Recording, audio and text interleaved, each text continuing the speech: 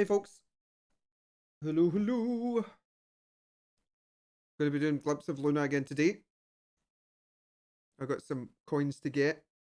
I've been advised that the patch isn't being released straight away, or it's not going to be released on Sunday, but they're going to. I think it's tomorrow. There's a full release getting done. So that's good. It gives me a few more days to get some coins and stuff. Where the heck is that? Hey, how's it going, Glimpse? Have I played Driftland: The Magic Revival yet? Yeah, I played for 2 hours. It's it was no great. It was alright. Can't say I was particularly excited to play it again. So I've not really gone back to play it again yet, Finn. At best, it was alright. It just doesn't have much that made me want to go back to it. If you know what I mean. Let's see, how long did I play it for?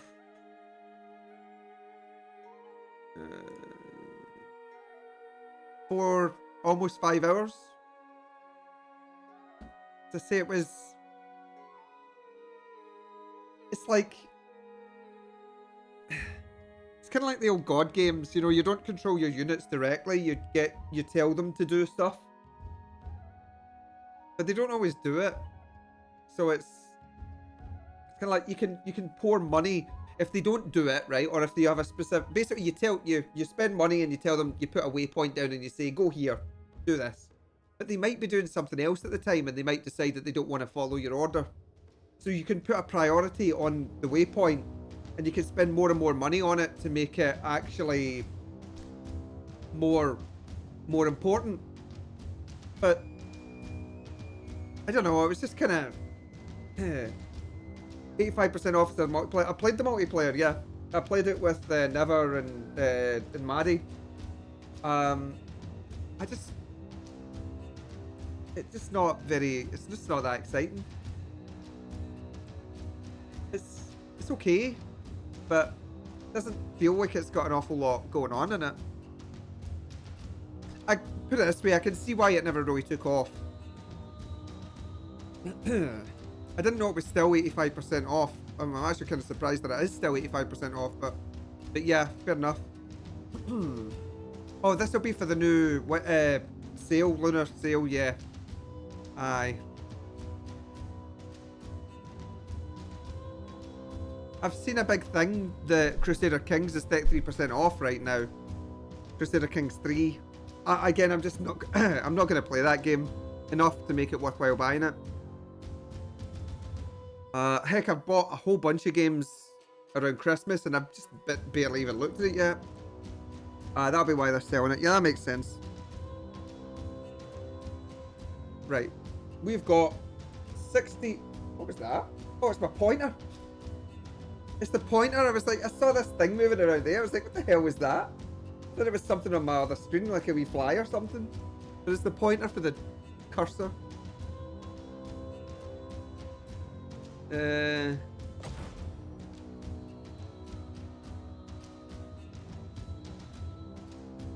Ah, dear. Exactly.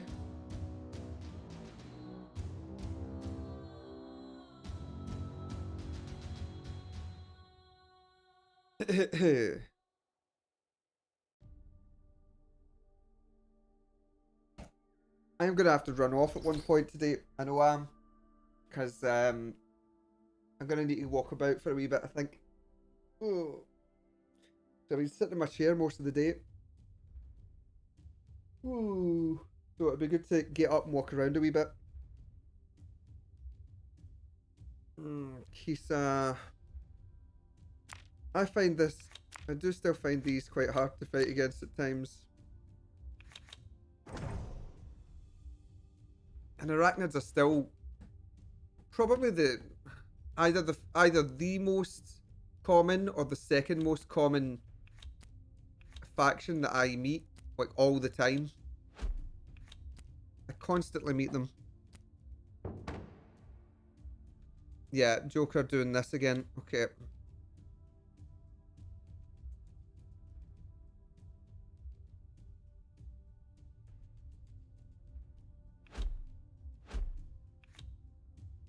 Hey, KS.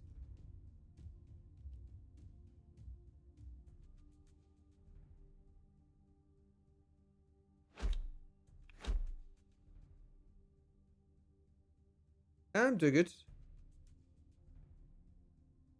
Kind of got a sore stomach at the moment. But I'm doing okay apart from that. This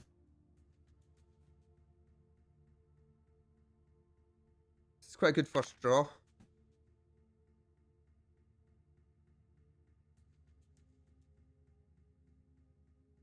I think he's going to play to the left-hand side here.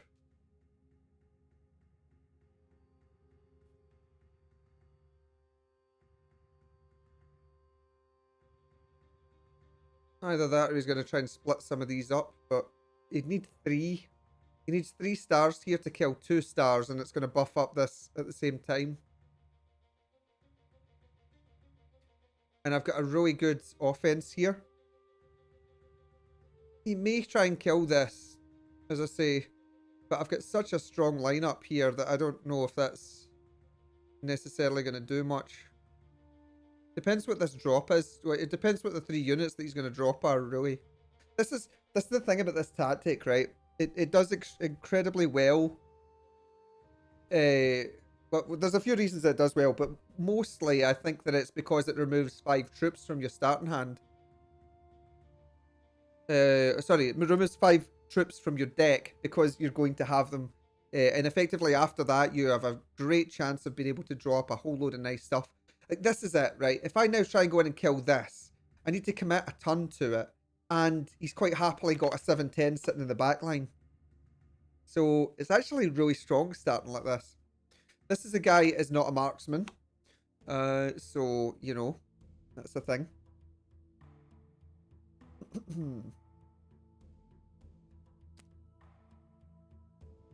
think the leader's going to stay where he is, and this is probably going to stay where it is as well in that case.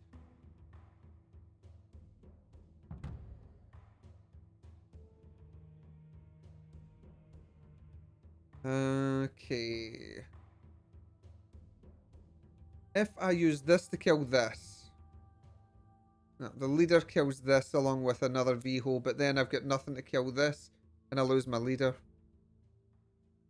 But I am still in a half-decent position here. I can actually take Nera just now and move over here and kill this one off. Does mean that I need to move Lapu to there. And that's not going to happen. So we'll be losing Nera on our own at that. But that's okay.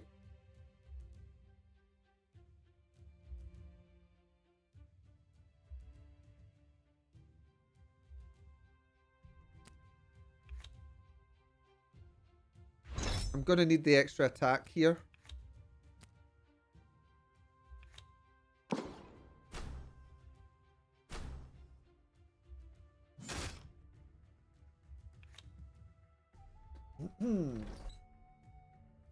The other option is that I could use my leader. No, because then I can't do that. Because I was going to say I'd use this and this to kill. But that's not really going to work out, is it?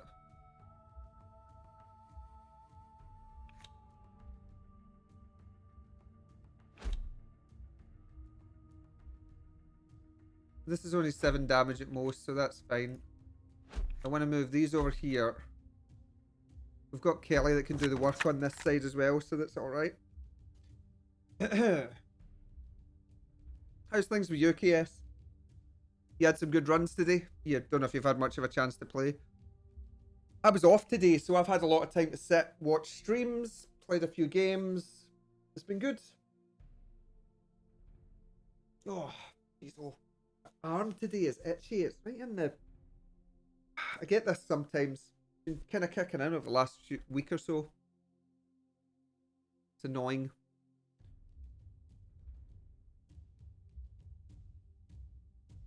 Alright, he's got his movement 3 sitting there. And it is strong enough to kill Kelk at the moment.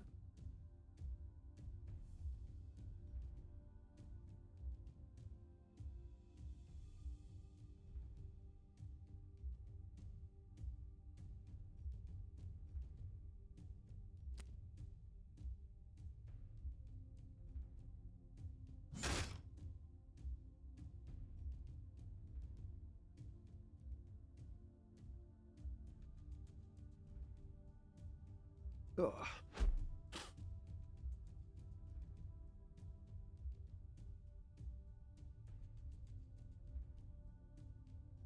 Hmm.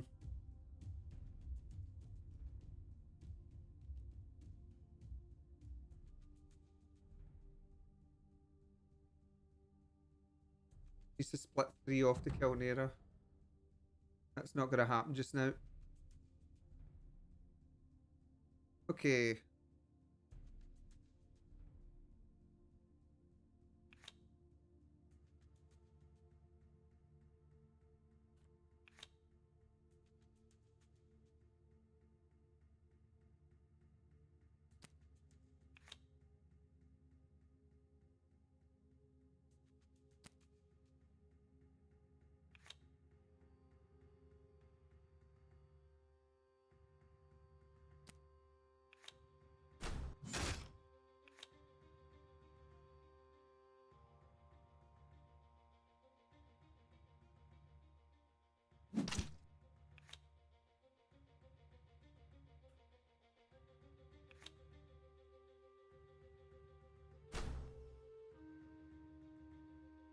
See, oh well, we could use his leader to kill, but that's not too bad. I don't really want to give a star away here is the thing. So, this isn't too bad, actually.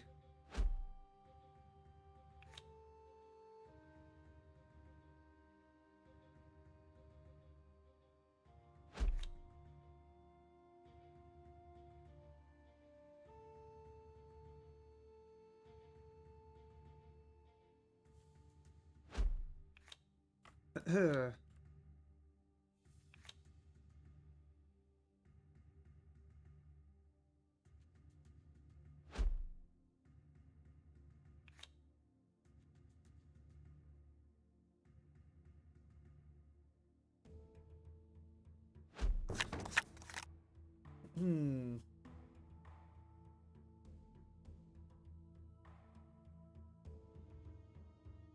This is so much easier to deal with now that it's an 8. I'm relatively okay with this.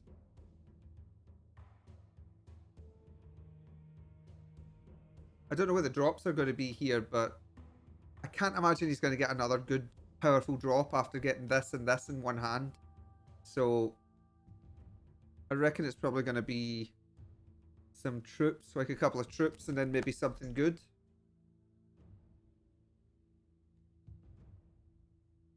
He's going to rush me this turn because he's got some powerful cards getting placed down here.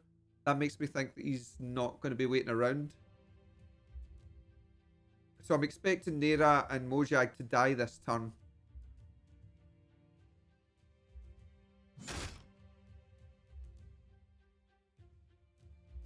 Yeah, he's splitting them up. Alright, needs another one. I see, he's completely splitting them. Alright, okay.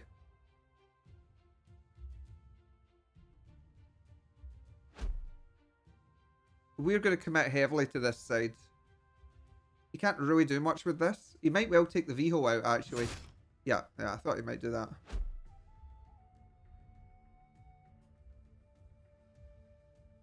Okay, cool. So I see the plan is to set up for the next turn with the Kalik. So he's going to use his leader to kill the Kalik that he thinks is going to be used over here. So that's fine. I need to watch out for this as well, though. This is going to always cause me problems. It's a freaking nightmare fighting this guy. Right.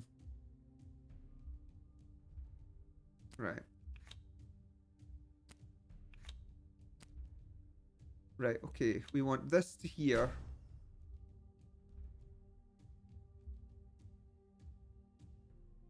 Oh, hold on. This is defended by this, right? I need... Well, I can just use my leader for this, actually. I think my leader's safe here, because if I do this, I kill this here with this. We can kill... Well, I can kill this with this. We'll use... While I remember, we'll use this and this to kill this. This can kill this. And then we use our leader up here. This kills this.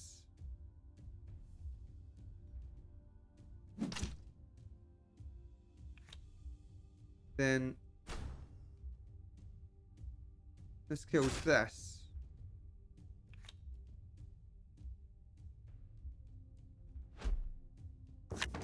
So what does what here?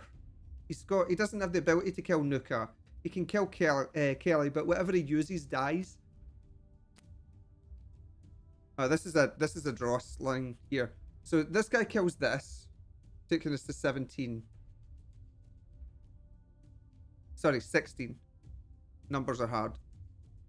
Hey, I was just thinking about you. He's gonna bang me. Alright, okay. Well, he might kill Lapu, but then this dies, right? So this dies to this.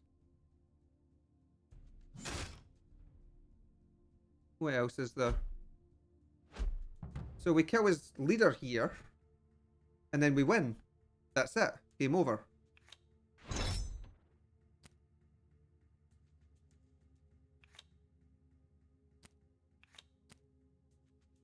We just kill his leader, right? GG. Yeah, GG.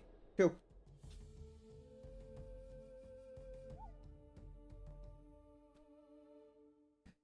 That tactic works so much better when you're first. If you're first, you gain so much ground on the field with it that it becomes really difficult to stop, but I'm not as scared about it on the return. I'm also really confused, right? I'm assuming that I've been seeing that Joker's been playing in ranked, right? So he must have a fairly decent rank. I was gaining about 19 per win, but then I lost to Joker and I lost 24. During the first stages of an ELO, I might be wrong on this. I don't know the ELO system 100%, right? But what is confusing me is that I thought during the first 5 games... Yeah, you see, that's what confused me, Glimpse. I wasn't sure, right? I thought that the first 5 games... This might be a thing that... I think this is actually a thing that's not regularly in ELO, right? But regular ELO, I thought... Or sorry, the standard that they use for that is that the first 5 games you get some sort of boosted ELO thing on it. Now, I could be wrong on that. I think I probably am wrong because I don't know 100%. I thought you got a boost for the first few games. But that also surprises me, as I say, that he's a lower rank than I am. Because he did lose a bunch of games earlier today to Thea. So it's possible that... It is definitely possible that they're lower ranked than me, but... I was surprised that I lost so much, that was all. Because I didn't expect... I'm pretty much at baseline, so surely he can't be lower than baseline. Because Joker tends to win a lot of the games that I see him in. How did Thea do with the spiders?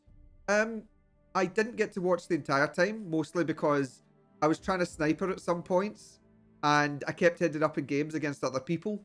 So I wouldn't always get to watch the games that she was in, but I was seeing her pretty consistently winning. She did have some... There's some cards that she's using and that she's highly prioritized that I don't like very much. Don't get me wrong, right? It's not like bad cards. I think that there's definitely... There's definite flexibility for what, you know, what I would think was good and what other people do, but she was really prioritizing this Kraxel.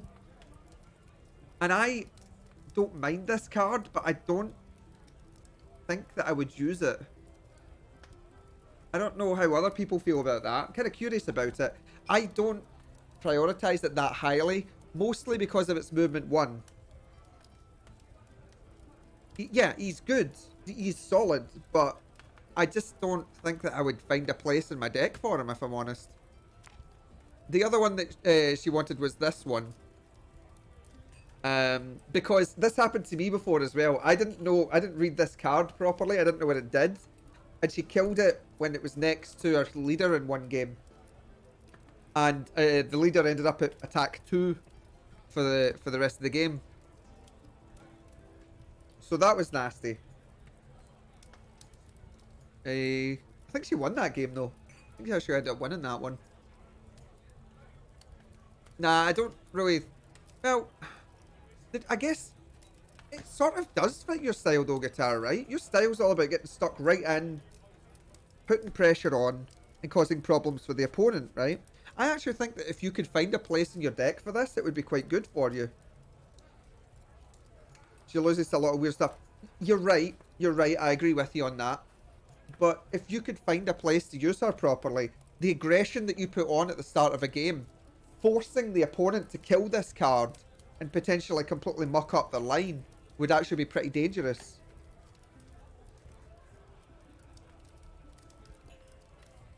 Is that 5/2/2 Dash Warrior that would ruin her? Yeah, but it ruins itself in the process, right? That's kind of... It's a payoff card. I think that the thing that's a bit bitter for for it being a pure suicide card is that it's the 2-star. You know what I mean?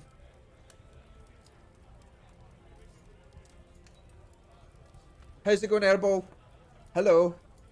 4622. I think you're asking too much at that point, because you're essentially saying you have to commit 2 cards to kill this, or 1 really good card, or 1 half decent card, I should say.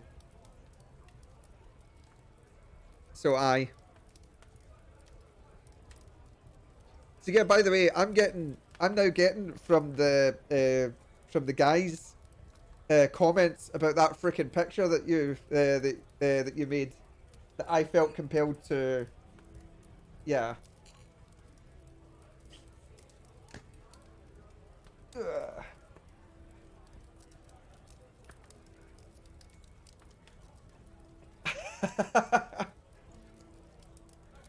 Hey, to be fair, I showed it. I just showed it, but yeah. I'm now getting comments about that card. I'm not sure if it's as bad as diving into that beard, you know? Just the important ones. And the Council of Scotland, this is it. For those that don't know what Guitar's talking about here, Guitar is talking about, you know, the Council of Scotland is literally the council that runs the entirety of Scotland. He thinks that there's one singular council that runs the entirety of Scotland, and that one person basically dictates it all.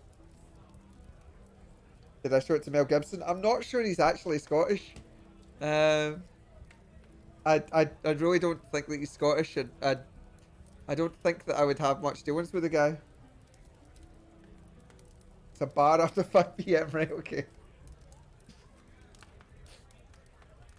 It was that cassette boy thing that's come out. I thought this was absolutely brilliant. Do you know the picture? I think you were there for it, Herbal.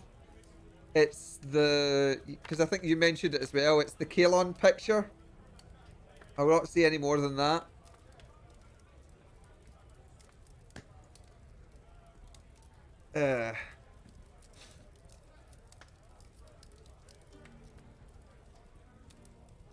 But yeah, that's the thing. Like Elo, you lose more if someone's a lower rank than you. You gain more if someone's a higher rank and you take them out. So that is that's the whole process behind it. Just trying to think. I'm trying to think about this, right? So I know we don't know what the ability is. We're finding out tomorrow what all the abilities on the cards are. You were saying the guys were saying earlier today. So it's very, very difficult. Mel Gibson is basically healing, right? Okay, cool. It's difficult for me, right? Because I was talking to Guitar about... was it Guitar? No, it was Airball I was talking to about it. I was talking to Airball about the Masters for Tagari right now. And it's... I'm curious what this ability is on the character, right? Because I think it's going to be incredibly difficult to replace one of the current masters that I have. And that might change as soon as I hear the ability. Yeah, that's what they were saying. It's the strongest ability. It's going to be the strongest ability in the game, possibly too strong. Which is kind of mind-blowing to me. Yeah, that's right. It's kind of mind-blowing to me. Because I think about my current lineup, right? Oops, hit the wrong button. my current lineup is I'm using Lapu at the start because he helps with the defense. I'm using a sacrificial Nera who can quite easily just sort of stand there and die. I don't give a crap about her. She can sit in a place and be annoying, and she can end up poking at someone with her shooting. She's got the fellowship, so she is sitting in 5 and she can get some attacks off. She tends to be able to sit in a position that people can actually be a pain in the bum with them. And then I'm running in the other starting 2 slots, we're running Vihos, 2 Vihos, which I can sit at the front because basically, who's going to trade with a Viho, right? If you get the first turn, you can stack them and you can go and choose to attack whatever you want. If you go second turn, then you split them up, put them on the front line anyway. If someone trades, because that movement 3 is so common for the Tagari, I can afford to lose a couple of movement 3s for the purposes of eliminating their movement 3s. And if it's not them that I'm fighting against, then yeah, well, pretty much, yeah. Essentially, I can sacrifice half of my starting lineup just for half of their starting lineup, or 2/5 of it, I guess. Because I can easily do that. Not only that, but because I'm running Kalik in the starting lineup, if they do sacrifice into a Viho, then they're giving him a free hit point, basically. Which means that it somewhat counteracts give yourself a chance to 2-turn your opponent. Give myself a chance to 2-turn my opponent. I mean, from an aggression standpoint, you can do a hell of a lot with that lineup as well. Because for a long time, I was thinking, should I have a defensive lineup and an offensive lineup? But I actually think that this one fits quite nicely into it. Give yourself a chance to 2-turn your opponent. 2-turn your opponent? Oh, fucking hell. That would be rough. Like, I used to run Kel, but you can't run Kel into a position that you're going to 2-turn an opponent. Nobody. You're saying nobody would do that, but nobody would do that, as in the secret nobody. So yeah. But this is really good because it allows for a commanding position in Lapu right at the start of a game.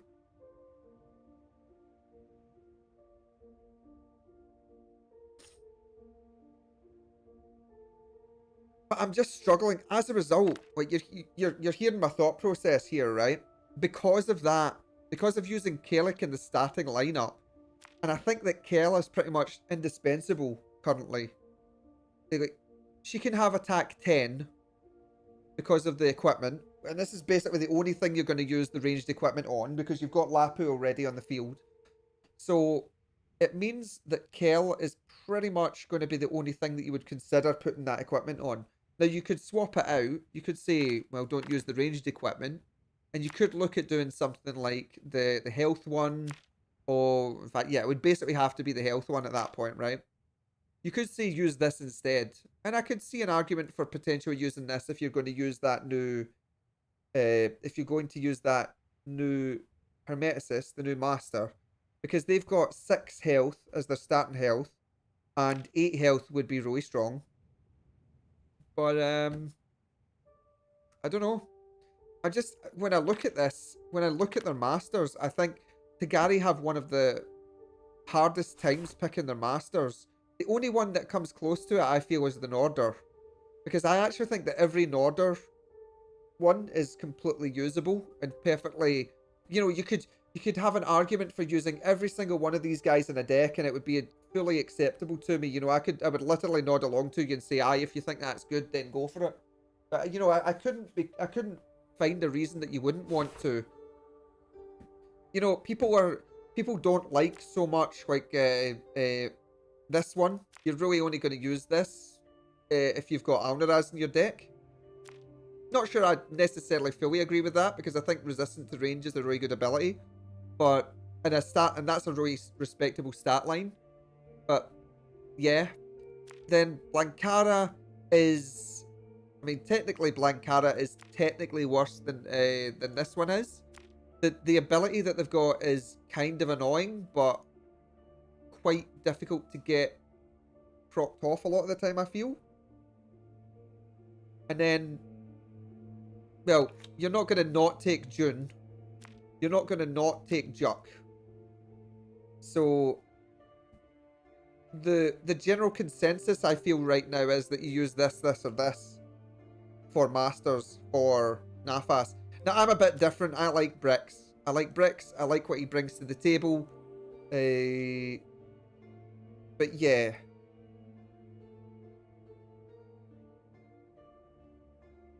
Yeah. I don't know. But this, I don't know. It's very difficult for me. Like, you know, these are, oh sorry, these are staples. I kind of feel like these two, absolutely, and then you've maybe got a little bit of flexibility between these two, depending. Arachnids is a funny one because we were talking about the arachnids, right? The only time that we think that everyone should be using this card. How's it going, Harrow? We think that everyone should be using Frugia as one of their masters, right? Now, Lastella kind of needs to be in the deck because this here is giving a buff to this guy, and this guy's brilliant, right? And then at that point, you're sort of like, well, you want to use Lastos, right? So you're kind of saying, well, if I'm using this, I'm using this. This is probably the weakest of the masters here, but at a 7/7, it's still a very dangerous card. And then you've got this guy, who I actually quite like. I think he's good, but I just think that, I don't know, I can't really fit him in. I would kind of feel like these three end up there. And it's a real shame because I think Kalon is brilliant.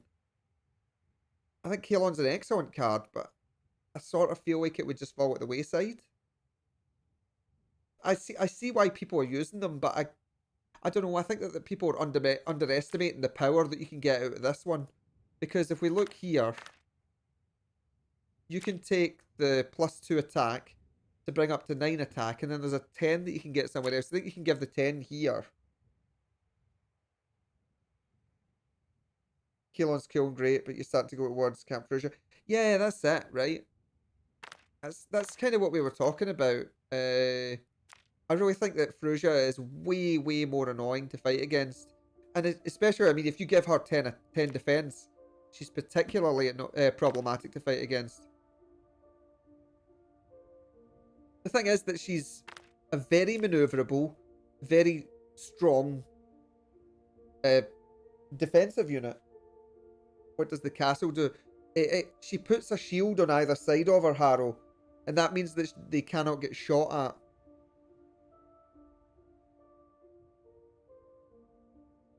Well, I don't know what I don't know what that is yet, Herbal. Was it released today? I hadn't seen anything come out. I'm not aware of the unit. I know what it looks like, but last tell I would. It's hot. Why would you kick her? I mean, you've seen the stat line for the other one. Did you think the other card was hotter?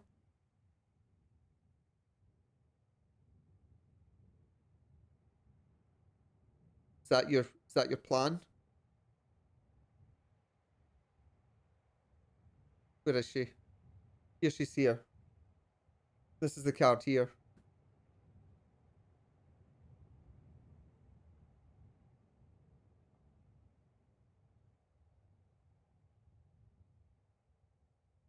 So there you go.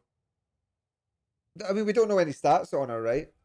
Looks like it looks like she's obviously melee because we know that the other two are melee. So we know that the Nordor person is melee, and we know that this one's melee. So I think the big question is, we don't know the stat line, we don't know the abilities. It's very difficult to say right now what it's going to be. Underwhelming stats, maybe even keep Kalon over Lastella. You see, it's not really about Kalon. It's not really about Lastella. That is the thing, right? Because Lastella is more. It's weird to use one to buff the other, right? But this one is so much stronger than a lot of the others. Yeah, we'll know tomorrow exactly. I just kind of feel that this guy's brilliant. He's really freaking brilliant. He's probably one of the most threatening cards in the lineup. Well, actually, I can't really say that because I find a lot of the Arachnid cards very threatening. There's a huge amount of threat. I mean, heck, this guy annoys the heck out of me. I hate fighting against this guy. Because I can't use... And this is a very small complaint, but I can't use a 1-star to kill him, right? Die! Of course you can, he's a 2-star, right? But my point is that if he gets dropped to 2 defense, then he's so much easier to deal with for me. Mind you, just going on that theme, and I know that I know these are changing, but Panu right now actually does help with that. So potentially I can use a 3-star to kill it. But, sorry, a 1-star to kill it. Like a Viho to kill it off, or one of the other lower tier ones. It just means that I can trade positively into it. But when that card has 3 defense on it, it's really annoying to fight against. Because I have to kind of trade a wee bit differently with it. And you have to completely respect this 8 attack.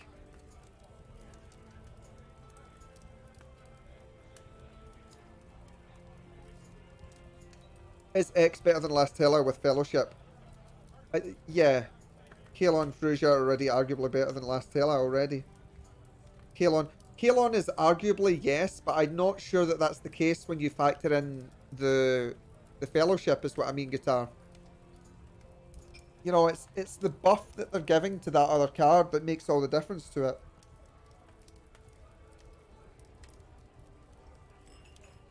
You have +2.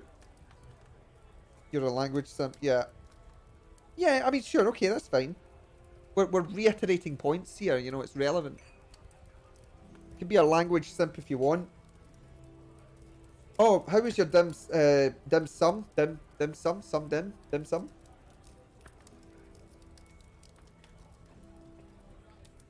Have you eaten your fill for the day? Because I didn't think I'd see you. I thought you were going to be out for ages today.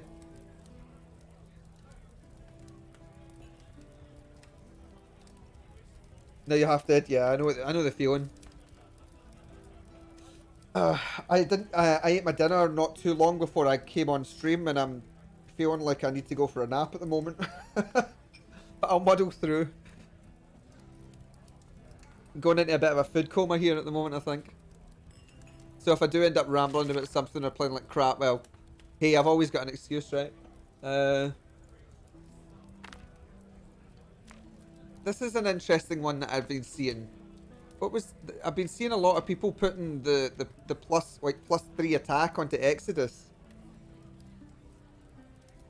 69 coins. Oh, hadn't even noticed it. Hadn't even noticed it, Herbal.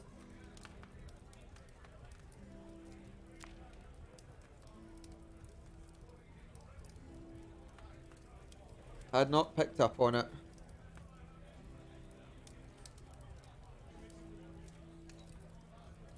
Oh, there's a video that I want to make. It's about the Norder. It's about a card. It's actually, yeah, specifically it's about the Norder, but there's particular things that I want to talk about with it. I think there's a card that I've started to call it. I'm not going to mention what it is or anything, but there's a card that I've been calling the most insidious insidious time sap in the game. And it's a card, I don't use it at the moment, but it's a card that I would like to get and mess around with. I'm going to have a wee try around with it and see what I think. And I was also thinking about... Go buy it, aye, and then tell everyone what it is. Yeah, good idea. No, there's actually a type of deck that I've been considering, right? Going along the lines of what Trist was saying before, which was about time reduction, right? Running these time sapping things.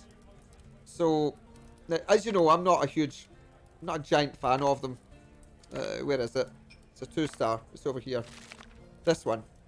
So you run these, right?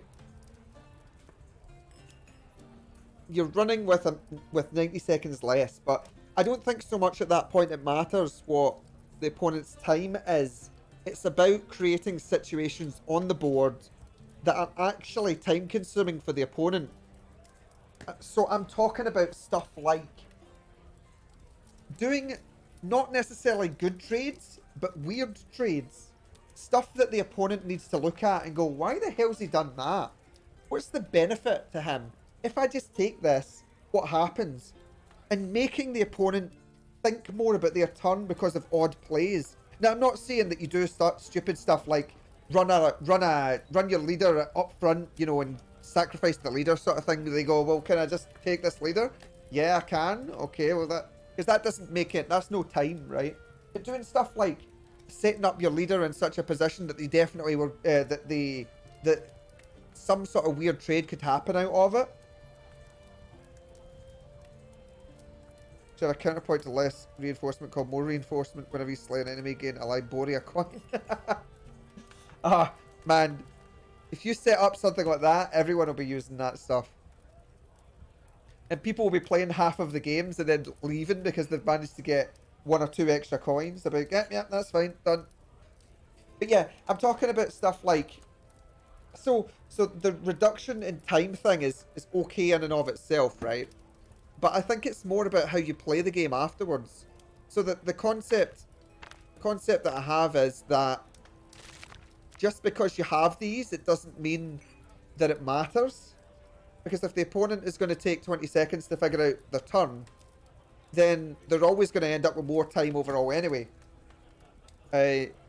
So you set up some weird trade, and you have the opponent sitting thinking for a minute and a half about, is that even worthwhile? What's the benefit? Why has he done that? Maybe it might even be a disadvantageous trade or something, right? You set up these things just so that the person has like 60 seconds left in their turn, so that at the end of the game, you can then start to really hammer them. Heck, it might even be worthwhile to pick up something like Jathazi, and Jathazi would definitely be in this deck. But Jathazi is one of the most overt threats to time that exists in the game, so people are more inclined to go for them. So if you can make the opponent waste stuff, and then you can hit them with this guy, suddenly they're below that 60-second mark, and it becomes quite difficult for them at around that time. So it's an interesting and kind of mildly exciting thing that I've been thinking about. I have no idea if it's going to work. I think it would take... You might even take more time in your turn than it will be worthwhile setting it all up. But once you do it, once you set the thing up, you have to be as fast as possible with your turns afterwards. But I'm not even sure, right? I'm thinking about later in a game guitar, right? For example, KS, right? KS, you're in chat still, I take it, right? KS has said at the end of a game he doesn't like being in the position that he has to sit and look through the stuff that he has to. Hey, Taylor. So, you know, I think there's a lot of players that don't necessarily like that at the end of a game, sitting thinking on it. Who is KS? Exactly, who is KS? The man, the myth, the legend. Hey, Taylor. It's definitely not the cat that just bit me in the finger.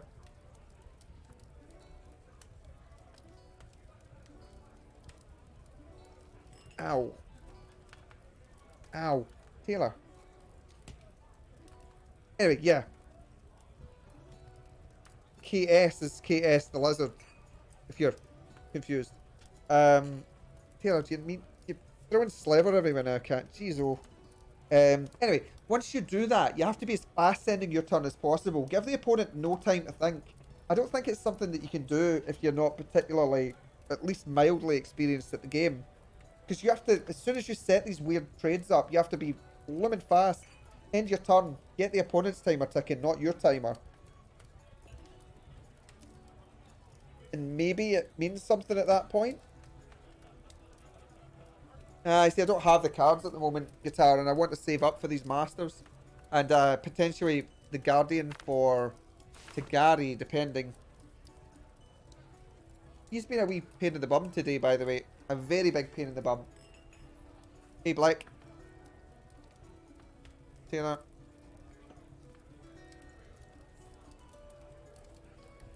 The heating's off, we man.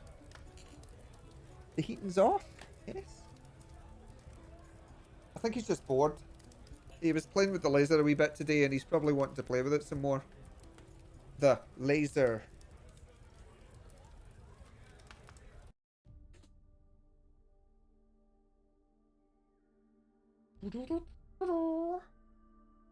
Hmm. Okay. Do social because I want to mess around with this deck. I kind of want to look at my start. I'm considering changing what my start is because I don't really like having that sacrificial hermeticist at this in the starting 5. It's not impactful enough.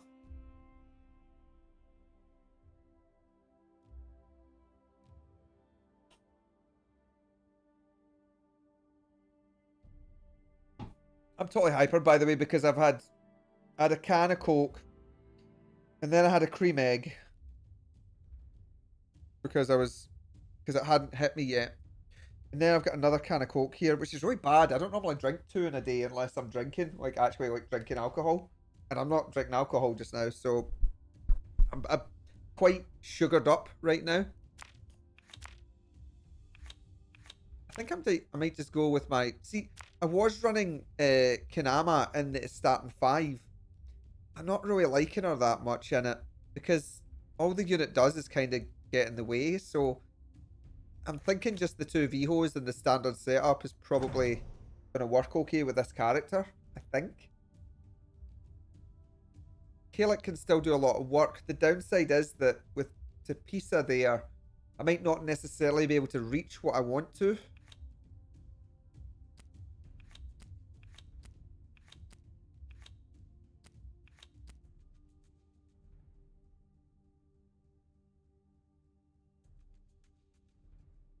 Right.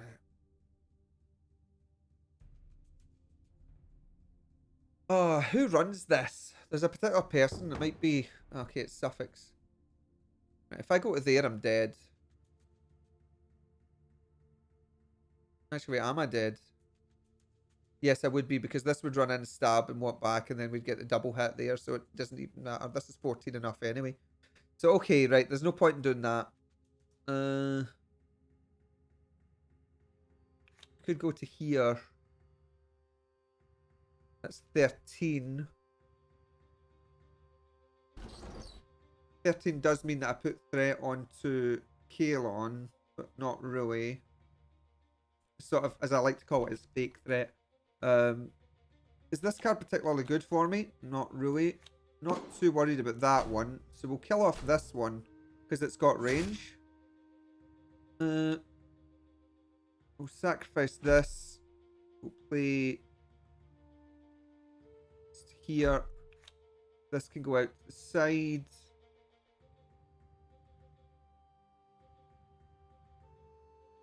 Actually, it's going to play to this side.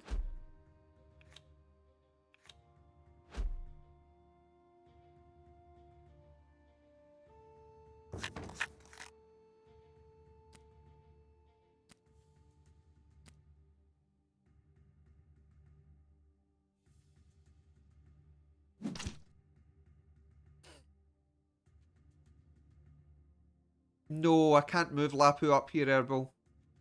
There's too much that kills him outright. Oh. Oh, I know what's going on here. He wants to bring Kalon to here, or Kalon to there. And then he wants to bring this forward to protect Kalon. But he's now not done that, so I'm utterly confused. Okay, it's a charge, right? So it's a suicide charge. The idea being that if I take my leader to here, they can't stun them. I don't understand. So they kill Lapu? That's what this ends up as, a Lapu strike. Okay. I'm not too worried about that.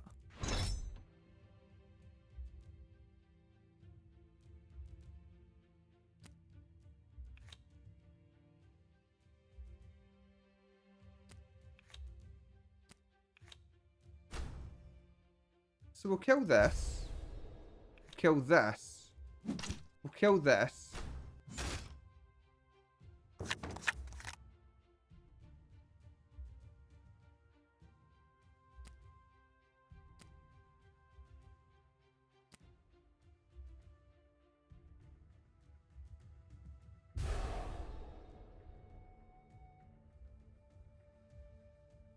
He's lost his leader now.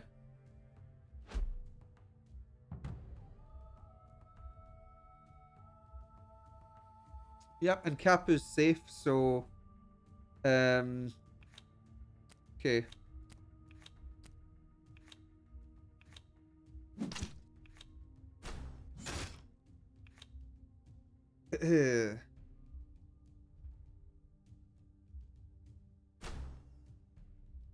Take this.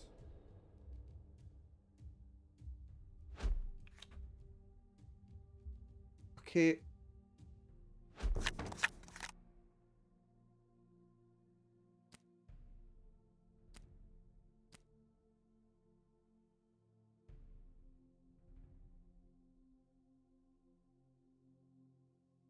This is 2 defense, right? Yeah. So none of this can actually hurt Kapu. Kapu's actually immune to this guy even, so this doesn't matter. Yeah, this is we've won this.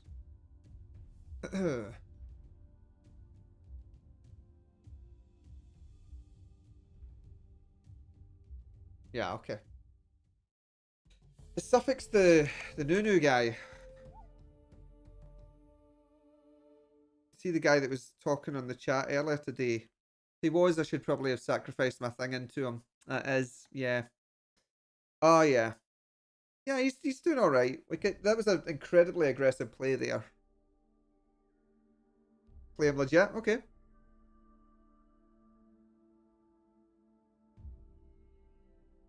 Yeah, he is. I know that's the thing.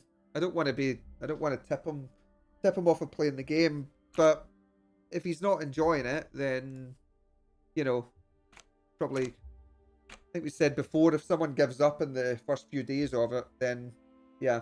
What's happened? Hey Suffix. How's it going?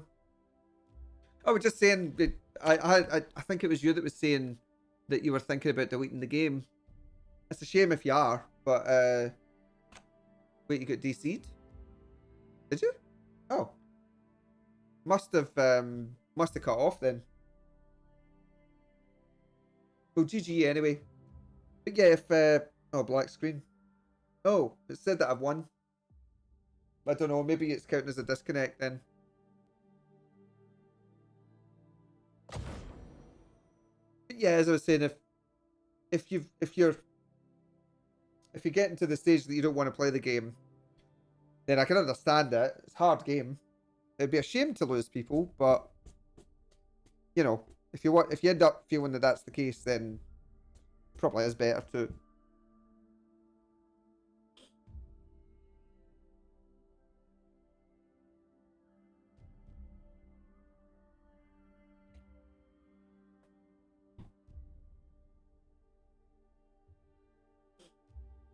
We'll see if it procs.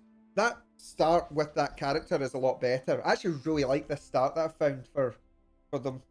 I really do like it. As I say, it has a strong choice of offense or defense on it, and aye, got a bit in for the king mood today. I have enough games already, to be honest. Got a bit in for the king mood today. There's a DLC that's out for it, Black. I don't know if you saw on the Discord. I get to plug my Discord because I mentioned it. Here's my Discord. Ting.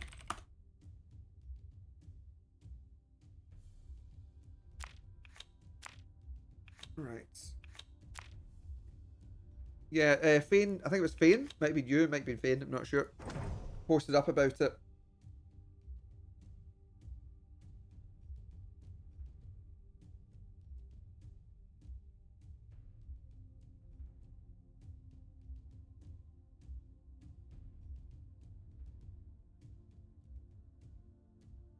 For the Kingsworth and Stellaris. What? What are you talking about? What crap are you talking? What crap? What crap? I'm going to put these two on this side. This is a different setup from what I would regularly use. Words. But I think it works better this way. Okay, up against Joker. Gonna have to watch out for P-Waz +1 strength on pioneers, because that's quite nasty.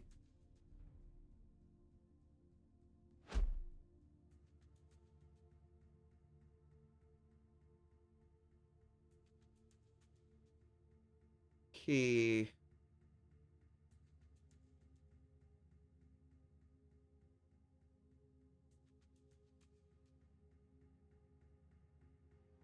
I mean the Lunar New Year cosmetic free LC. Yeah, that one, Black.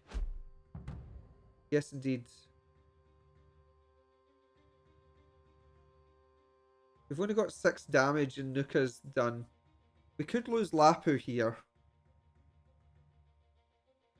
Could possibly lose Kapu. Kalik, sorry. Kapu? What the hell? Kapu's not even on the table. What the hell am I talking about? Right.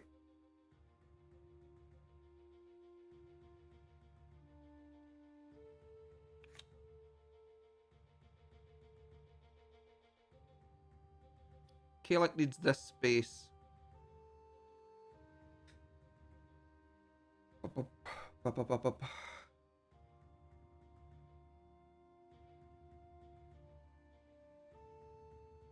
14 here between these two. So I could knock this. This is 15 here is obviously no good to us.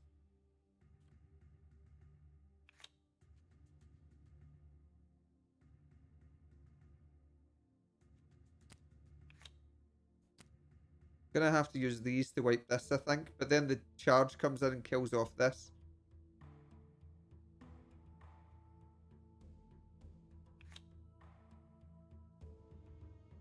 I need some threat over here. I know I said that I needed that space, but well. I actually can't kill this anyway. The only one I can kill is this. And I'm going to lose 3 for the price of 2 at that, which isn't much good. 6. I've only got 6 damage onto this. I really don't want to stay in the position that I'm in here. Because they can run up here, kill this, kill Lapu, but then that dies afterwards. So Kalik can run to here.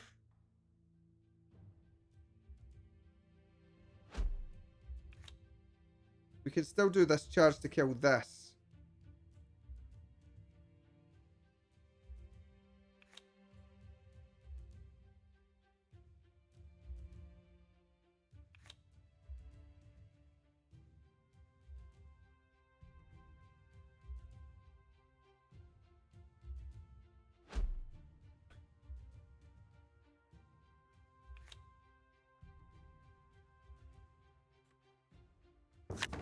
Okay.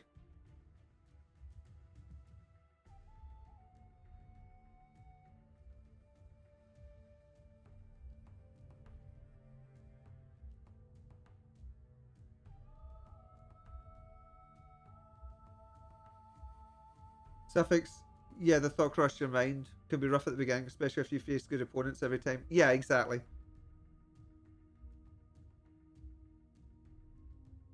And that's it. It just takes time to do it.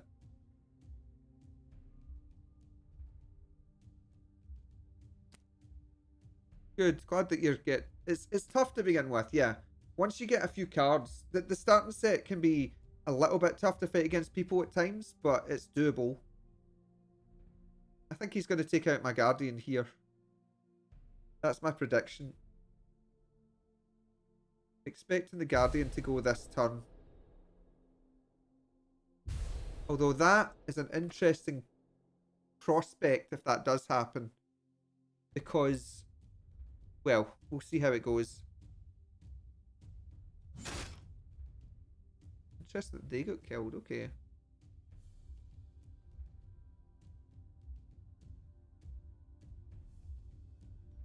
There's no other kills that can happen from Maska here, so it depends what they want to do with that set.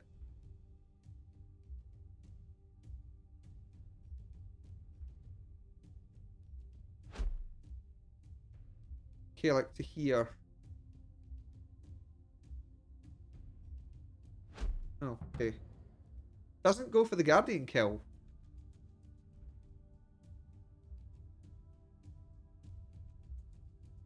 Okay.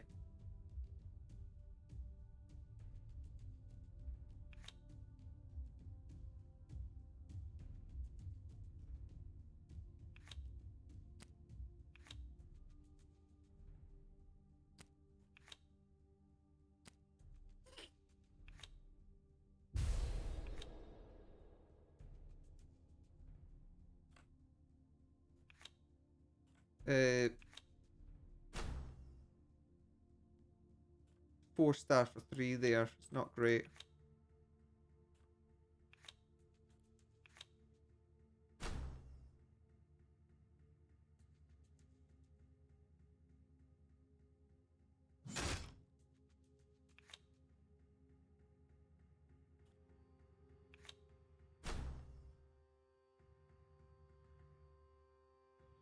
These two can help kill, so I can't move that up.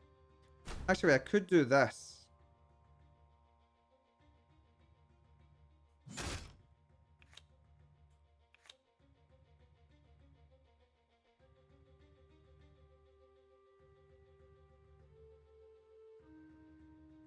No, that... What am I doing? Okay, well, it's 1, 2, 2 there. So actually, they don't have enough unless they use Nuka and Kalik to kill me. Let's do it.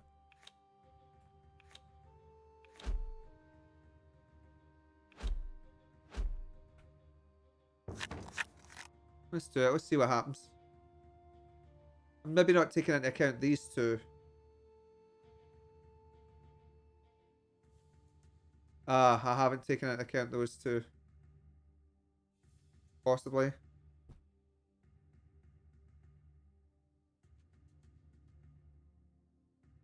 The starter decks are especially hard if you play against more experienced opponents. 100% agree with you. If you play new guys as well, it would be as it should be. Yes, I completely agree, Glumps. Completely agree. And the Spiders do start out weak, but I actually think they're one of the stronger factions. I've said before that I thought they were the strongest faction. After playing a little bit, I think they're really good against the Tagari, and I think that's where some of my complaint might have been coming from with them.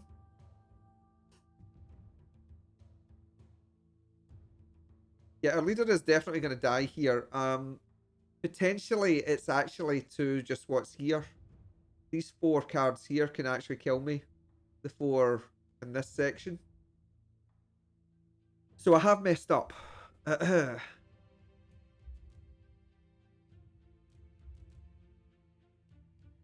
Although I think that they actually need to use the leader to do that as well. Which will potentially mean a trade-off. He can't get both. It's not possible. There's no way that he can get both. Because he must use Nuka to kill this, and there's no way that he has enough to kill Tapisa, because he only has 2 spaces to do it with. And if he uses Kalik to kill this, then it doesn't work afterwards. He could go 3 to here. 4, 5, 6.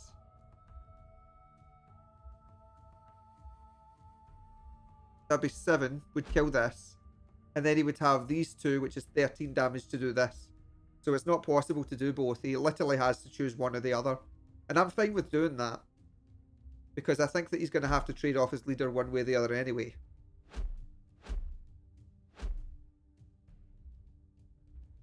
Because if he backs off, I back off. We sit in a stalemate again. It's fine. Not a problem for me. Because I am only going to get stronger, because I don't have a lot of movement 3 on the field right now. So it's actually really good for me to just wait at the moment.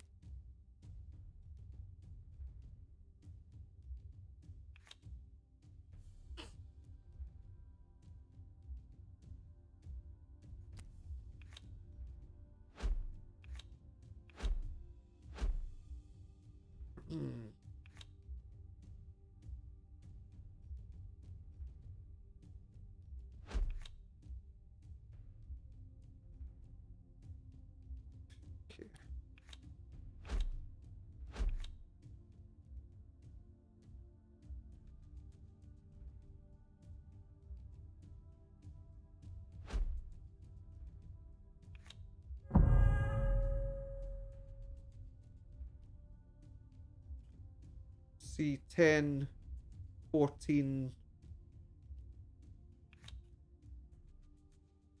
Yeah.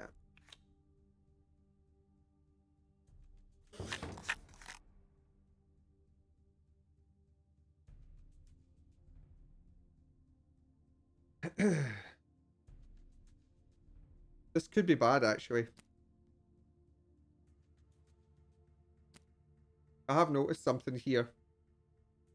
Spat is going to kill Kelly. Yeah. Nuka potentially can run in and kill this. But that's 5 for 5.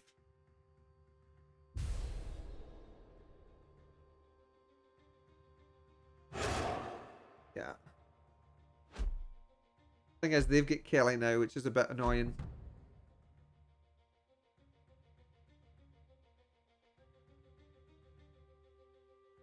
Ranged is sort of the thing that I need to watch for here.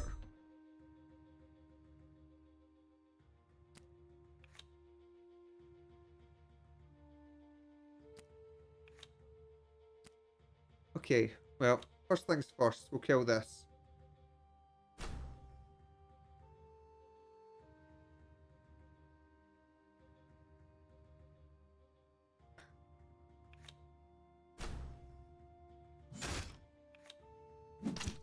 Eight.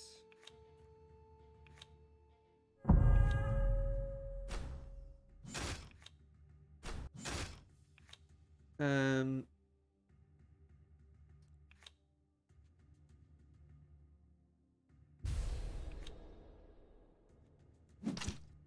four. Yeah, I can't do it. This game, because he just kills two very easily here. Kills this with ease with this. Then this here kills this. What's my thoughts about the Edge Runners? I didn't get a chance to read it all, Timberwolf, because I was playing another game for a part of it. But they're an interesting idea. I don't quite... I'm trying to get my head around some of it.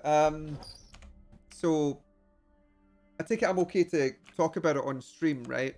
Well, let's see. Where are we? Let me get the form up, right? Let me get this up here.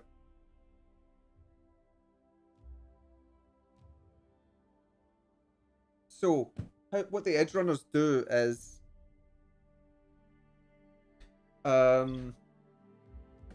they will move faster around the edges of the board, right? There's a couple of different types of them. Basically, if they are sitting along the edge section of the board, they will have extra movement, right? So potentially they could be in, I think it was this position, and they could end up here. I think it was. I couldn't quite work out if you meant that they had 3 move or if they had 4 move or exactly how it worked with it. Because as I say, I was sort of half reading it and going, and then Erbil was talking about it, and it was getting all bounced around in my head, and I was like, I need more time to think about this. But it's a unit that effectively, Erbil's way of describing it was quite good, where there's effectively a road that sits around the entire middle section or outside section of the board, and that units will move quicker along that route. In some ways, it's strange because it makes the board smaller, in theory. Effectively, because you've got people that can jet up and down these sort of sections here. Base movement stays the same. You get an additional move either along the edge or away from the edge in all directions if they start at an edge. Yeah. B1, B6. Yeah, I mean, these are important slots anyway, right?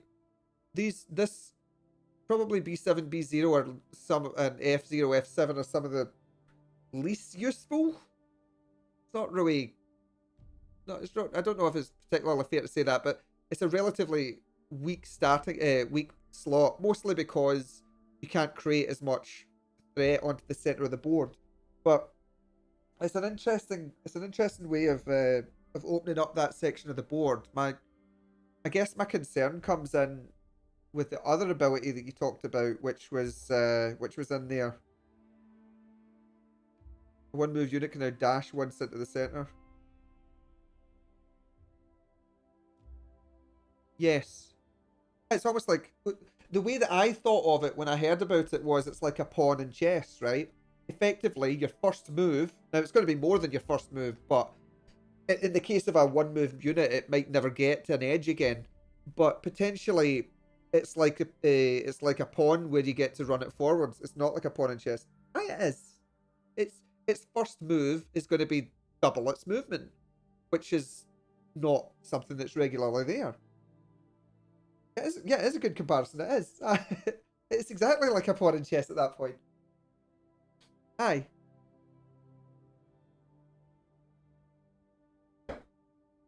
Is it warriors only? I mean, I think that still will be seen, right? It's just, I think it's just in the design and discussion stages at the moment. But it's, I think that honestly, I think that on marksman it would be really good. I think it's pretty strong on a warrior. I think it's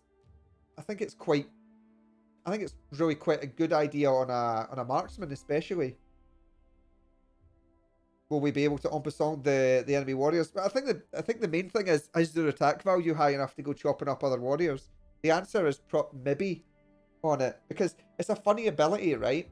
It's not a one movement unit at that point, so it has to have some consideration of strength variation in there. It's most likely going to fit, in my thought, it would fit on a pioneer better, because, or it's going to be on a non-stackable tier 1 warrior. There's a lot to it. Also, using the path and the edges can bring a lot of outplay. Yeah, I mean, exactly, right? You could run that guy up along the edges to get into the enemy zone and really start putting threat on them at that point. You know, a couple of turns, they're up there. And okay, they might be a wee bit slower after that, but this means that there's more value in these slots at that time. But yeah. You don't like it, actually. Okay, fair enough. What's your thought about not liking it? I'm saying, I'm devil's advocate Nick here and saying it's interesting. I don't know if what I'm curious about is why you don't like it. I see issues with it potentially based on stat line, because it's a weird thing where it means that the edge of the board is under threat, the front of the board's under threat. It might be too much mobility. That was my concern. Especially with, I actually kind of like the ability more if it's only during the first movement of the game.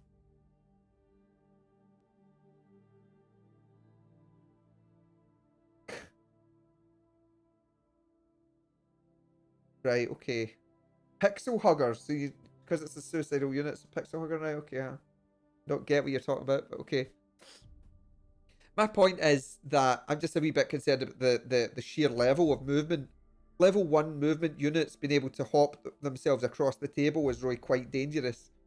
And I'd be curious to see how that's going to work when it comes to the dynamic of the game. So it's a little bit strange with it.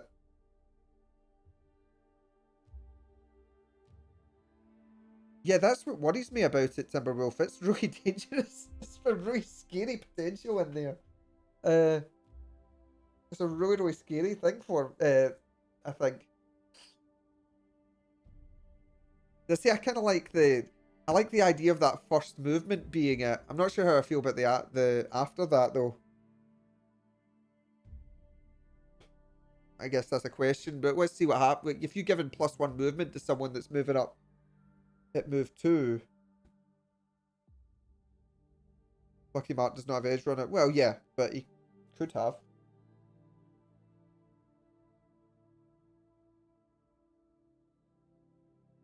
Aye, it's not an everybody thing.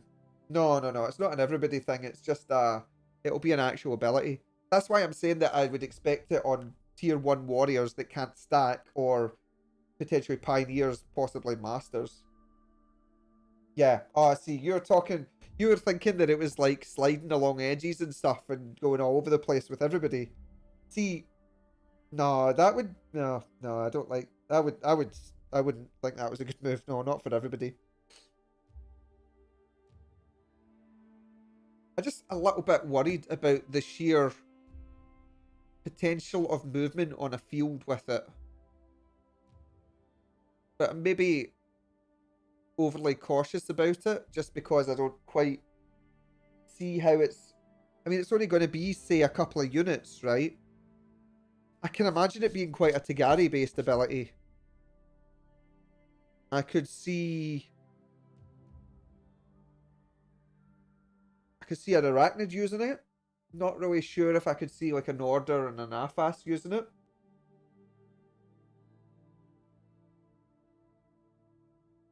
I think the biggest question is the one with all the directions. Yeah. Only path along the edges is okay for sure. Yeah, it's reasonable. Tagari striding through the lands. Yeah, pretty much. The other ability you were talking about, the Intruder one, that kind of scared me, to be honest. That really did kind of scare me, that one. It's a very dangerous ability, and I think it could be quite a hard one to get working properly on, well, getting the stat line right on a unit that's using it. Especially since I think was creating it in tandem in my head to the Edge Runner thing.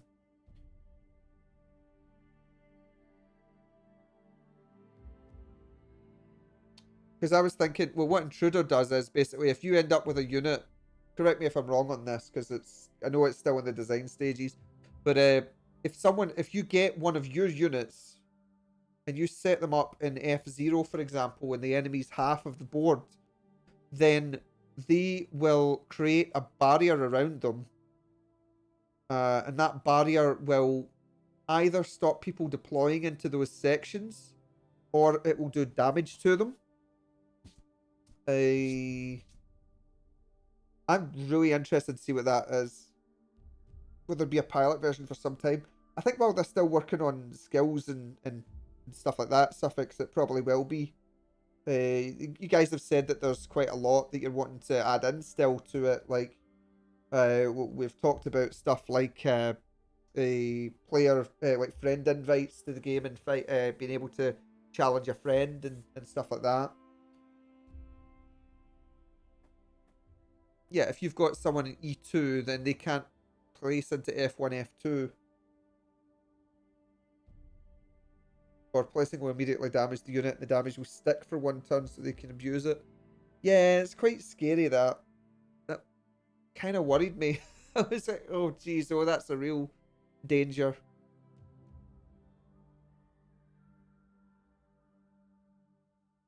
Also, I'm not, when it comes to the damaging thing, I'm not sure that I like that so much. I'm just thinking from the perspective of understanding from maybe a new player, because something like Counter-Strike, I guess that's a bit different, but Counter-Strike, for example, if you use Counter-Strike, if you kill someone, like say Canute, right, for I'll show this card for people that don't understand it.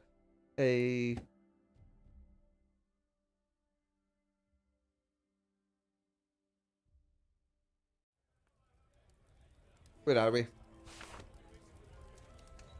I'm talking about this guy, right? If on your turn you move up and attack someone, so you go and kill him and you've got a 9 defense person that attacks this guy, right? This is what I'm thinking. It might be confusing from a visual perspective, because you would run up, you would kill this guy, and your 9 health guy would end up sitting on defense 2 at that point. But at the end of your turn, it would then recover. I think that would be confusing if you've got that happening, but you've got some other units that you think, oh, well, their stat line's going to go back up again, and it doesn't go up. And then you're left going, why didn't that happen? What's going on? You could argue that it's the same sort of process that goes on with a unit, like with a thing like the after death effect or the poison effects from like this guy, the grievous wound effects here. But I think that it might be a little bit more confusing.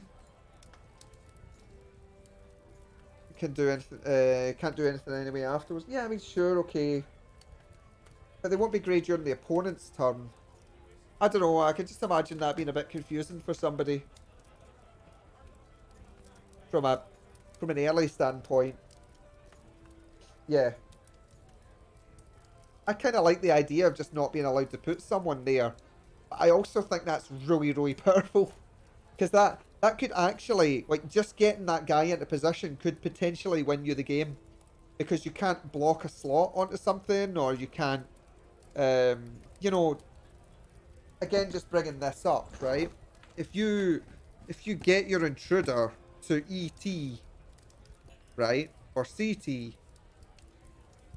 you're basically creating a hole right down the center of their defense, right? So if they're probably going to have units like here that could get killed off, but then they might have guys in here. They probably will have. They could have guys here and here and here and here, and then suddenly they have to put their reinforcements away at the sides, and they can't do anything with them. Ah, they can move, and that's okay. I understand they can move into it. Which is a rough idea. There's also the idea of having a unit in your enemy zone at the end of his turn, and he does not gain time. Oh wow, okay, that would be threatening. That's quite crazy, actually. That's a very powerful... Sure, you could kill the card, yeah. Yeah. That would be very threatening. I'm just thinking, that's basically knocking 60 seconds off someone's time doing that. Yeah. 60 seconds. For a piece that can continue to do that. You know, that's potentially game ending. That would have to be a slow unit. For that to... For that to be, for that to be somewhat, balanced. Right. Bear with me.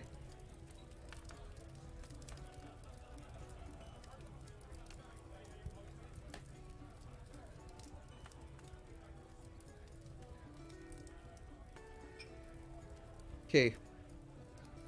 So I'm dying to see what this ability is now, though. Because the stat line on...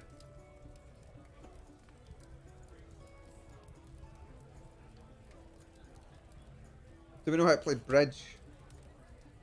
No, I don't know how to play bridge.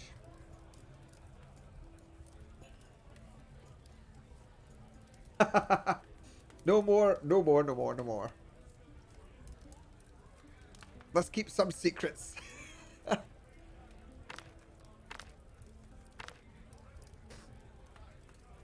Let's see. Yeah, so... Oh, I want to show this. The stat line that we're talking about on the Tigari. Let me see if I can find it. It was in the round table, wasn't it? Am I okay to show this? The round table? Is that alright? And the pictures and stuff in it, because I know this is sort of an exclusive to round table people, so I don't want to go ahead and show this if I'm not allowed to. Yeah, okay, cool. Right, well, first here's the art for the Tigari. So we know it's a Hermeticist, right? Because it's the only Hermeticist that was shown. It's two warriors. The two warriors are for the Arachnids and for the Norder. The ranged guy is Scorch, he's called. And he is for the Nafas. And then you've got the Hermeticist for these ones. Sorry, melees, okay. I'm calling them warriors. Yeah, you're right. It's melees. You're right. I use the term warrior for a melee person, so aye. My mistake. Where are we? Right, here's the stat line. So the stat line of the Scorch guy is this. Which is range 3, really nice defense on him, really good attack, and then he's got the movement there as well. Which is, I mean, low movement, but I think that fits with them. I think that completely fits with that marksman style. Yeah, he's going to be very strong. Hey, Finn, how's it going? Really strong stat line there for the character. The art is shown somewhere. See if I can find the. I can't see that there. I know that there was one that was way up the page. I wonder if we can find it. Where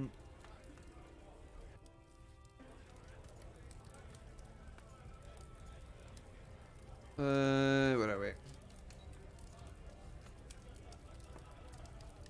we? Was it that one? Don't know. Can't find it here. Ah! I didn't have this ready. Actually, it's not that. It's not that.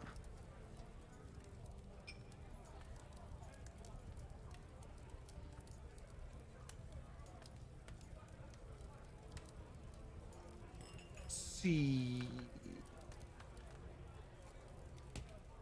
Draken the Scorched. Here it is here. This is the art for him. Yes, you did, Airball. That's what I was looking for. I couldn't remember who it was that had linked it. I knew that we were. It was either you or KS that had done it, and I wasn't sure who had done it. So this guy looks cool, right? And his stat line is brilliant. I mean, I can't see him not being used. Certainly from the Nafas point of view. You know, we were talking about that extra slot that's open for them. Because you're going to use June, you're going to use Jux, so the last one is most likely going to be this guy for a lot of people, unless they're using Alnaraz, in which case they could well go for the one that's got Fellowship on him at that point. So I think that it's pretty much a pretty standard 5 damage big artillery unit. Exactly, yeah. And it's going to be a really dangerous one. The big boom. Yeah. So that's that stat line for that one. Let me find the other one now. Okay, I've shown that picture already for the Tagari. We'll jump to the present and then we'll find this stat line. So this is the Tagari. You wonder who made it? I wonder who could have made the art for it. This is the Tagari hero. Now this is the thing this ability is a complete mystery to me. I had no idea what it could be. For Scorch, I think it potentially is an immunity ability, which is the one that a lot of Nafas units have, where they're immune to stuff like Paralyze, or they're immune to stat reduction. I think that would be brilliant on him. And I think it would be quite thematically fitting, since he's a guy that's all, you know, wrapped up in... he's done so much damage that he's immune now, and he can't get any worse. So yeah. How is immunity scorching people? Well, I mean, Scorch is his name because he burns himself with his own weapon, right? The amount, all the fire, all the stuff that he goes through with the exploding gunpowder and stuff has left him in a scorched state, and therefore he is called Scorch because he burns himself. That could be it.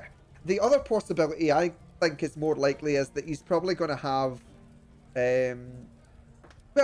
he scorches people with a giant cannon that blasts them. Don't know. Maybe that's a bit of a stretch. But the other possibility is it's an AoE, I think. I know you seem pretty certain it's an assassination. I just can't see them getting given an assassination for it. Because then they've got 2 assassins. Which doesn't feel... I guess it kind of... Maybe I'm wrong on it, but it doesn't feel particularly Nafas to me. I think it could well be an AoE. Is basically what I reckon. I reckon it could be a 2 damage AoE. That's... Although I would like to see it as... honestly, I would probably be more excited for it if it was an immunity. Like if it was immunity. I think that would be... I'd be really pleased if it was. Just because I like the whole idea with the card. I just think it fits decently. But yeah. Stat line for the Tagari is looking a wee bit weird to me. So you've got the 6 there, which is fine. It sort of fits along with the rest of the Tagari mages in general, which have around a 4 to 6-ish level on them, excluding Maka, who can end up as a 10 due to changes. But Maka's got a whole thing going on with raising dead power and all this sort of thing, so she's a bit out of the ordinary with that. The 8 defense is really strong. I could definitely see something like that, Finn, yeah. The 8 defense is solid as heck. The 1 move is... This is where I really start to struggle with it, because I don't know. I don't know how I feel about it. At the moment, it feels like I couldn't possibly take it out of the deck. I couldn't possibly fit it into a deck, just because the 1 move is so oppressive to the way that the Tagari would tend to act, would tend to work. You know, they want to be mobile about the field. But then I'm sort of thinking to myself, well, you tend to strike out with them. You don't tend to sit out and run around all over the place with them, right? So if this character is giving some sort of big protection effect or stat boosting effect, then sitting with them as effectively a castle and then allowing your units to launch themselves from this castle point would actually be fairly decent for them. So if it's a stat booster, or as I thought it was potentially a damage reduction effect for everything that's around this unit, I think it might be I think it would be powerful. And it might be incredibly good. Because if it's a... Heck, here's another thought, right? If it's a protector unit, what happens if something hits something nearby it and it takes the damage instead? That could be absolutely crazy if that sort of thing's the case with it. And if it's not, that could be an idea for another card in the future. A unit that if you hit something and it's attached to it, it takes it instead. If Guardian wasn't already used as a term in game, potentially the Guardian thing could work quite well for that. So there you go, there's potentially a new idea. I'm interested in that one. As for the other 2, we've not seen the Norder, but we know that the Arachnids have this unit. I'll show the one without the marks all over it. Have this one for melee. And it does look cool. I have no idea what this card's going to do. I'm guessing my prediction is something along the lines of sweeping attacks, because they don't have an AoE spin attack at the moment. So potentially a move to spin attack is good. They stopped simping in the pictures, guitar. Okay. So yeah, potentially some sort of 2-attack spin thing is what I would expect from this card. That's what I think is going to be. Norder, I have no idea. No idea whatsoever what they're going to have. I don't know the stat line. I don't know what the card looks like. I cannot predict what it's going to be. Would I... As I say, the Norder have a really tough time right now when it comes to the 3 stars, because I think they're all good. So I hope that this one fits into that sort of bracket where it creates an even harder choice for the Norder, because they have such a good such a good lineup in general from their stuff.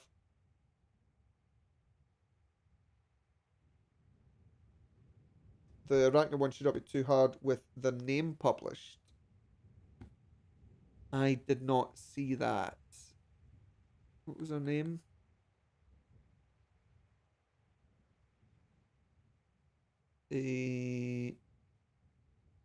Palaria.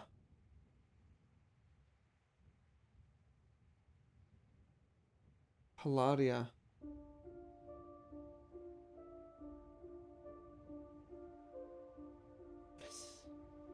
Creepy. Creepy guitar. Oh. Oh, is there more than that for a name?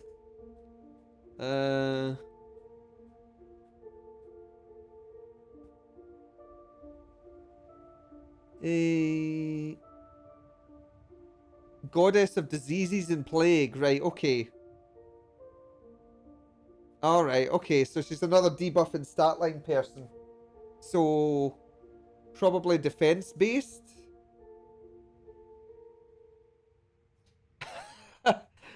Tata afterwards. This is a wild guess, but I think she has an impairment ability. Really? I wonder what gave it away on that.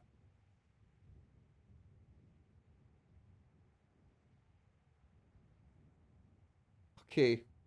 Yeah, I hadn't seen that. I wondered where people were talking about that from. So I had seen people talking about some sort of debuff on it.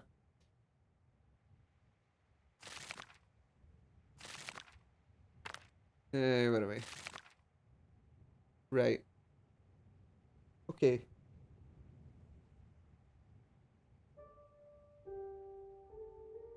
Oh yeah, I've seen the alternate art for them.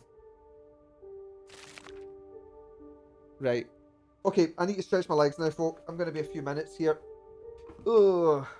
Because I'm starting to get stiff, sore, uncomfortable. So I'll go and walk for a wee bit and I will be back shortly. I'll try and be as quick as I can. But yeah, take it easy. I'll put a BRB up because I'll be as quick as I can here. I'll say making dinner. I'm not going to change it. I'm not making dinner. I'll be back as quick as I can. Speak to you soon.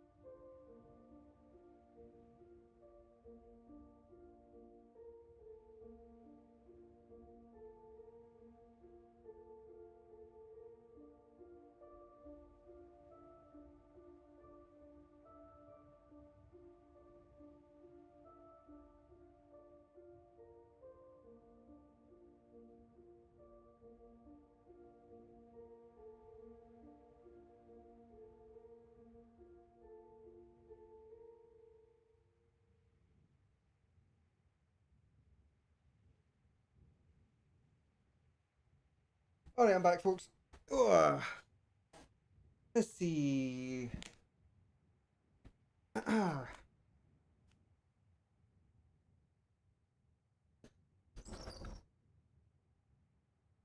Right, where are we? You talking about F1? Yeah, I don't care about F1. Guitar's right into it. Some of the other guys are really into it as well. I have not my thing, but yeah, if folk are into it, then that's good. Cool. You can get more people to chat about it. I'll maybe make an F1 channel for you. Right, let's get some games in because I didn't get a chance there. Man, I'm looking for this up. I'm just looking forward to this update as well because of the new stat light or the new character. Sorry, the change to the ranged guy, Asaki. It's gonna be cool. It's gonna be really cool.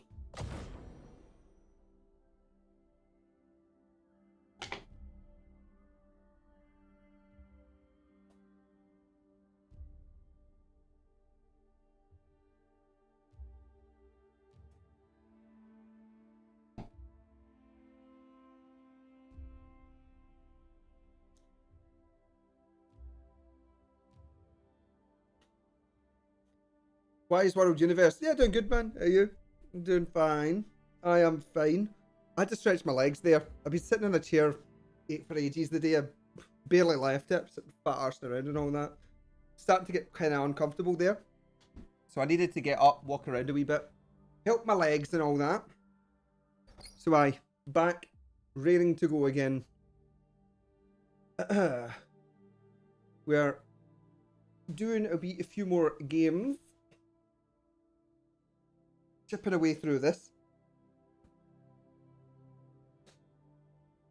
And yep, just looking forward to the patch when it gets here. Yeah, the guys have said Timberwolf and has said that the release for the reveal is going to be tomorrow. So we're going to see what all the stats changes, all that sort of thing are for each of the units at that. And then I think you said, was it Monday, Tuesday? You said it would probably be now for the update. Is that right? I don't want to hold you to it, Timberwolf, but just trying to get my idea around it. Was it Tuesday, Wednesday, or Monday, Tuesday, or Tuesday, Wednesday? I don't remember.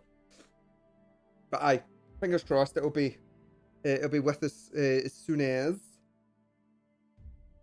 Yeah, I want to see these stats and stuff in play. I want to see all the big changes and get an idea for what all the bits and bobs are going to be for it.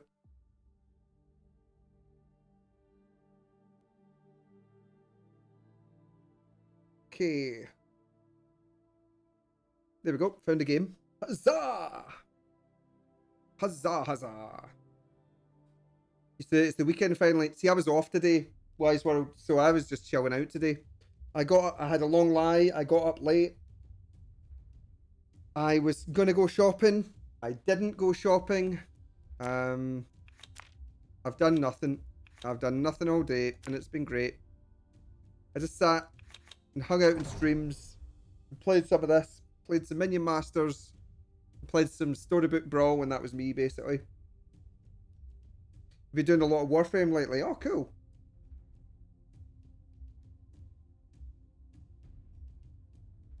Also, it's a lot. Also, the other changes not only balancing. Yeah, I'm looking forward to all the stuff. It'll be really good to see it. Can't wait.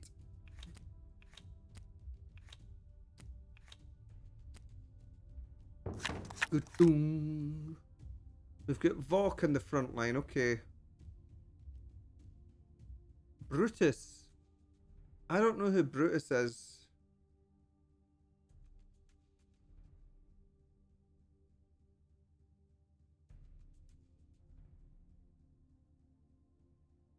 So I've not actually even managed to get to the new event, the new stuff yet. Wise World.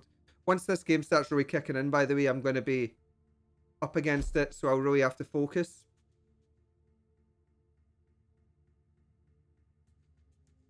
As a wee side note.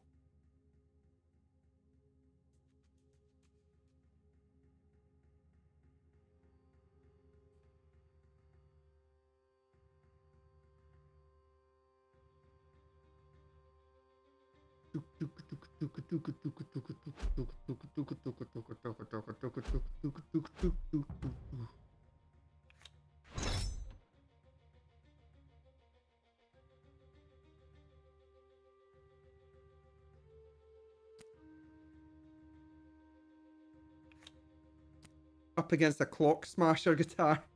I guess that's quite a good name for them.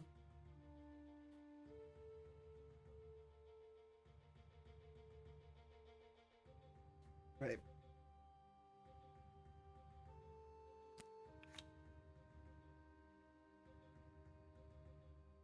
Lankara might be really annoying here because it might potentially screw up my movement completely.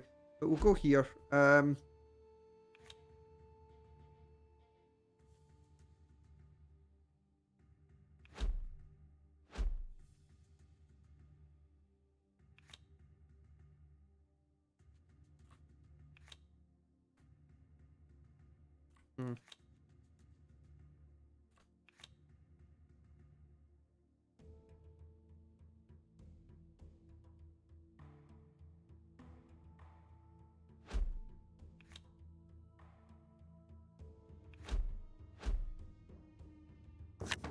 Right.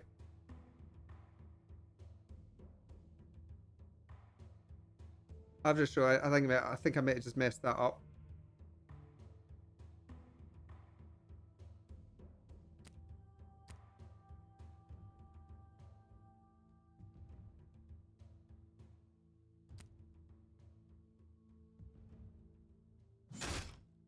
Okay, I'm interested to see what he does here.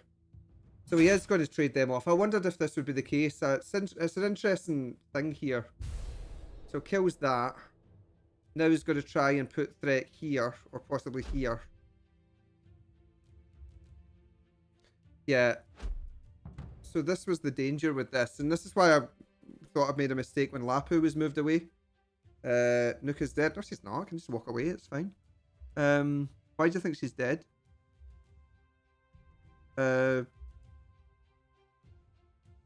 She's okay. Blancat just walks to here and it's okay. What? It's not a problem.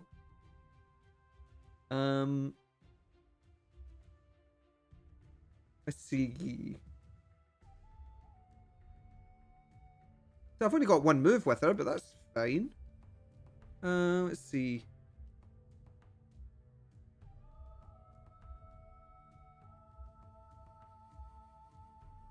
I have to put this. I'm gonna have to put this over here then. This can run to here. Nuka can move back to here.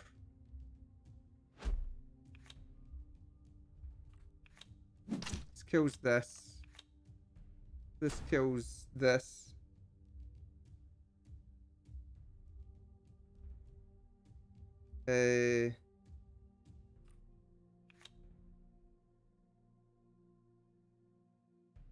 This needs to move in here.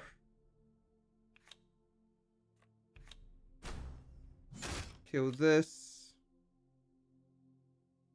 5, 9 here, so that's 4 stars here.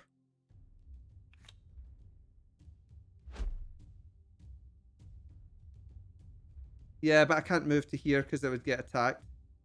So I had to move to where I was there. But it's fine. She might well die, but it's not going to be soon.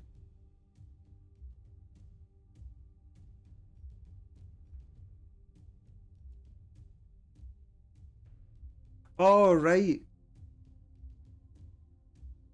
Oh, you bet that I placed last row. I understand you by blocking the hex replacement. All right, no, I wouldn't. I wasn't going to do that this time.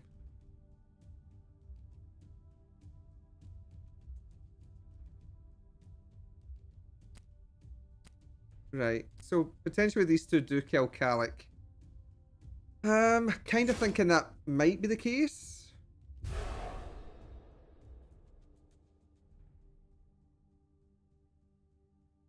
But everything's now on the left-hand side of the board. So depending on what Kel does, we're all right here. Lankara has to move to here to create any sort of threat. We can just kill at that. Basically, I've got loads of space to do what I want with now. Have I tried the Yu-Gi-Oh game? No, I haven't. I've played it on the tabletop. Like I played the card game of it at one point, but didn't spend a lot of time on it. Yeah, I thought this would be the case with it. So for 7, okay, 7 actually I can't do that. But we can stop him from actually putting any threat here, or putting too much threat onto the leader. We can trade off afterwards. I can threaten up here. So what have we got? We've got Kapu, which is going to go here.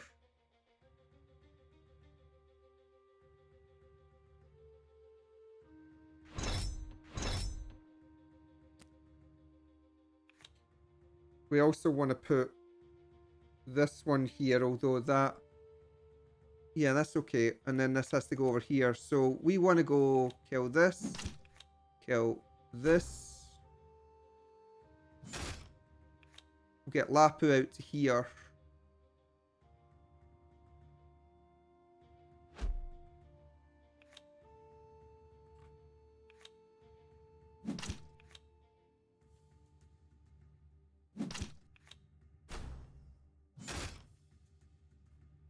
And this can move over here. Yu-Gi-Oh is kind of like this. I mean, the board's completely different, right? Right, so if he does kill this, fine. He can't kill Kapu, then. Kapu can take Vok. There's no answer to this on this side of the field. There's no answer to Lapu being over here. We can start to close in on him at that point. And I've still got my reinforcements that can get put over here to put some threat down. If he goes too far over this side, we can catch him with Panu. But it's getting quite a close game right now. I need to get some more damage up onto this side of the field, and then basically we can kill him in a couple of turns. If I can move to here with Lapu, we're sorted. Because that'll be Kel and Lapu finishing off the person at that. Just whether we've got the time to set that up.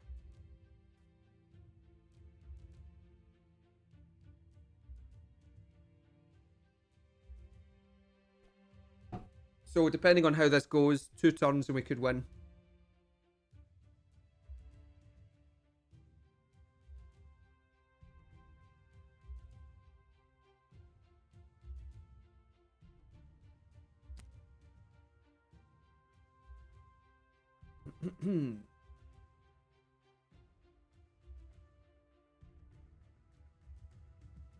The other thing is that Kapu's here and he's got just a whole bunch of marksmen over this side of the field. Kishk is also going to die to Kapu potentially, so this becomes extremely difficult for him to answer.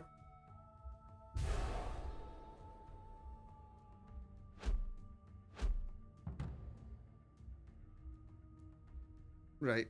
We need to leave Vok this turn. Oh, I understand the plan here. Kishk is going to threaten here so that if I try and do this, then it doesn't work.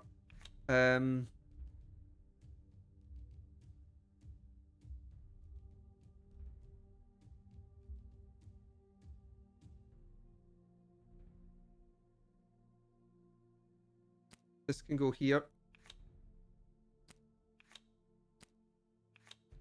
Right.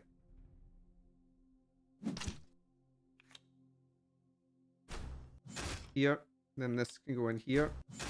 That kills him. 5 points. This here.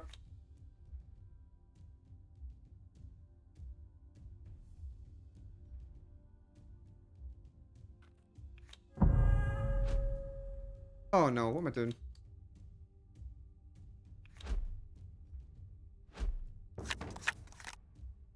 Right, we've got 6 points.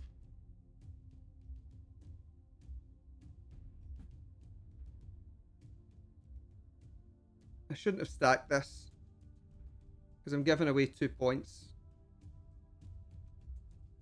Technically this is dead, because Vok can kill it as well.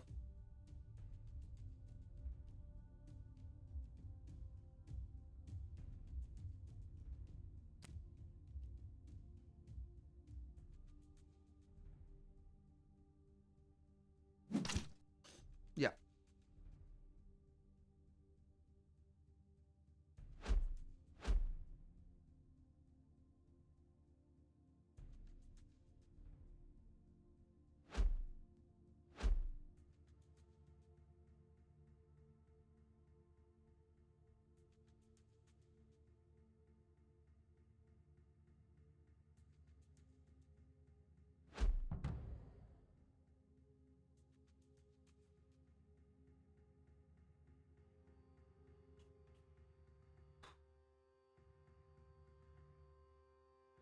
One, two, three,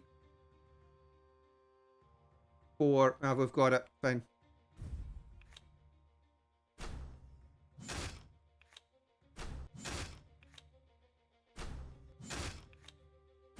Yes, game.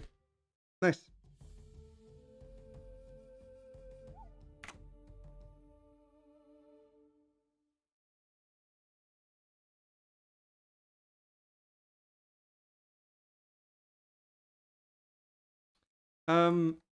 I don't understand your picture here, guitar.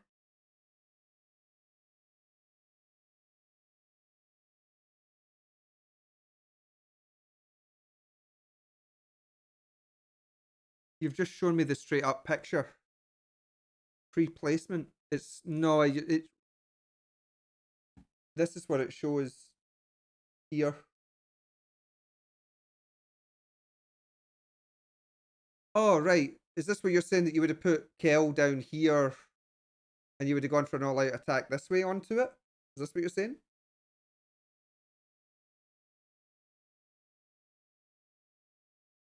But Nuka attacks goes into Blankara, and that doesn't help me. So I go up and I kill this, right? That doesn't... Okay. Like, if you're talking about moving this to here,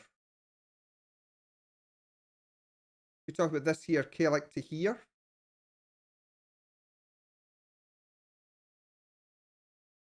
I just don't see the value in it.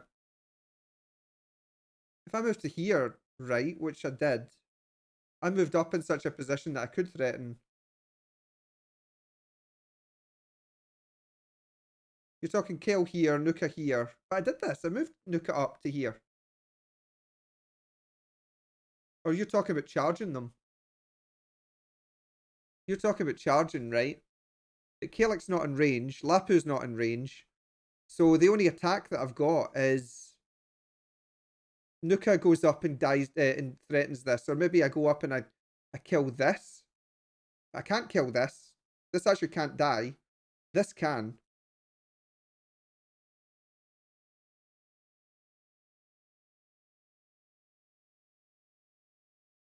So this has to charge this and kill it. This can kill this, sure. Then we've got this and this up in here.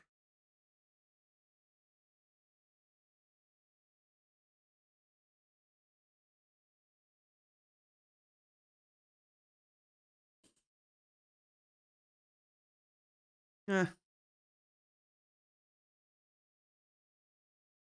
I mean, the out at that point is... Well, Lapu does threaten. I was going to say Lapu stops that, but Viho will be here to stop the ranged attack. But then he just splits one of these and kills it, right?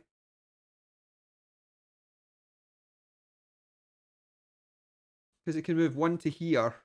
So one of these splits off, goes here, kills the Viho. Valrak stays where he is, shoots Nuka, kills them. Lapu's still not in range at that point, unless I charge them here.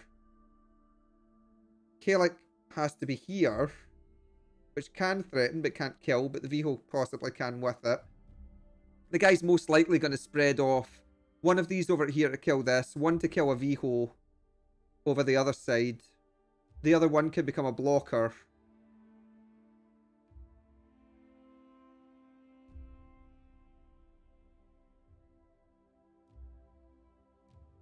I don't know.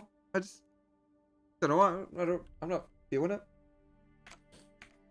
Get what you're saying, but don't see it. I'm not really feeling it.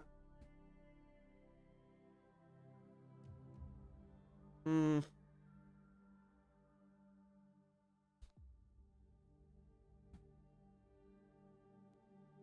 I don't know.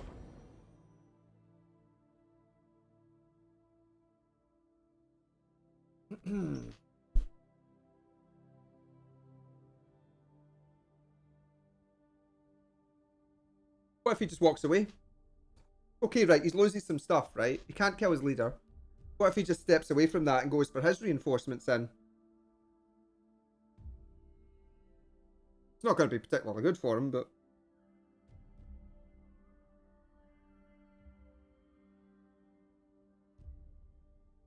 Because it comes down to what he draws in his next. Without my leader, which I do need in the early stages, especially if I've lost half my offensive main force. Don't know. Still worked out fine for us there. I don't think it was a problem. Since I knew I was getting killed next turn, or that turn anyway, I don't think that it was unreasonable to just go for to wait a turn and then go in after I had more power.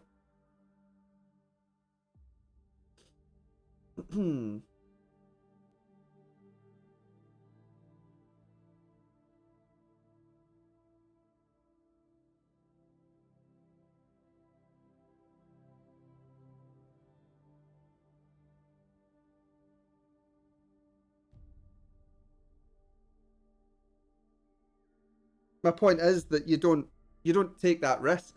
You can quite easily just chill and wait and see how it goes with it.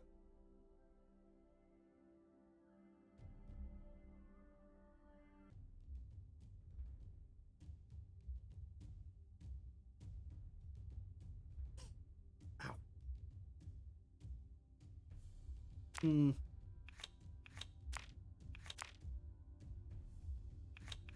We're second again.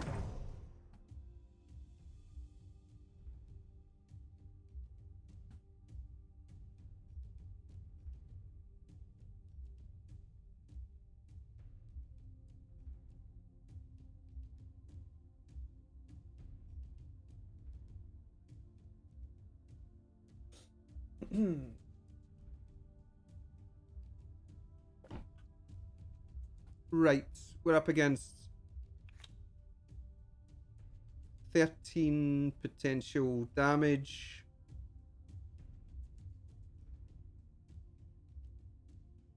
So we can put our leader in the front line.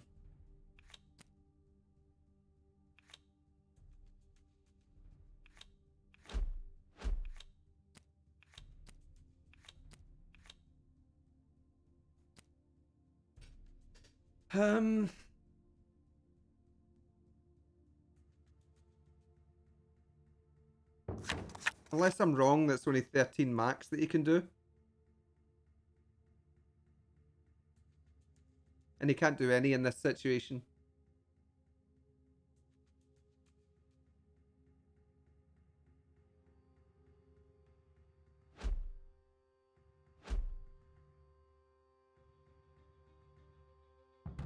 This is the +1 defense guy.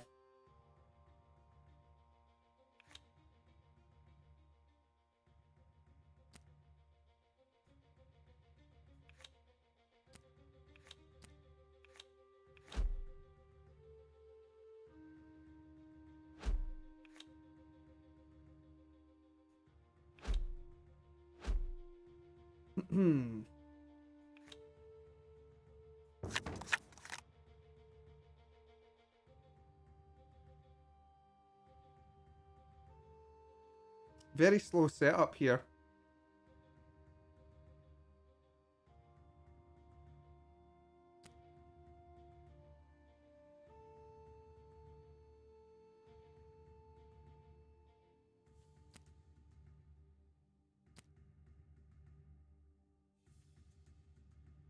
We've got Knight sitting out there.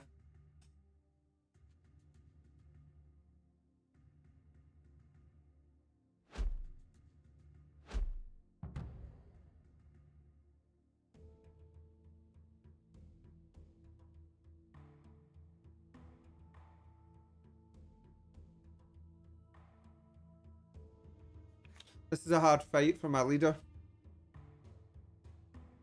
It's not ideal. This is 4 damage overall. Sorry, 6 damage overall, so I do need to kill it.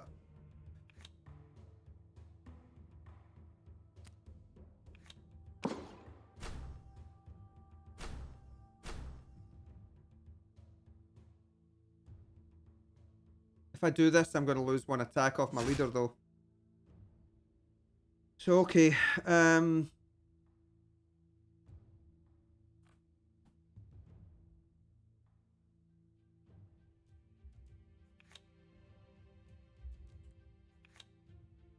We've got 9 attack here on this side.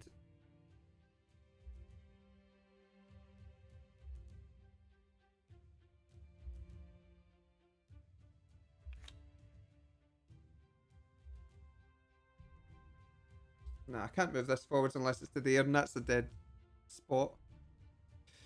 Okay, it's fine.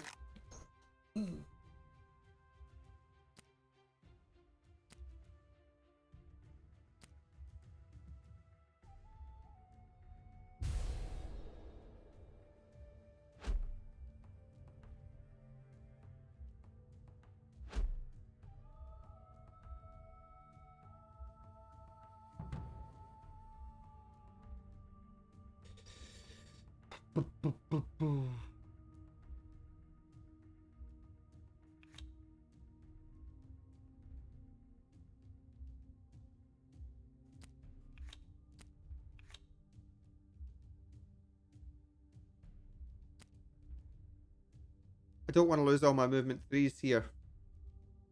It's pretty damn important I don't lose them. Because I need at least one of these to survive for the moment. Oh, I get the attack bug. I do. Alright, yeah, I can't split, can't attack, so I have to walk backwards.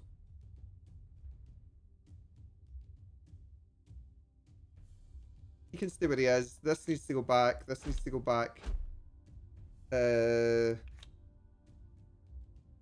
This needs to go back here.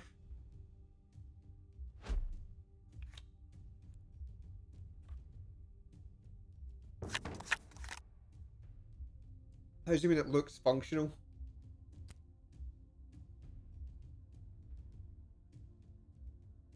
Don't know what you mean.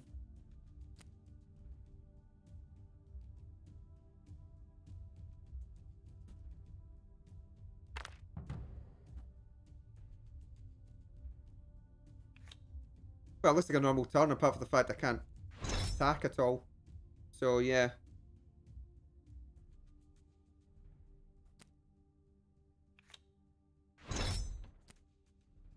I'm assuming you're trying to be a smart arse. Not becoming of you, Guitar Hero shouldn't do that. Doesn't suit you. Put that there. I'm going to lose another attack off of our hero.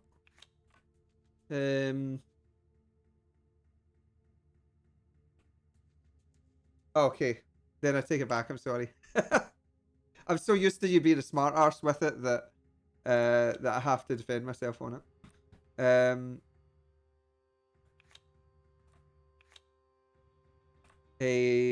Shit. I mean, now I've just got an absolutely condensed, horrible field of battle here. I'm going to have to split this and possibly lose 2 stars. This is AoE 2, so yeah, that's okay. I want Lapu up here. Here I can move to there. Bring Kanama to there, which will let us bring this up. This can move over.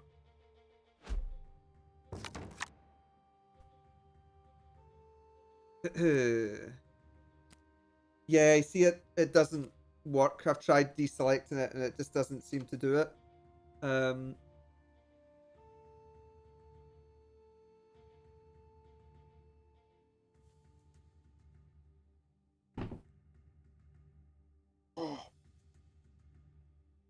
Oh, my neck, my neck.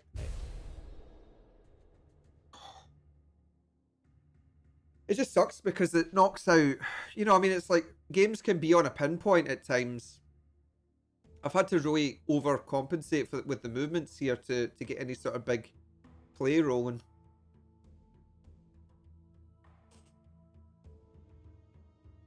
I'm not too worried about my leader losing the attack this game. It's not ideal, but I can handle it.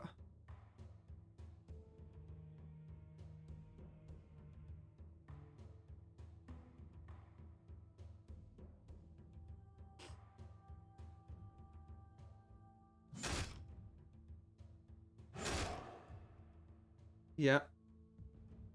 That's okay. Say it's not great, but it's okay.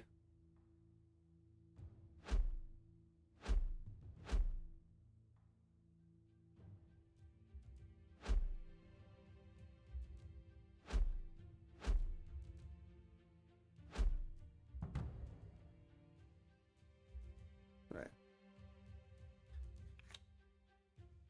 It's kind of crappy that Mound's going to be stuck in the back line. But this line's going to open up fairly quick, so it's okay-ish.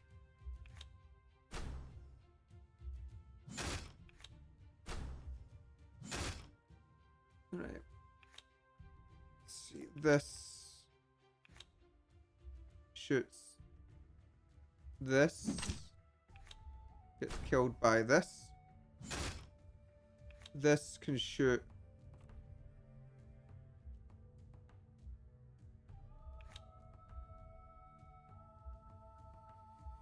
six here, so meh.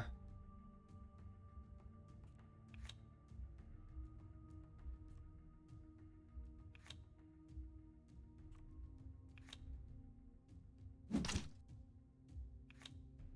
don't even need to kill this, honestly.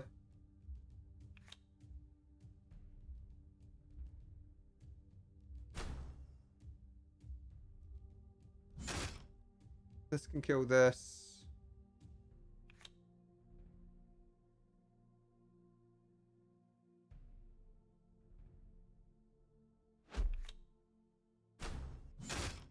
Kill this one so he can't get the hit onto Maka. This...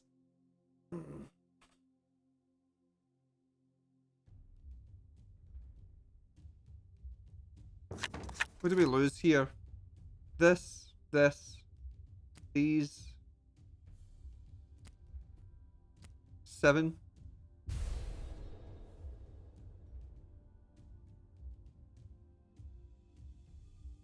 Possibly 8. Maybe 11 at most. Then it sets them in 4. We've still got Viho out here to go and kill stuff. I think it's a real stretch to say it's going to be 11. That I'm going to lose this turn. I don't think it will be. Although there's 5 into this. Oh, okay. Okay, yeah, so it's a wee bit more than I thought it would be.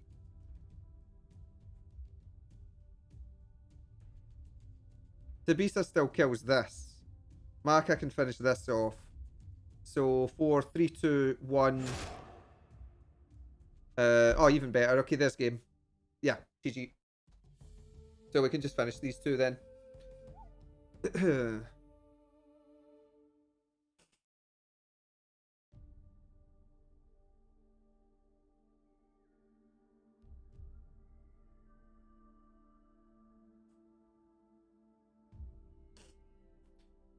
Lovely.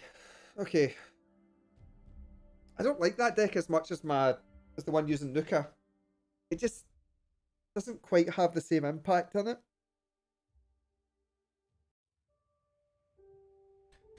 I'm curious about how I'm going to feel when Asaki gets the changes. Because I think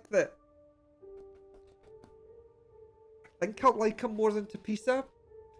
I don't know if I'm just imagining that because I'm excited for the ability.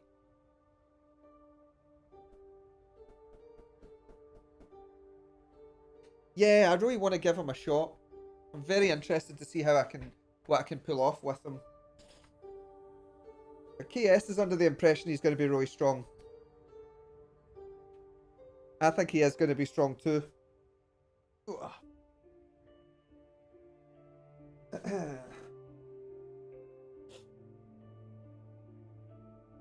Yeah.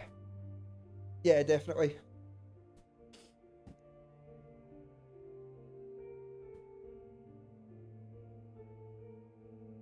Hmm. I've already made the deck for him, although obviously with the new master that potentially changes the numbers on things and maybe swaps up the unit that I've got. I think you'll see though that pretty much in every game that I've played, one of these masters, well, Kel's always strong because it basically is an absolute, it's like a nuclear, not a nuclear bomb, but it's like a stab to the opponent's heart a lot of the time. It can just pretty much kill off whatever it needs to. The new master is a good combo with him. She's a weapon.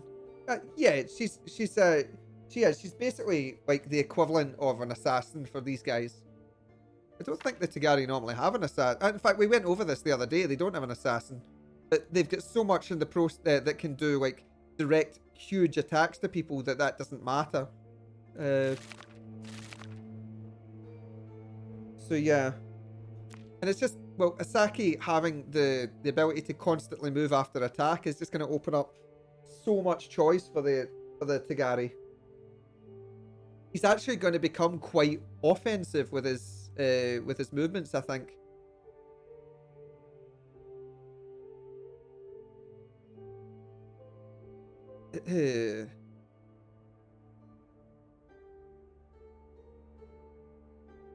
Can die one square further away than usual. Ah, yeah, great.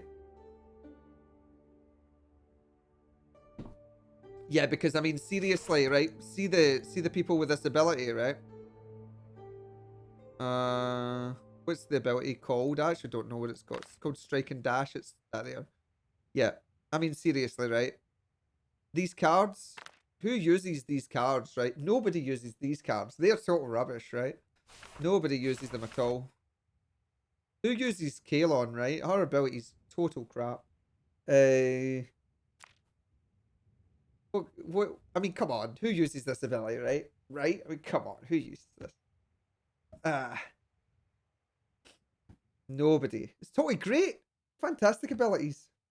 Play me, free win. Ah, yeah. 12 losses today. You're angry. Ah, dude. It takes time with it. It's hard to begin with. It really is.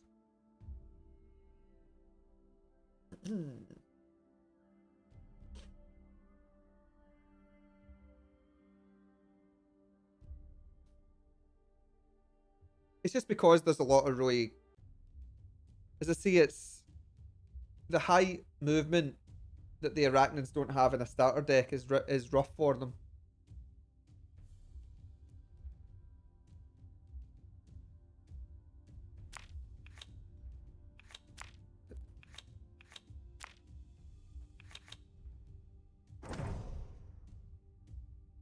We're first this time. So the first setup is a little different.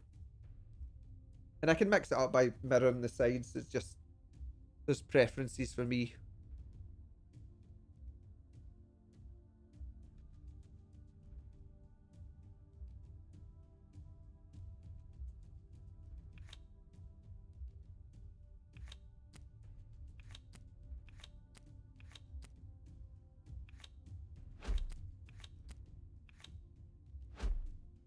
Do that.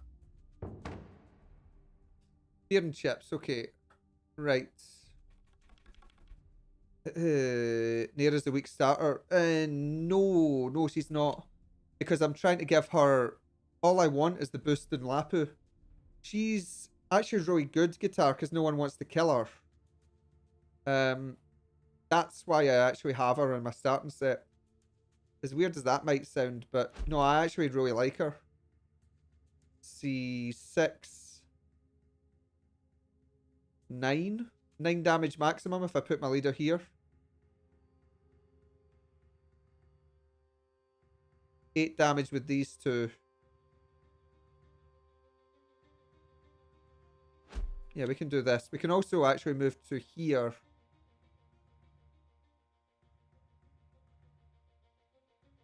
Because the maximum we can get done to us is 5.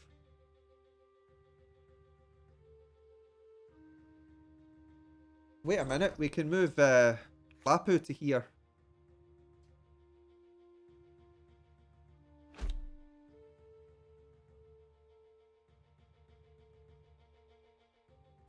I can also kill this.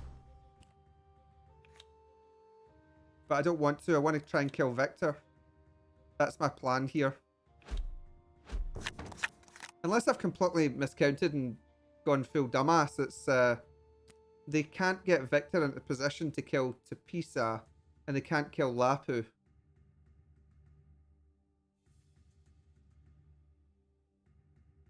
They can kill Neira. But no, I really like her in the starting setup. Because who wants to attack her? Because she's... obviously in this position, she's fair game. But, no, I actually think she's fine. Yavar with the... pretty much all of the equipment here. He's got the +2... No, wait, he's not got +2 defense. He's got plus... To start, I thought his start line was 6 to begin with. 9-6 with 2 moves, so he has the 3 move on him, which means I'm going to have to back off Lapu. Yeah, he's got the movement buff. I thought he had something else in there though. Am I wrong? Fellowship. Yes, that's what's causing it. Yeah, okay.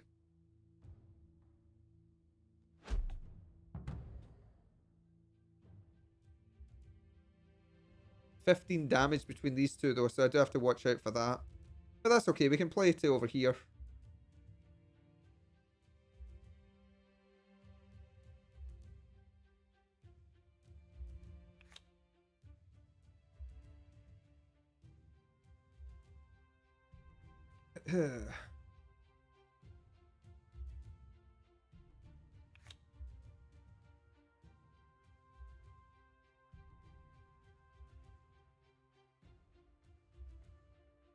Lapu's going to be moving to here, so these spaces are open.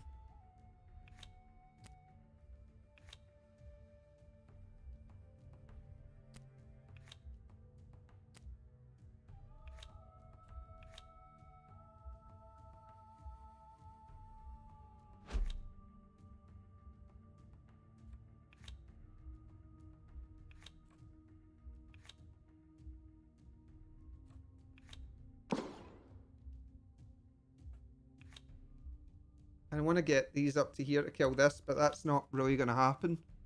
It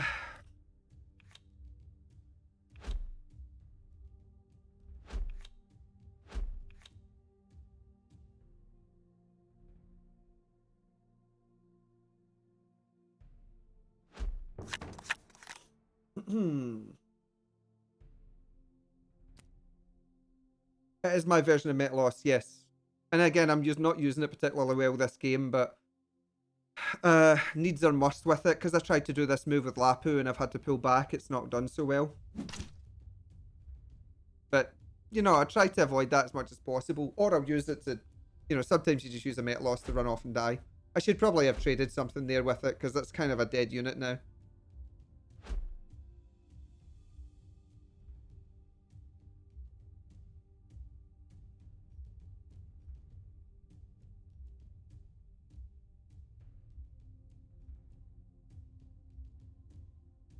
Tapisa's ability doesn't exist as far as I'm concerned, Airball. I don't think it's usable. It's, genuinely, I think I've used it in maybe one situation ever. It's not particularly powerful.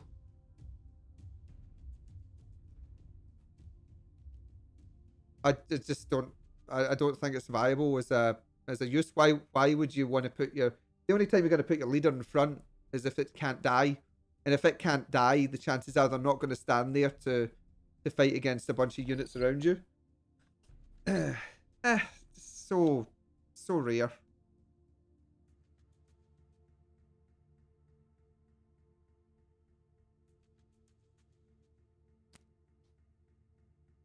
She can't be the tip of the spear. She'll die in most situations.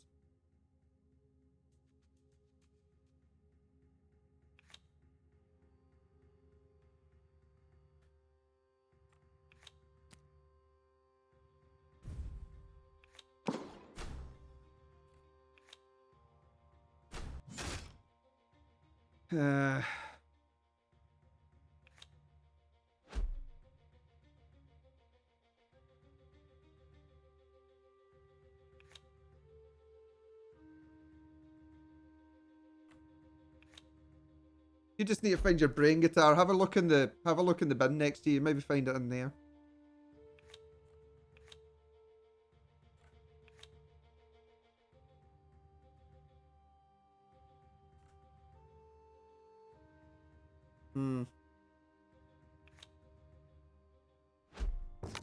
See, again, it's just oppressive at this point. Should probably have tried to take something earlier, but not really been able to push much of this game. And again, it's because Tapisa just doesn't have any attack value most of the time. I find it very hard to use her in these situations.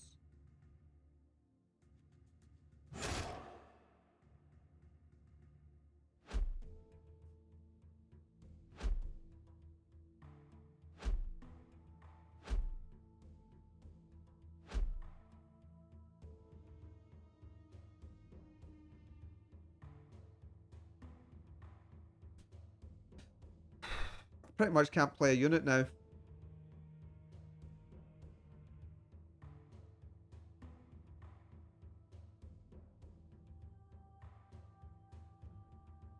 Ugrids are going to move to here next turn because I can't shoot her at ranged.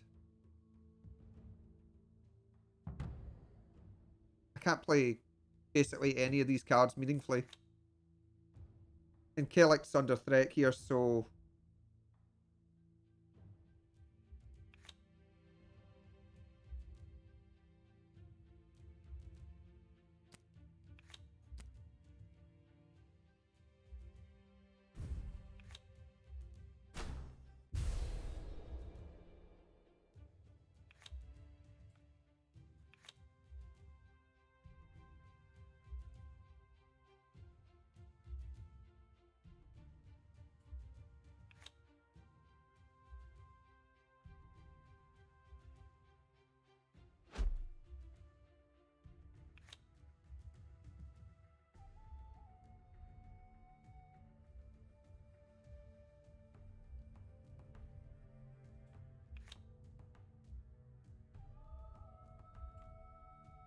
I mean, it's game over now.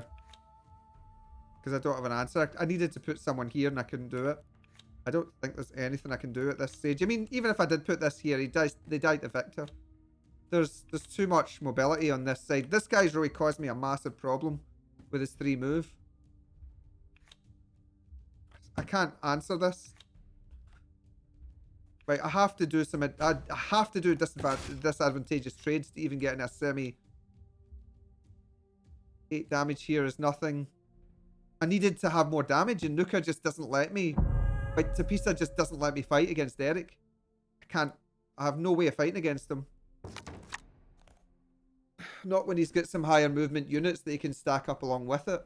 There's no inertia with this. That's why I don't like playing her.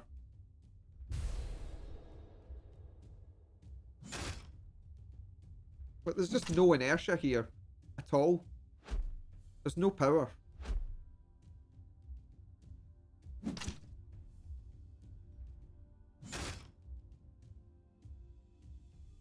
So now he runs Eric in here, kills this.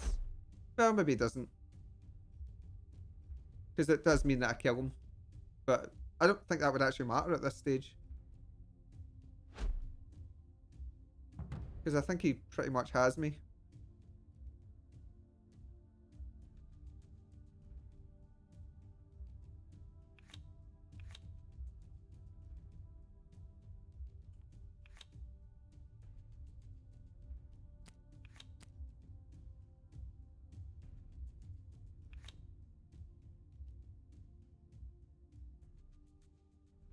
As I say, it doesn't matter where I put them.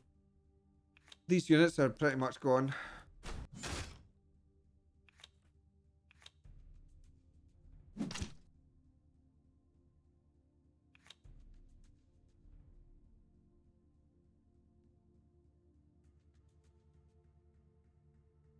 Yeah, I can't move to PC anymore.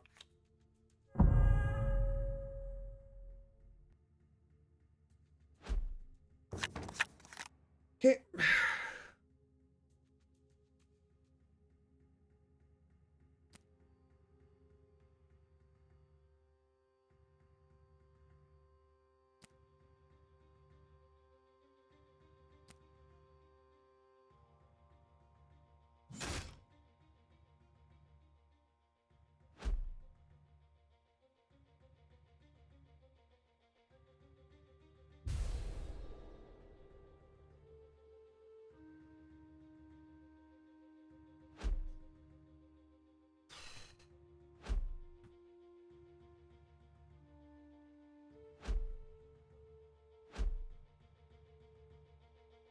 I can do it, but it's tricky.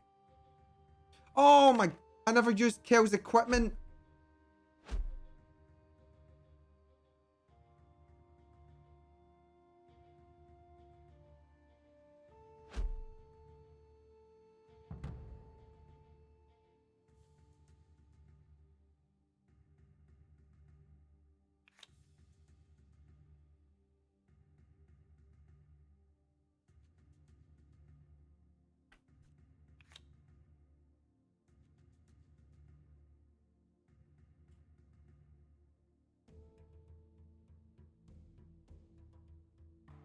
Right.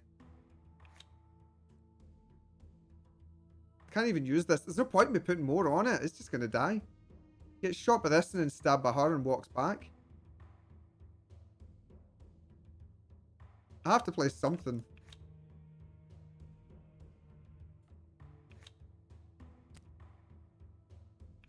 He's just milking me with points at the moment.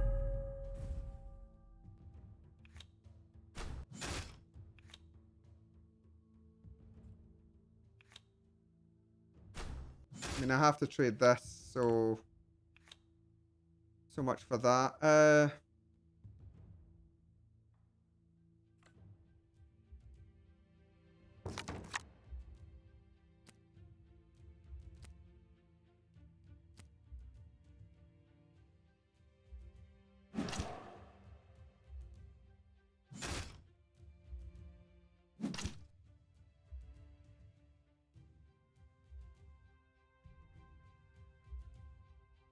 There's just no answer in the field. I can't do these things. I can't just pull this back.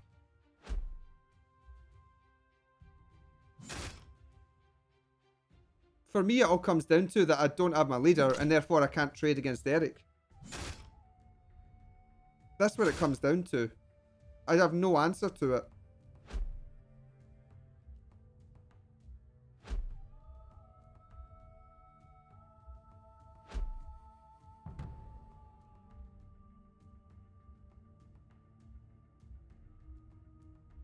I mean, it's fucked here because I'm just dead. Yeah, there's nothing I can do about it. It's just, there's no answer. As I say, it comes down to that I don't have a high strength leader. That I just can't answer anything on the field with that.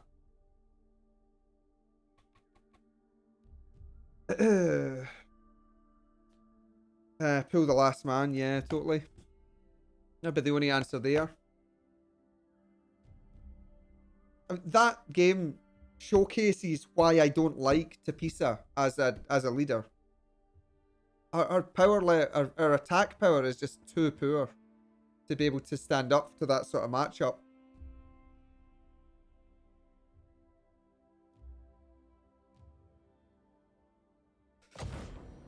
Just doesn't work.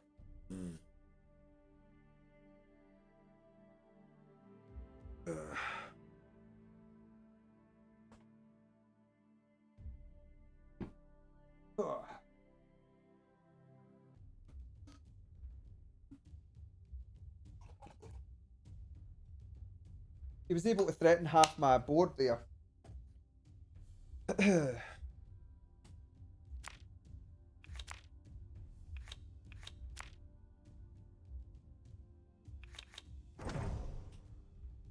We're going first.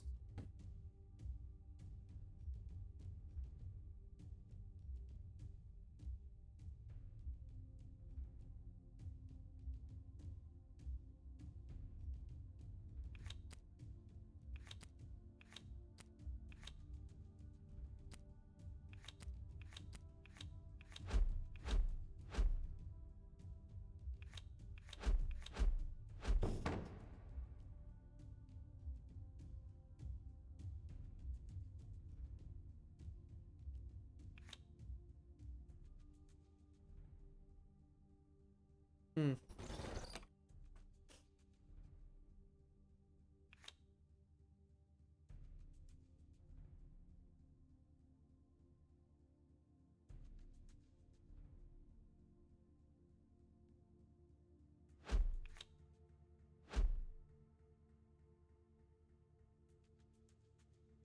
That was meant to be Lapu.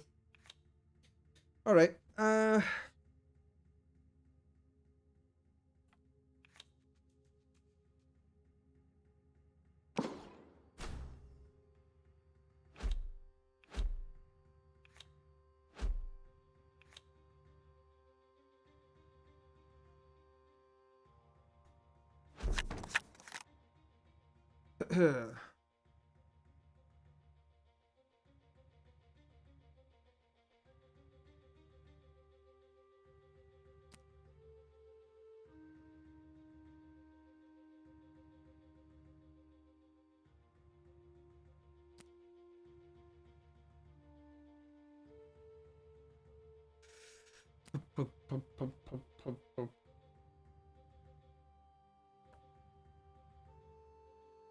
Big Knut, or as they called them when I was actually, we were given German names at school when I was in German class, so we all got a random name given to us. Mine was Knut.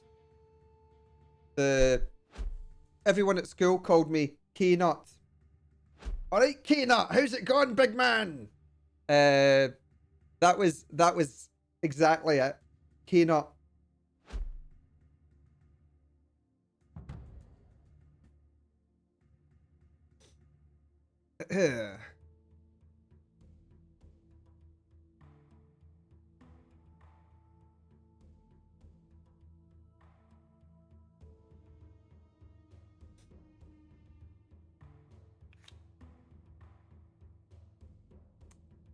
See, even if I move someone back here to hide, I can't defend this spot.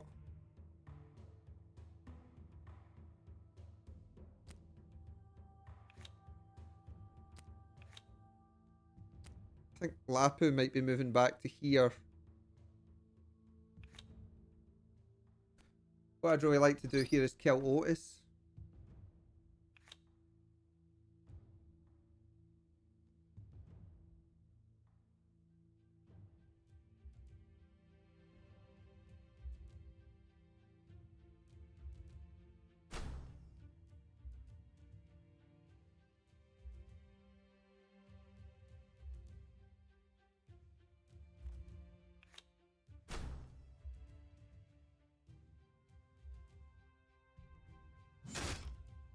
I'm gonna try something weird here.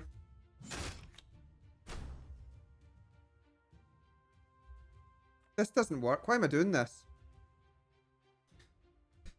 I'm thinking that Knut is the only one that can hit me if I move my leader here, but that doesn't work. So now I've just thrown away a whole bunch of units for nothing.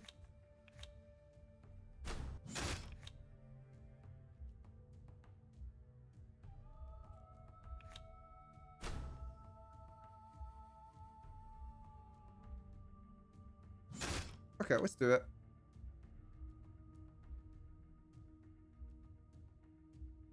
You know what? Let's try it. You were talking about aggression. There's aggression for you.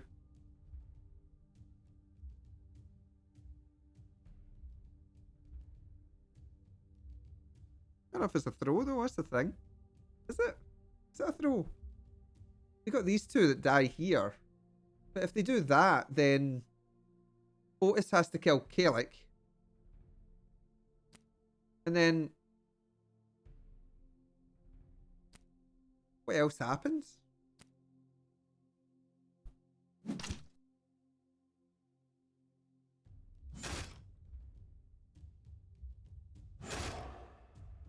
It has to kill Kalik here.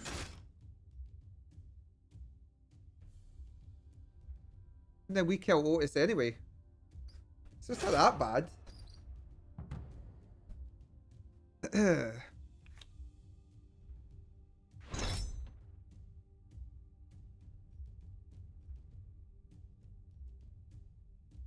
Six. If I put this here, right? So if we go, I've only got one card to place, right? So yeah. So there's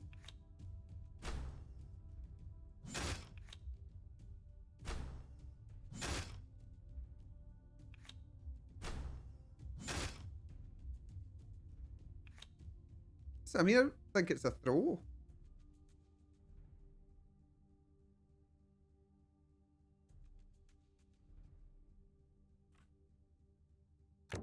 We're on 10, he's on 7. So 10. This can die. 8, 7, 6. Maro doesn't do much. Oh, okay. Yeah, that's a bit more. Yeah, that's a wee bit annoying. We've got one less reinforcement, and then these two are going to die. Fine.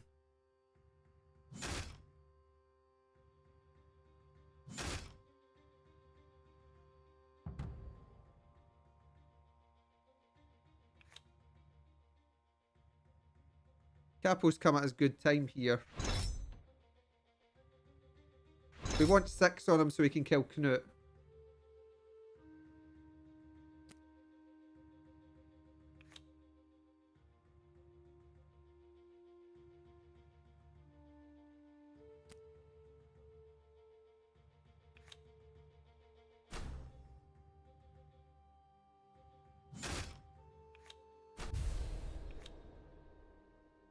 Five.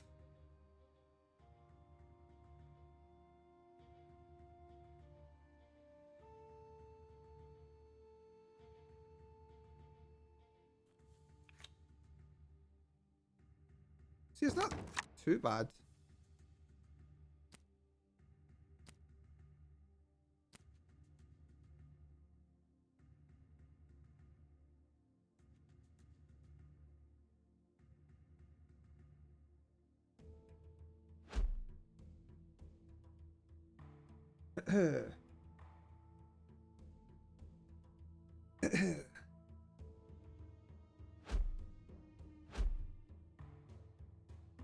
Right, it starts to normalize his lines, which is actually good for me because I've got movement 3s on the back line.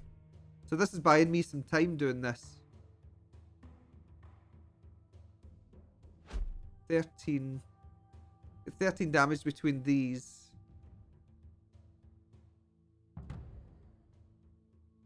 One.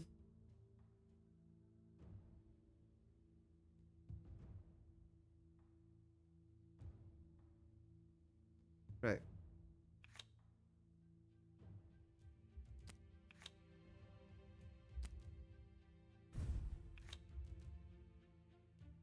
Put this guy here.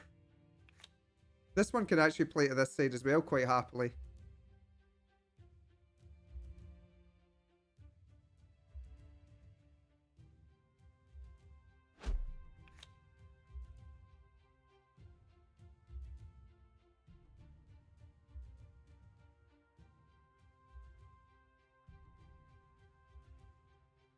We can move Kelly to here without threat because only 3 damage can hit us from this. As for this one, it gives me space up the back here. I don't think I'll take any damage this turn.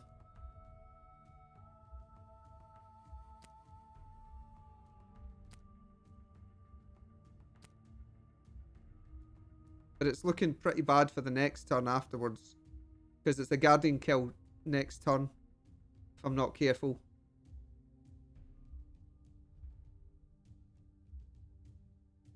Question is, where's a lot of his cards going here? He has to play something on this side that can fight. Well, he's got Volgar and he's got Ganter that can fight. I think that's what he's aiming at.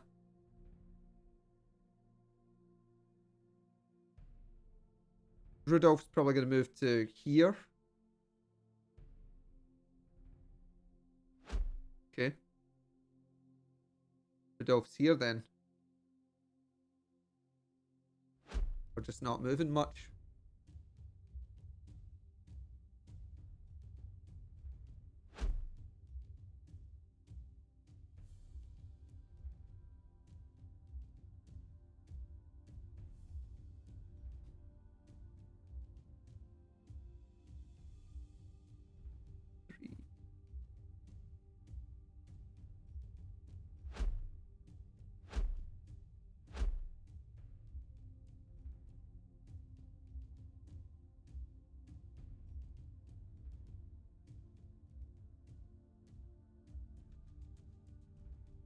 I don't understand the play here.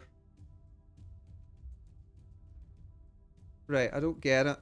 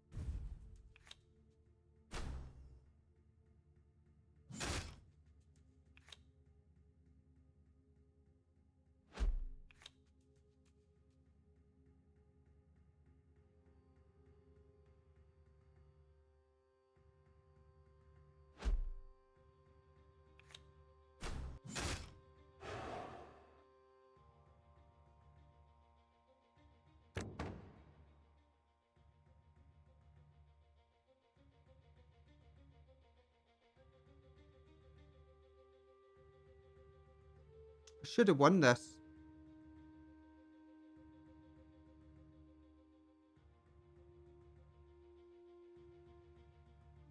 I don't think he can get away with it. Like, Elmar's the one that's going to die for the win.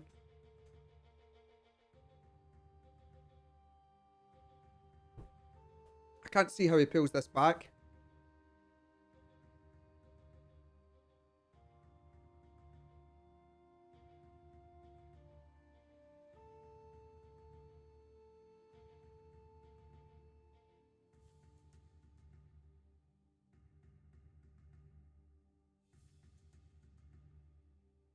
Because it's all ranged. So Kapu's completely immune to it. You can only get 2 damage onto Kel with Runa. Liv can do 7 damage to Mound, but that's it.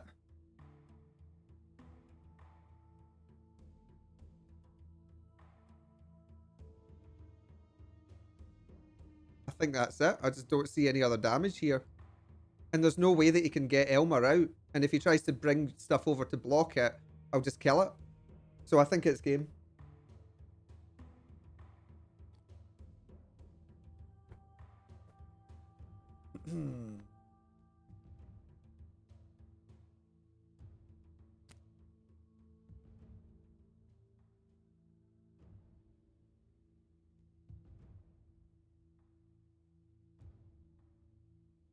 Thanks, Connor. How you doing? It's been a wee bitty. Hope you're doing good. Looks like it wasn't a throw all day long. Yeah, I mean, I thought that I'd messed up. I didn't think it was a... When I looked at it, I thought, okay, it's not a throw, but I was wondering what I was doing. I went in for the attack and I thought, this isn't going to work. But then actually I realised it's not too bad because I can do the trade-off. So there you go. There's your aggressive play that you were talking about earlier. There wasn't enough to take out all the big stuff, and that let me do the play. So GG.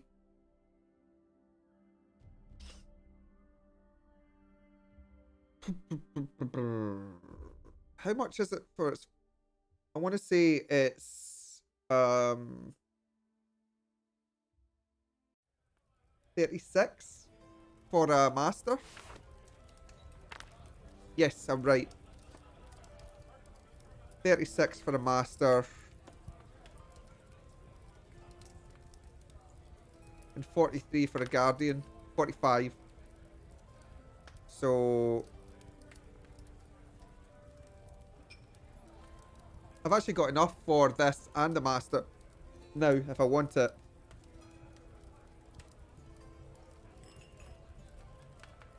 Oh, I played. Was that ranked that I was playing in? I mean, I did play some ranked, yes, but I thought that was social that I was playing on there. Maybe I did play some games. You know, I decided to pick up some of it. I thought, why not? When I found out that I couldn't go above this grade, I was like, I'll give it a shot. I'll try and get up to the 1/400-ish. I reckon I can do it. Pretty confident I can. There's some characters, there's some players that I've not been able to win particularly well against. But I'm sure that I can manage it. Oh dear. That was social. Okay. Fair enough. I think I was cheesed off after one of the other games there. So I was like, spitting teeth and like raging. I guess I was trying to prove a point to Timberwolf that I wasn't too... What was the word he used?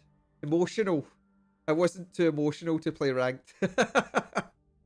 That's the word he used. Which players? I don't think I've beaten Beer and Chips. I think I've only played him like 3 times. Who else have I not beaten?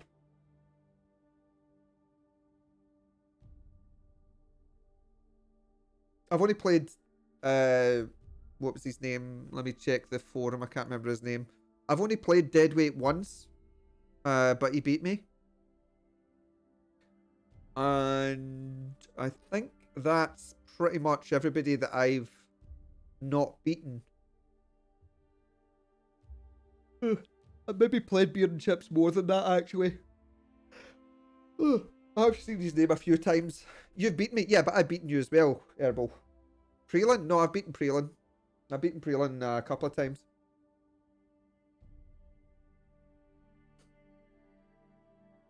I think I'm actually going about 50-50 against Prelin.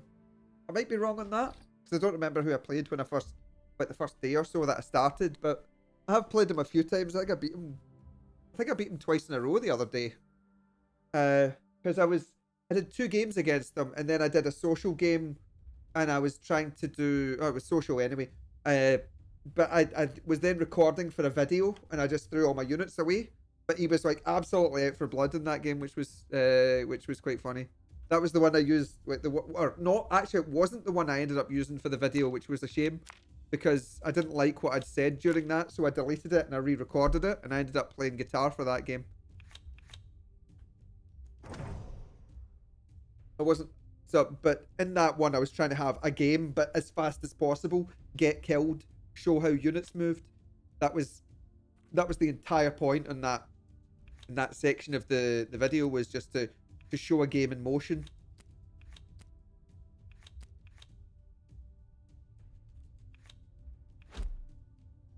I want that there, that there, that there, that there. I want these two together. We'll put this here, this here. Yeah. Oh, shit. Okay, well, I mean, he can do the bomb.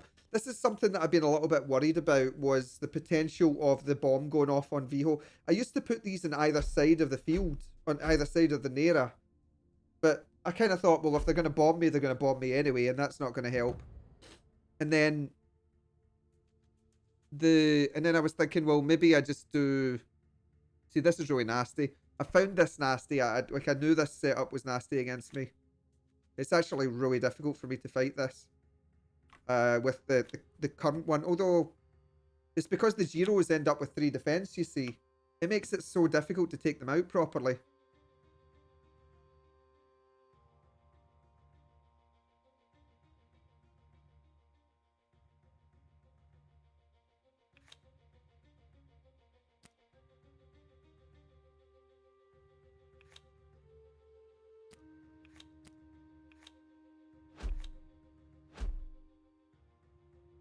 Right.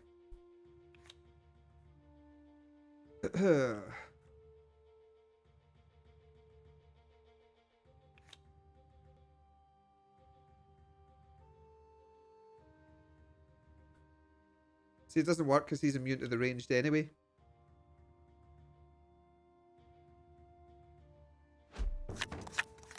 He won't take these, he won't go too far into the centre anyway, I don't believe. And I want these spots for my later units. So putting these to the side isn't too bad for me.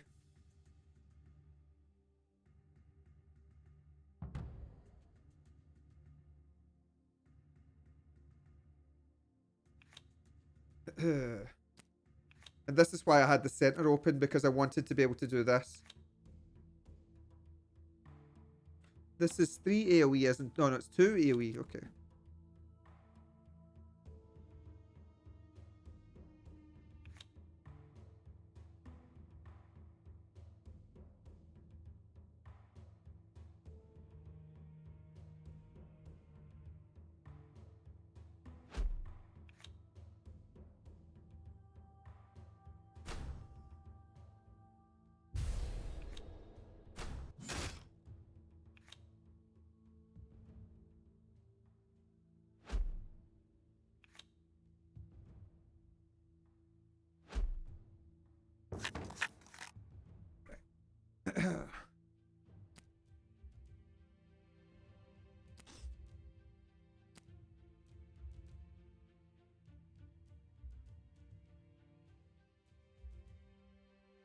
You could start taking Devaki instead of Viho.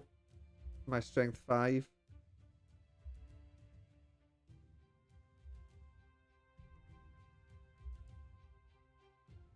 Oh, for my starting 5, not my strength 5. Devaki. I don't remember who Devaki is.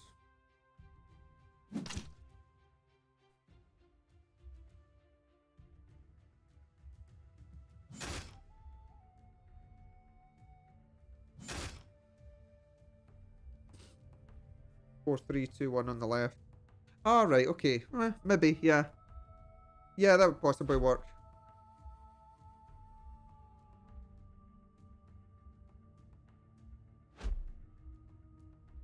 Wait, why's he got... Oh, why's he get 3 defense there? I thought he would have 2 because of this.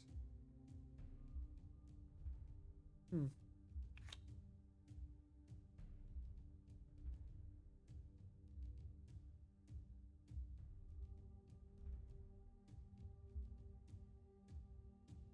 Right. Put this down here. This guy can go here.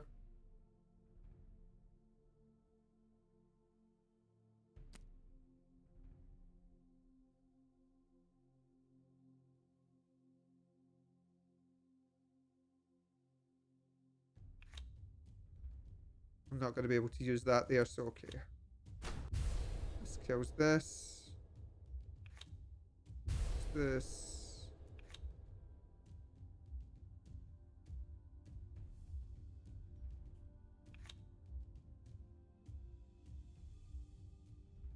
Flappy placed to here. 3.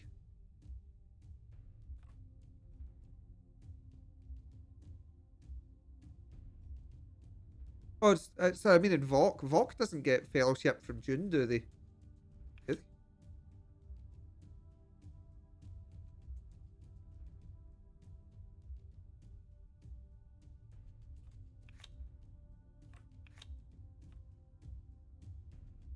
Three.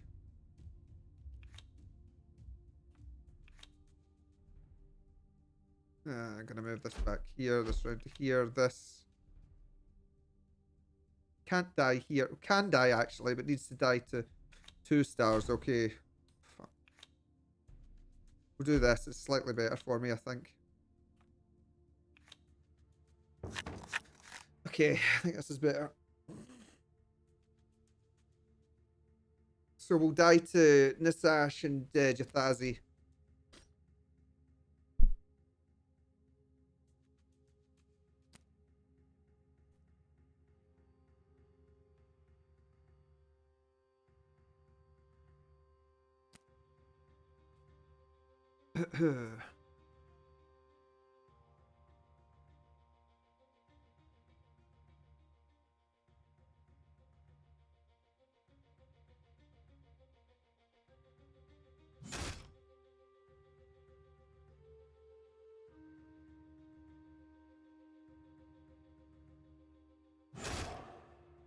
Sure.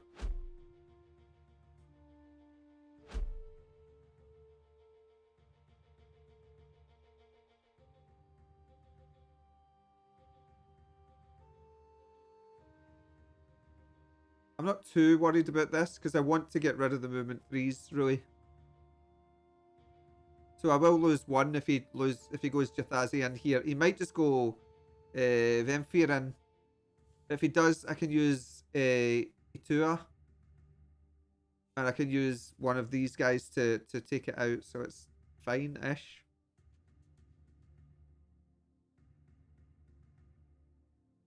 The 3 health is causing me a lot of problems, really, at the moment. Okay, so yeah, he kills this now, but these die pretty comfortably at this stage.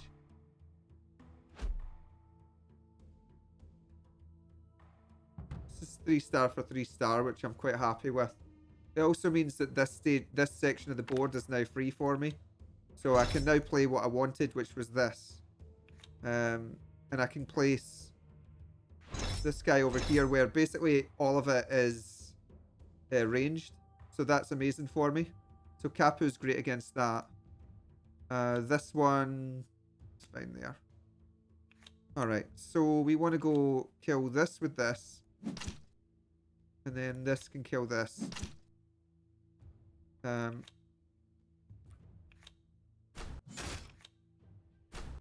kills this. This can run over here. This lets us start putting threat on his leader slightly.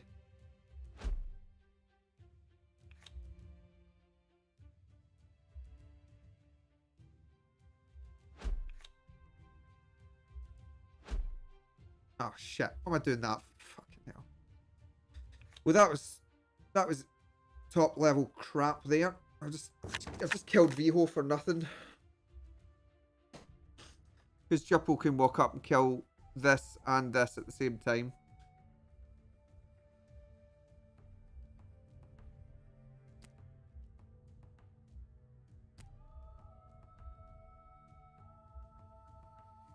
Vok and June. Maybe they are, yeah. Okay. Yeah, this was dumb. I shouldn't have moved this to here. I could even have... I don't know.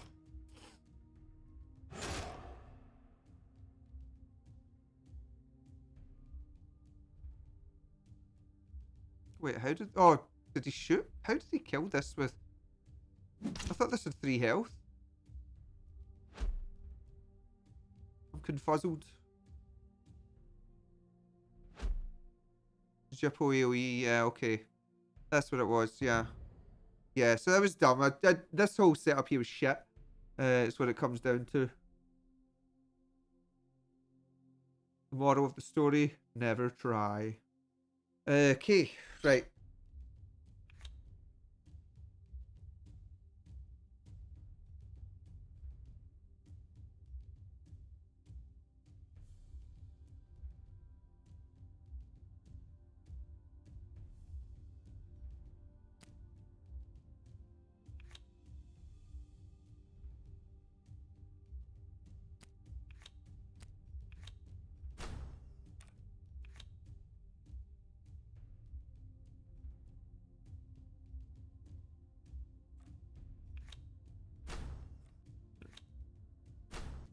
Want rid of this one.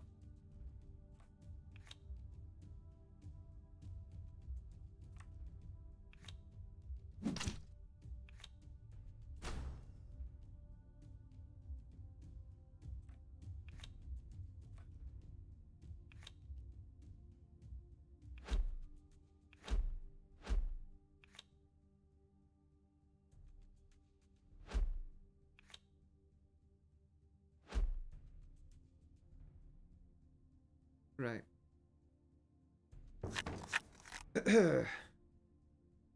Yeah, exactly. I've got the unit space, and that's what I needed.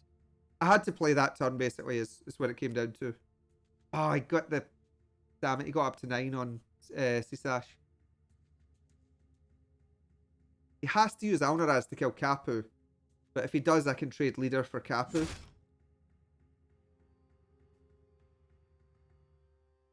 And if he doesn't, then I just charge through his line, chopping everything to pieces.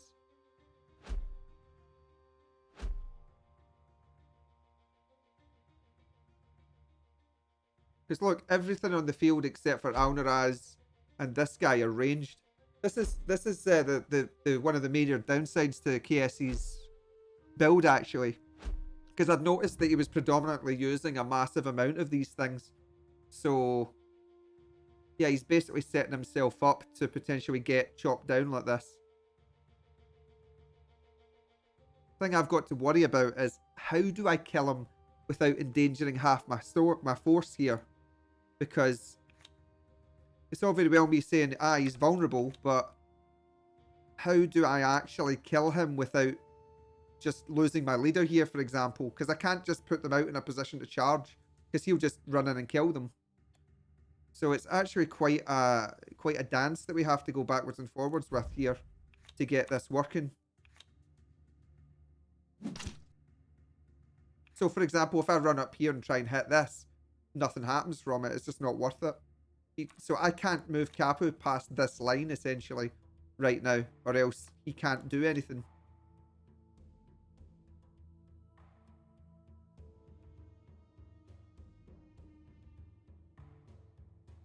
So I'm looking for cheap shots around this line.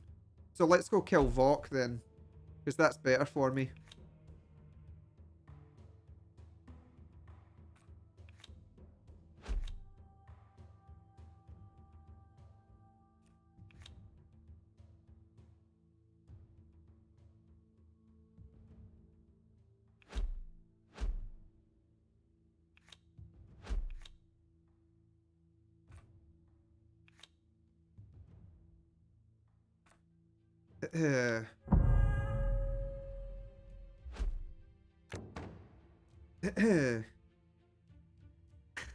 It's like the gauntlet or something, isn't it?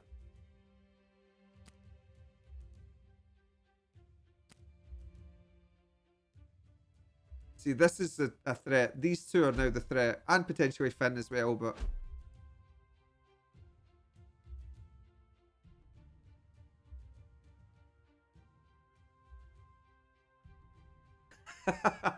My face on Kapu.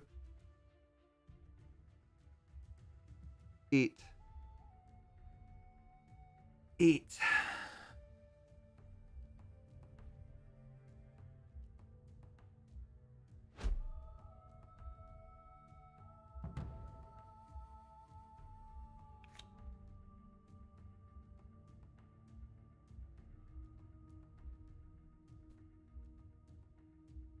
Right. I can kill Rakva here, which would at least alleviate some of the threat. We're going to not do anything with that. This one can move to here and here. We can either kill Vok or Rakva. I think I'd rather kill Rakva, honestly.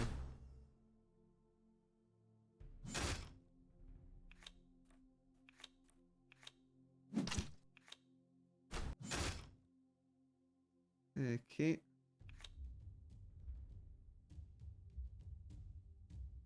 Leader can put threat over here.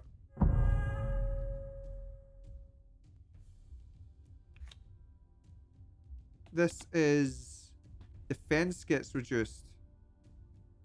Fine. You can have my defense. I don't care.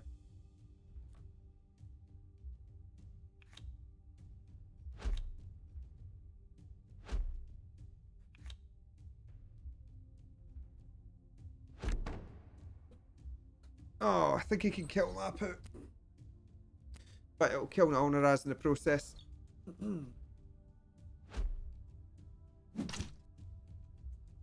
Oh, I think I've just lost the game. But we'll see. If I hadn't moved Nera, I think it would be fine, but I think I've lost the game.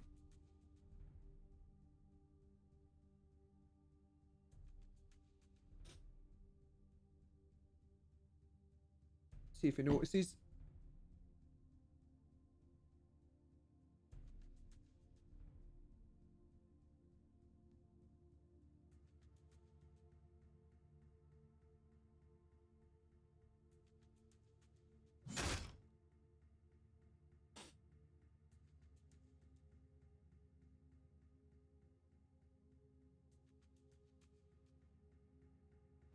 He didn't notice. Good.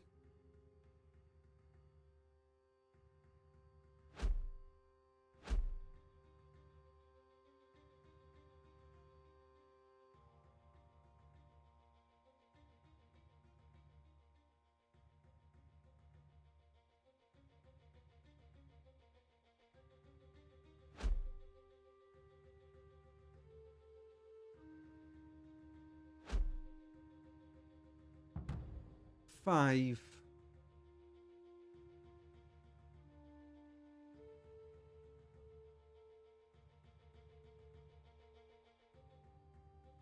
I think I might be able to win here. So hang on. 6.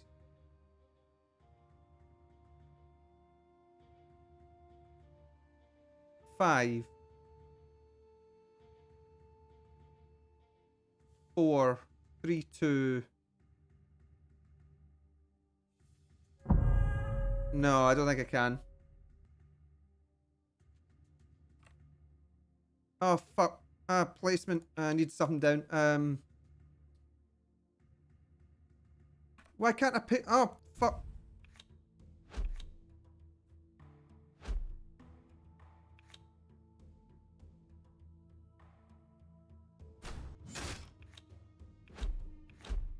Ah, it's fucked. Spent too much time chatting. Taylor, don't run in front of me, pal. I've lost the game. It's game over. Because he just kills this and this now, so it's over. But I think that I had that there. Taylor, please don't run in front of me right now, pal. I was trying to kill these two. I needed 2 units to kill this, and I think that was doable. I needed Lapu. I needed a way to kill Finn, because if I killed Finn, I could kill Nisash afterwards. Stop running in front of me, Taylor. Let's see. 8 max. Yeah, I know. It was spot on 8, I think, that I could have got. But it was 8 that I needed. So 4, 5, 6, 7. I needed 10, did I? Oh. Taylor. Right, okay, I get the game's over. Come and see me. Come and see me, pal. What's up? You'll be in a huff with me now, aren't you? Come on. Come sit me. Come on in. Come on. Come on. Taylor. Hello, pal. I'm sorry. The max was 9. Well, I don't know. I thought I had a way to do it, but I couldn't see it.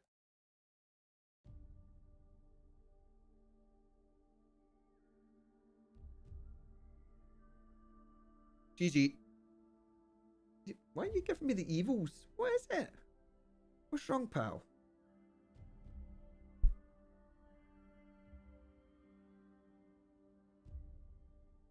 I mean, I'd seen at least 9, but I was trying to figure out the thing, because there was 4 on the right. There was Keen that could run forward and get 2, and then there was the 2 on the left, the 1 in the center, or 1 at say Sash or whatever the heck the name is, the red lizard. I couldn't see the last one.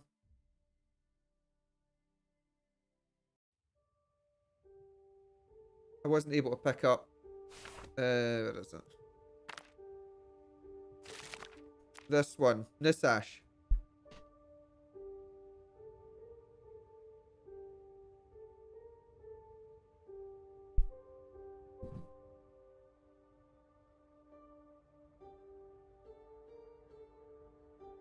Okay.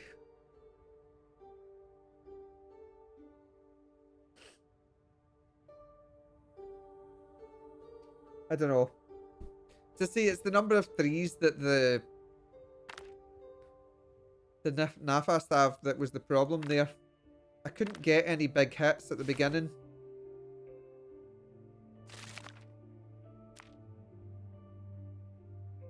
Possibly. See, the thing is, I could look at potentially bringing in... Who was it? They were talking about these guys into the setup. Forces Ash was a given, yeah. 1 Nisash, Valash, another Kisk or Vok.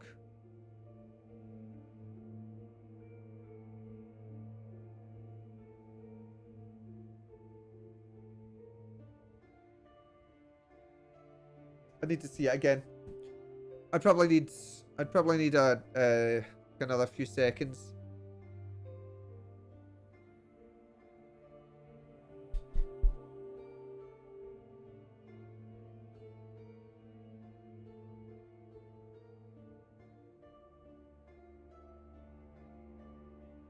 Yeah.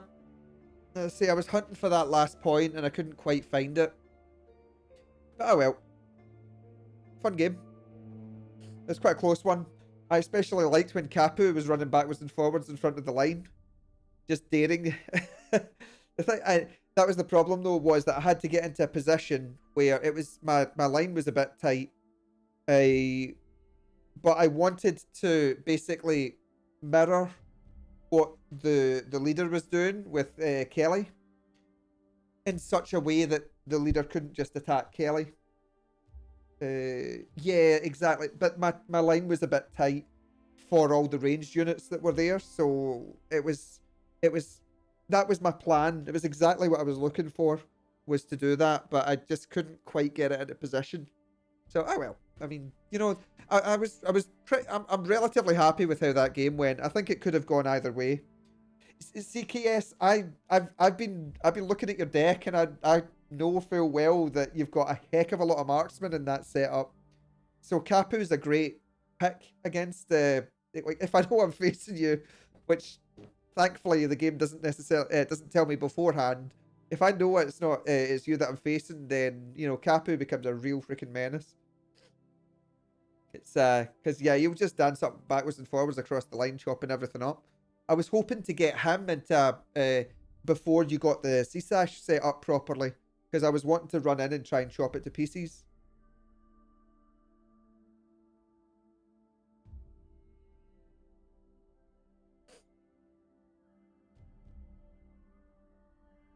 Aye, fun one. Let's go with this again. But it's interesting that you're running a lot of marksmen. I actually thought, see, yeah, I hadn't seen you playing that deck before. I'd seen you playing other ones. But I remember when I first met it, I thought he's built that deck specifically to fight me. Because I was running a slow setup at the time. But I've realised over time that it's just that you run a predominantly heavy ranged setup with that particular deck. So it's quite interesting. Yeah, you want to set up a lot of attacks on them because you want the layered defense, basically.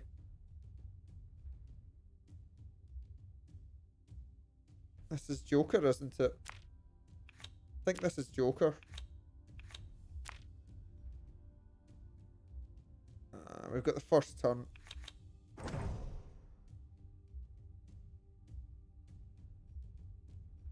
Yeah, I mean, I don't think it was particularly bad draw for either of us, right? I think we did okay on it. I felt relatively alright with my draw, to be honest.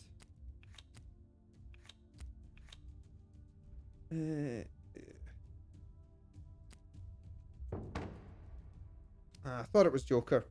Joker tends to be the main one that runs with this setup.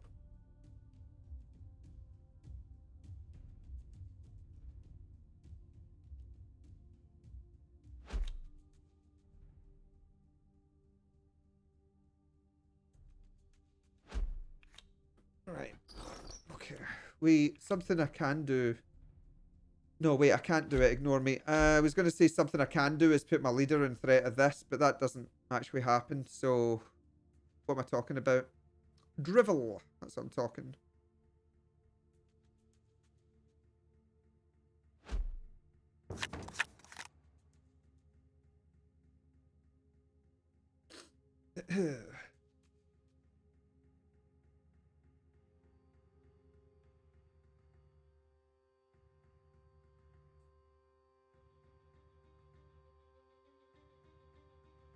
What's strong about your deck is, though, that it runs a heck of a lot more movement 3 than I would tend to see in an AFAS deck. But you have to be extremely careful with your placement, or else I think it can come crashing down on you. Ugh. Well, there goes my offense.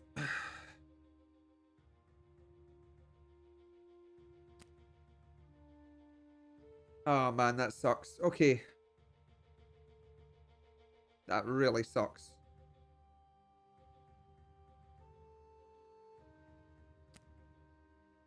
I was relatively happy with this start, but this is all going really badly for me now. Eh.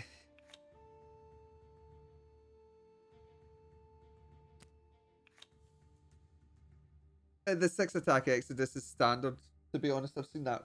That's become the most common use of him, I believe.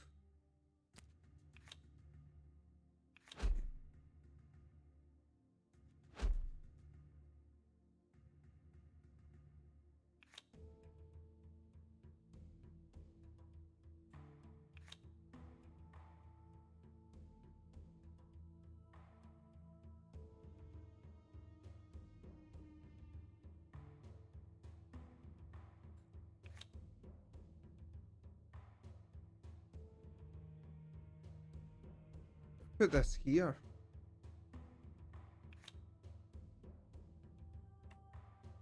Let's see what he does.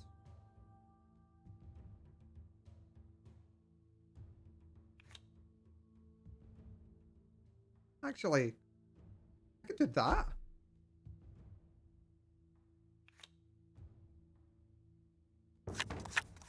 It's really dangerous for him.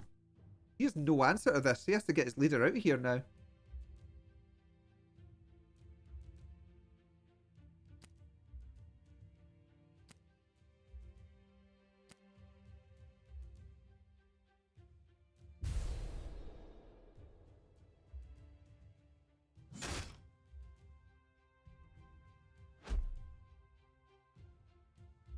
Okay, sure, fair enough. Does have some answer. Let's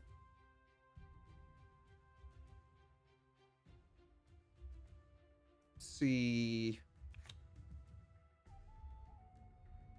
So it's a leader. No, it's not even a leader trade, actually.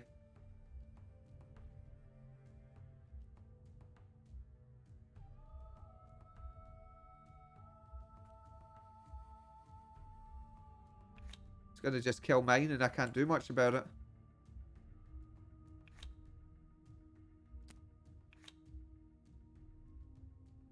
Kappa's not as important in this matchup in general.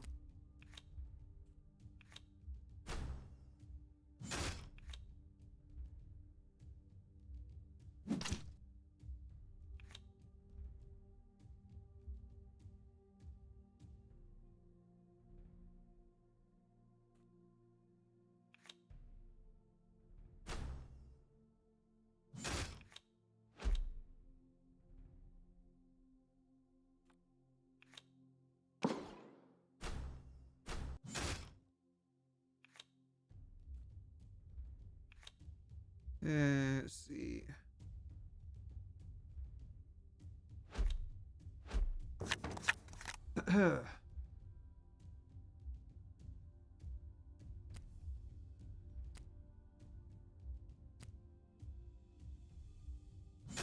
But people do that all the time, Airball, is my point about it. Okay, he's going to do the split attack. That's okay. He still can't kill. He will be able to kill off some of my stuff, and he will get the hit on my leader with what's his name. But I'm not going to be able to use Tapisa anyway. If she ends up being in a position that she's going to get hit, she's probably dead. So I don't really care too much about that. I'm more concerned about the other stuff.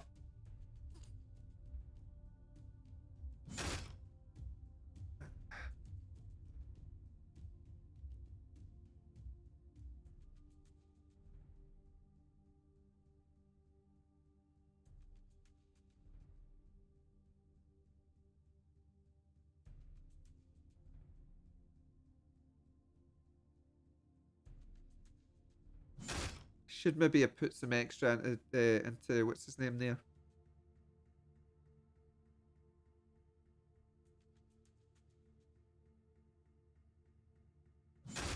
Yeah, that's fine. She's on 8 now, permanently.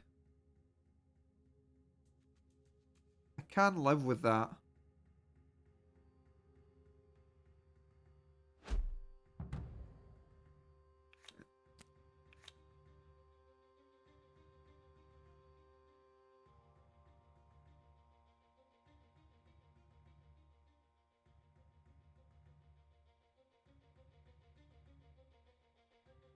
Seven.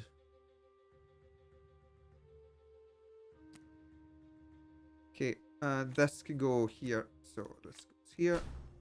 Kills this. This kills this.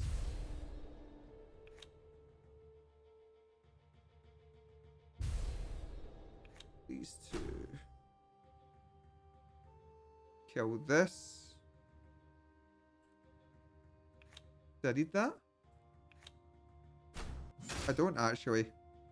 So this kills this. This kills this. This sets up here.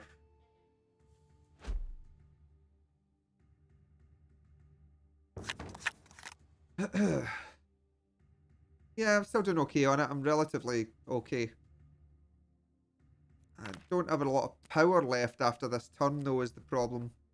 I've got the stall, but I don't have the win right now because I'm going to lose a lot this turn.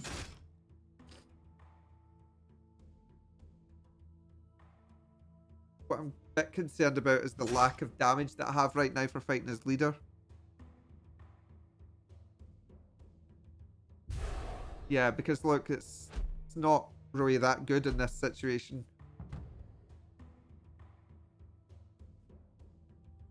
Right.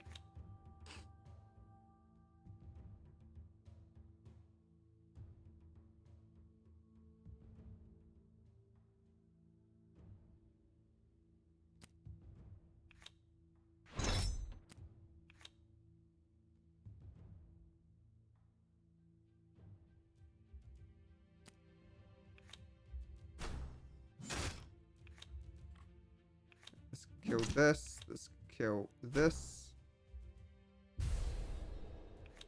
Kill this. And we've now basically defended our leader at this stage. We've defended our leader, we've defended our guardian, and we're in a half decent spot.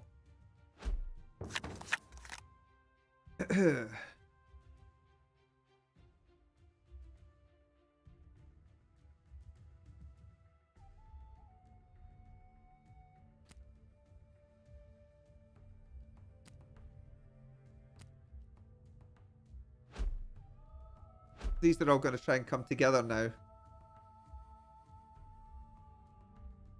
I don't really want them to get together, but I don't think there's a way I'm going to stop them here.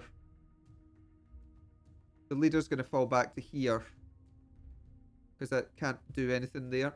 Unless he wants to try and kill Hinto and then just die for it.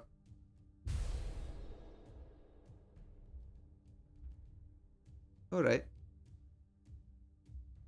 10. We've got 12 damage there because Kapu's out.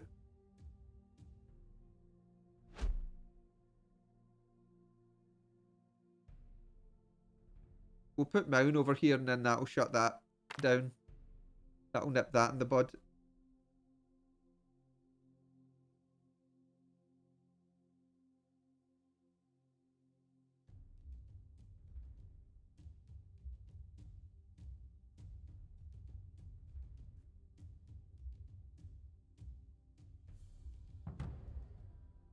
Right, Mound goes here.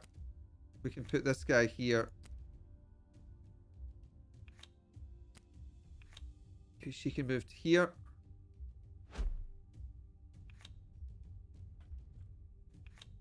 These two can go here. Spruce up this. I wish I'd put the +1 attack on him. Fuck.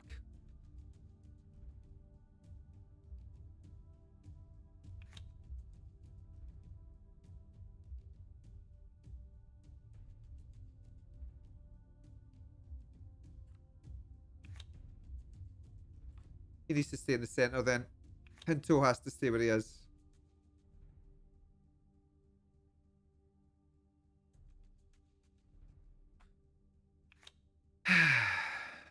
It's not good because Kel's going to die to this one. We're going to get flooded next turn. This is me not using my equipment properly here because I wanted to put +1 defense in Kapu. And I should have put +1 offense in Mojag, but I wasn't thinking the turn through properly. To be fair, if I'd done that, Mojag might well have been killed. But right now, I think I'm going to lose Hinto here. Then I'll lose Mojag. And then potentially a dead Kel.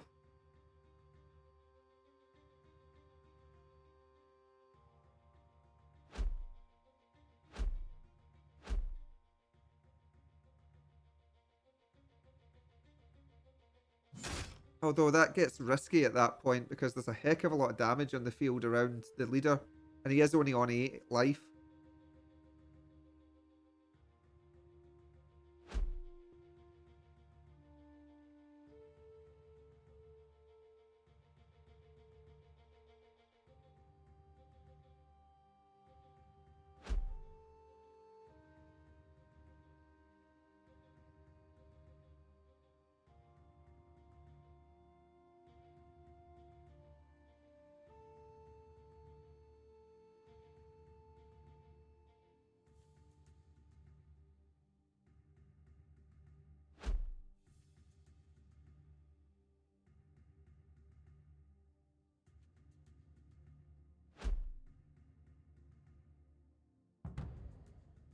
Okay.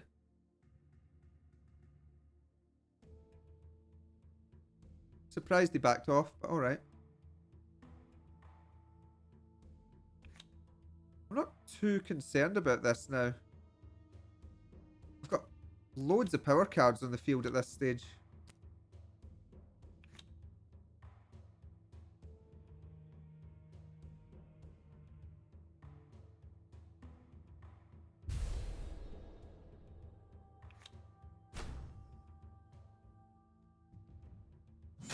I need to kill this. I should actually use Tinto for that and left Mojang alive.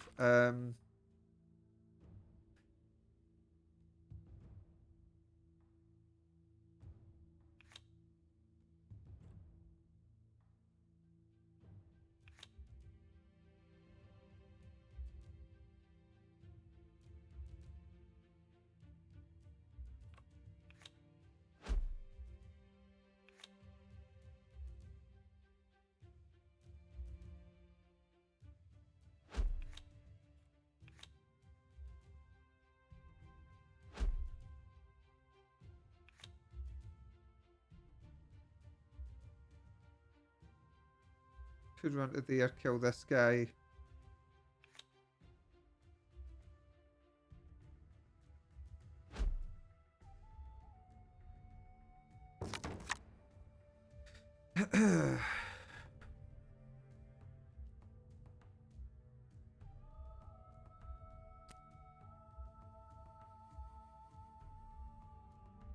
Yeah, we've got enough to kill a lot here. I should really have used Tinto instead of Mojang for that attack. I had more than enough anyway. That was a mistake. Plus one of my better movement 3 guys. Thankfully, I've got Sparta coming in. Sparta's going to be a 6 attack, so that's going to make up for it. And I could use that to threaten like Zico. I could even put threat onto Fruzia with him, all that sort of stuff. So that's okay. Looks like Kapu's going to get killed. I don't really need Kapu in this matchup, so it's not too bad for me. And he will lose a 3-star for 3-star, so it is still even. And actually, I can pretty much win the game at that point.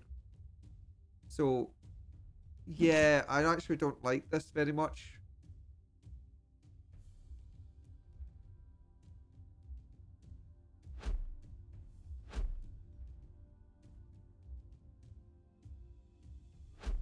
Alright, okay. They did have an out there.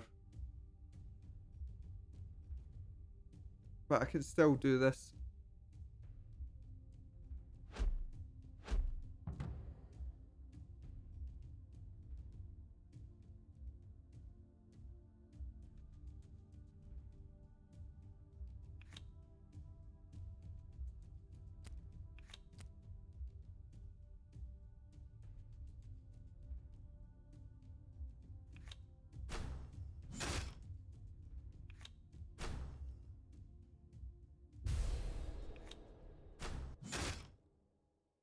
Yeah, GG.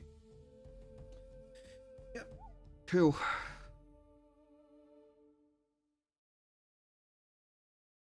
Lovely.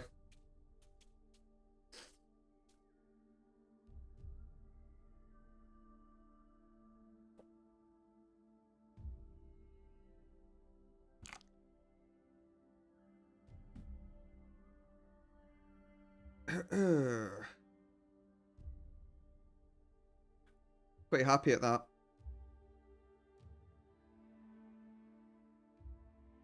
Oh, right, yeah. I've just seen you put it up there. Let's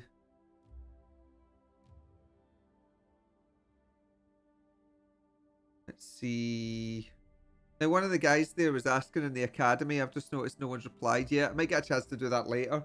He was asking where does he start with the deck construction. That's something that I'm going to cover. I will be covering that in a video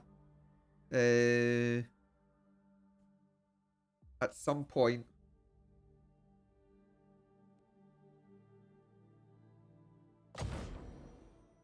That was actually a game where Tapisa was good, though, to be fair to her.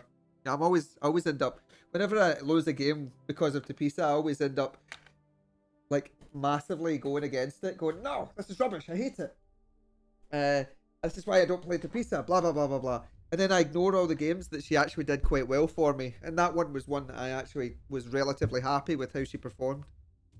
taking that hit on her was fine because her range on the attack was still more than capable of handling what I was concerned about.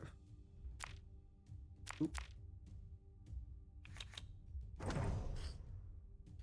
This is a rare matchup for me nowadays. I haven't really seen many Tigari playing in general, but it's good to see them because they're pretty much my favourite faction, to be honest. Although I really like the Norder are actually the Norder massively overtook the Nafas for me. I was really excited to get Nafas, but after playing the Norder, I'm like, oh, Norder are way better. I think we'll play them next game if I remember. Hey, Maddie.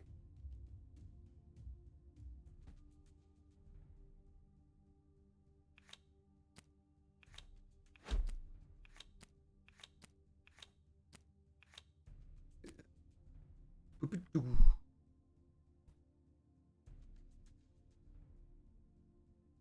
played Astroneer. Ah, I saw you playing it earlier. So you must have all of the rockets. Do you find it that different from a lot of other decks, Glimpse? It's interesting because okay. Because actually really I feel very, very comfortable playing as the Tigari, but I'm actually surprised for you to say that people don't play them this way because it sort of feels incredibly natural for me to play them like this. Oh, okay.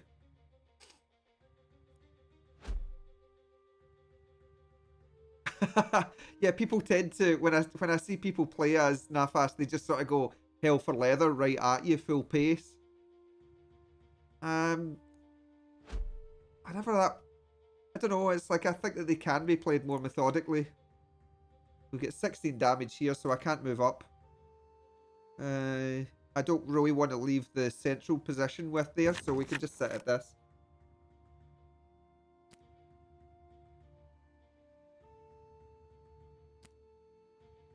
It's kind of funny because... Oh, that's going to be annoying.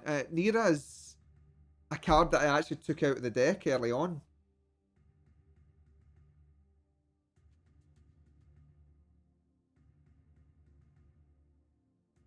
Yeah, they are quite long. Aye. I'm used to playing a more long-term game with them. You're right on that.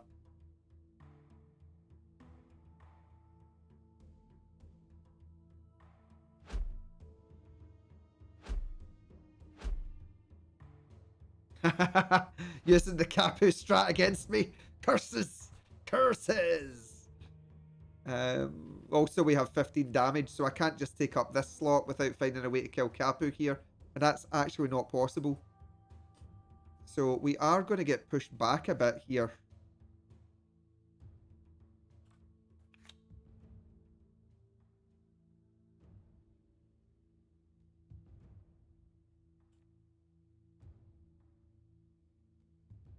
So I've only got 6 damage here. Right, okay, we want to put this here and this here. Because both of these, well, Sparta isn't able to kill specifically on its own, but it will be comfortable enough.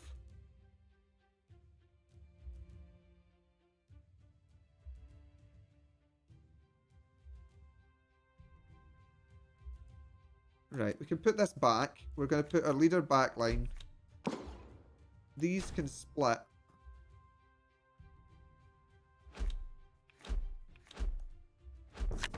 This isn't great, but I do need to play more defensively with Tapisa because you don't have Nuka's power. And this is my gripe, as I say. This is the big problem that I have here.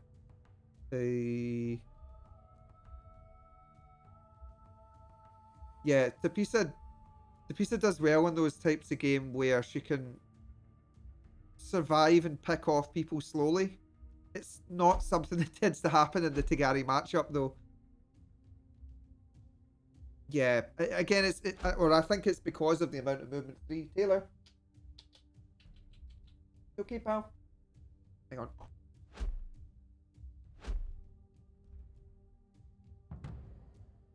The cat kind of slinked into the room, stared at me, and then walked off, which Could mean that I'm in the bad books or something. Or it could mean that he's done a giant wreaking crap somewhere and is now plotting my demise with it. I'm not sure which. Either way, I'm sure I'll find out soon enough. I'm gonna have to start sacrificing some stuff here.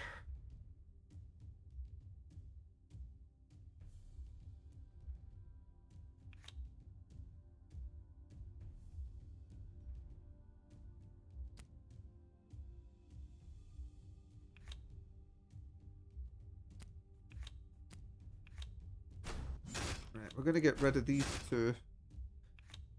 I really need to get rid of this, but I don't want to.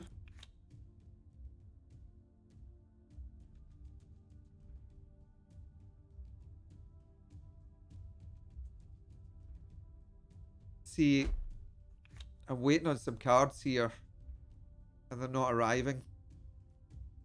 And that's a problem. I needed to get rid of this. I actually needed rid of this one, I think, so that I could move units over to protect this section. I don't really want to get rid of Sparta here.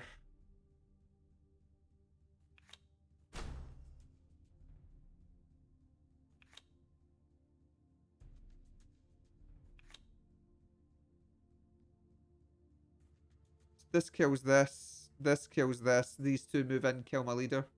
If I walk them forwards.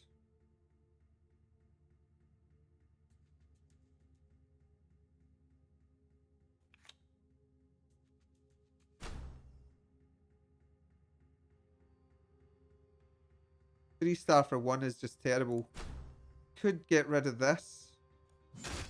Let's get rid of that. It's not a good pick because I'm losing out in movement, and I think that's more of a problem. I also want to move this guy forwards, but I can't because the Devaki's holding me up here. This is why I needed one of these off the field. Okay, we're going to lose a load of units here, so this is not too bad. We've got defense. This is the sort of thing I'm talking about with the Tagari matchup, is that you need to have these better defensive units on the field at times. Now, Mound's a bit of a trap because he's actually really easy to get 2 stars off of at later stages in the game. But creating a blockade that it takes more than 1 unit to kill is a big deal.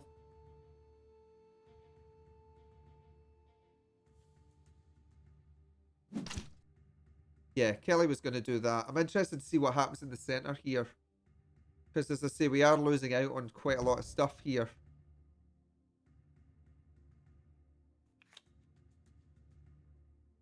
Right. But it's these... Right,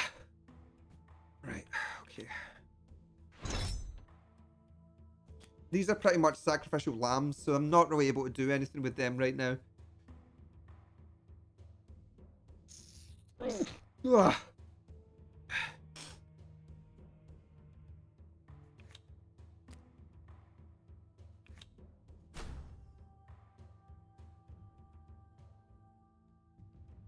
I know this is weird. The movement's more important.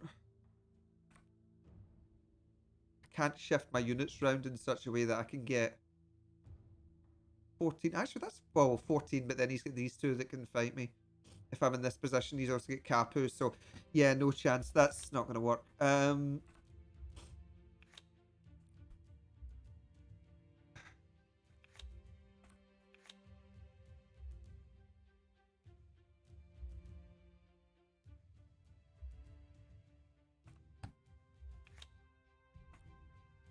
He doesn't even need to do anything, you see, because he's this step forwards, he has more deployment zone than I do.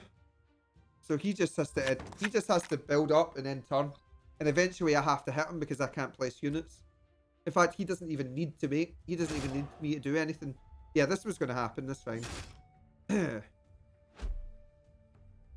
What's crap is that Kellic now dies from some of these hits. He's probably just going to wipe out most of my front line here. But as I say, this happens because I've got Pisa as a leader. Hi Taylor. Come on, what were you shouting at? You want to go in the cupboard?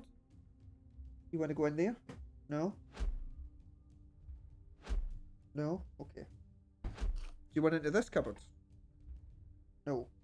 Okay. Hey, Taylor. You want me to play with a laser, don't you? I think he has set a doomsday device off in the other room. But we'll see if he wants to play with a laser.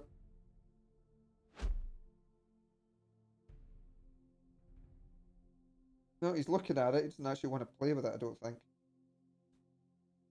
He's just telling me that it's time to clean up after him.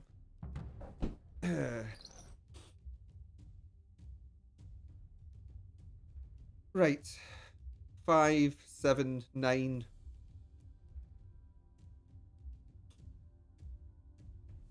Yeah, but I don't really know what I'm... Well, I guess automatically by having Nuka there, I need to change it up.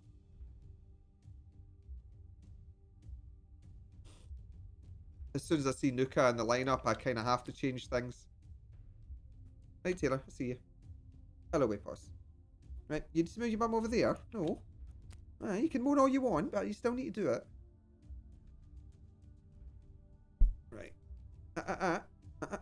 Stop.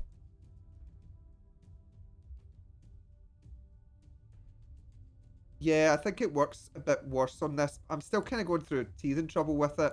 I'm honestly struggling with what I should be running on this deck. Because it does... I mean, yeah, you don't quite have what I need for it. Let's see, that was 2, 4, 9. See if I'd used the +1 attack here. I'd have had him, and he couldn't have done this move. So the moral of this story is... Don't do that. Okay.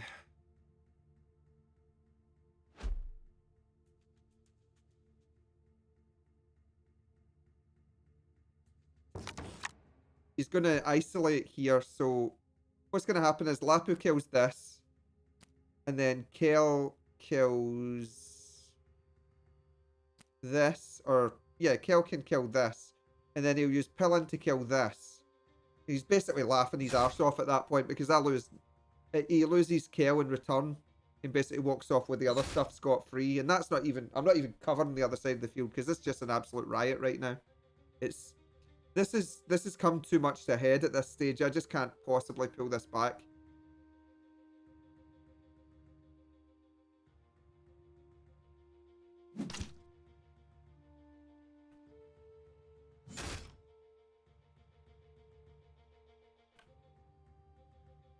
I said I would have actually used Pillin to kill this, and then I guess this keeps Kel alive as well. Fair enough. Except that Lapu's then going to shoot somebody, but yeah, whatever.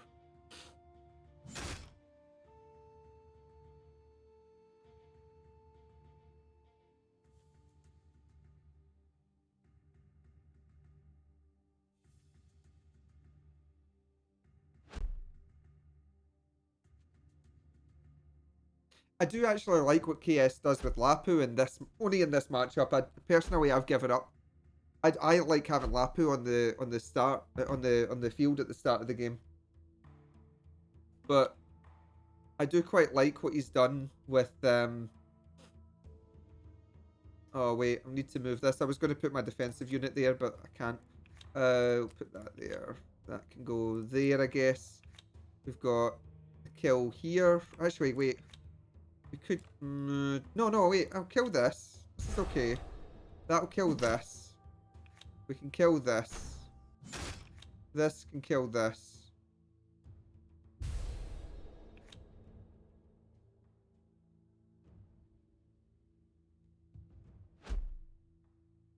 And then we die next turn because he kills the leader anyway, the guardian. So okay, it's, I mean, it's screwed. It's a piece I just can't do that sort of early engage. It's the ability of having the threat of Nuka that's so good about it. The other thing about Nuka that I like is that I don't really mind losing Nuka for an even trade. If I can kill their leader with my leader, I'll pretty much jump at the chance on it because maneuverability is the main strength of the Tagari. They have a lot of high 3 movement units, so I'm normally quite happy trading. Yeah, GG. I'm normally quite happy trading off a lot of my high movement units just so that I can get rid of theirs. Because it then creates this situation in the end game where they don't have the movement and I can pick off the threats as I want to. You think the piece is a great pick against arachnids? Yeah, kind of see it. The arachnids are limited with their attacks because a lot of it is melee based. I was about to say warrior based again. Yeah, so like she can help to pick off a few units here and there that can be quite decent.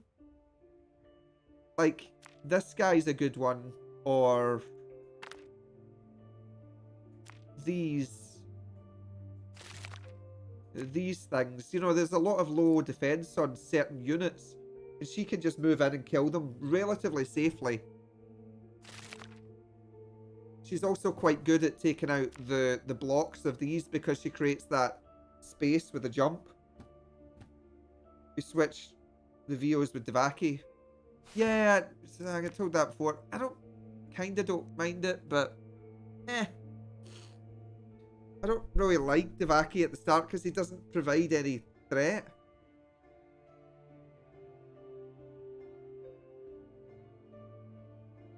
Nah, fast maybe.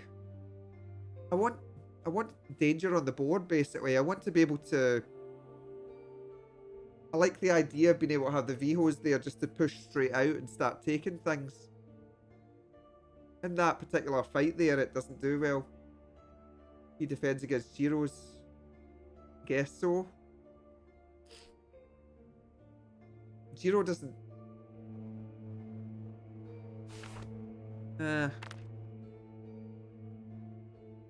Oh, right, okay, I see what you mean. Like, against Jiro.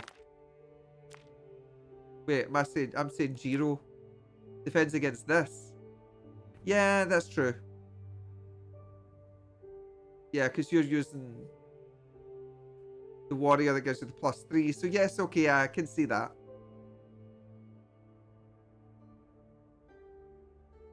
Okay, I can concede that.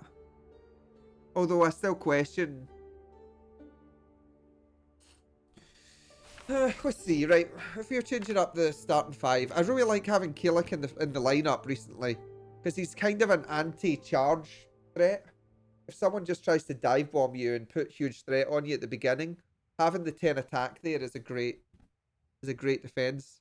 I also like to have him on the field early to try and get some free fanatic caps if I can.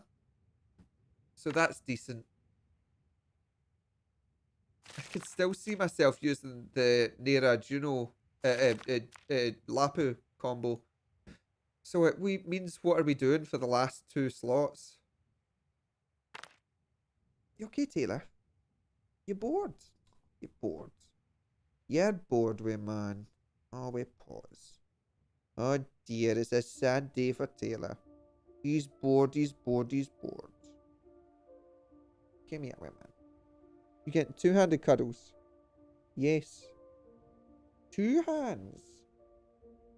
Happiest day of the cat's life here. Have you ever seen that advert? What's it called? I think it's Dear Kitten or something it's called. There was the guy that did it.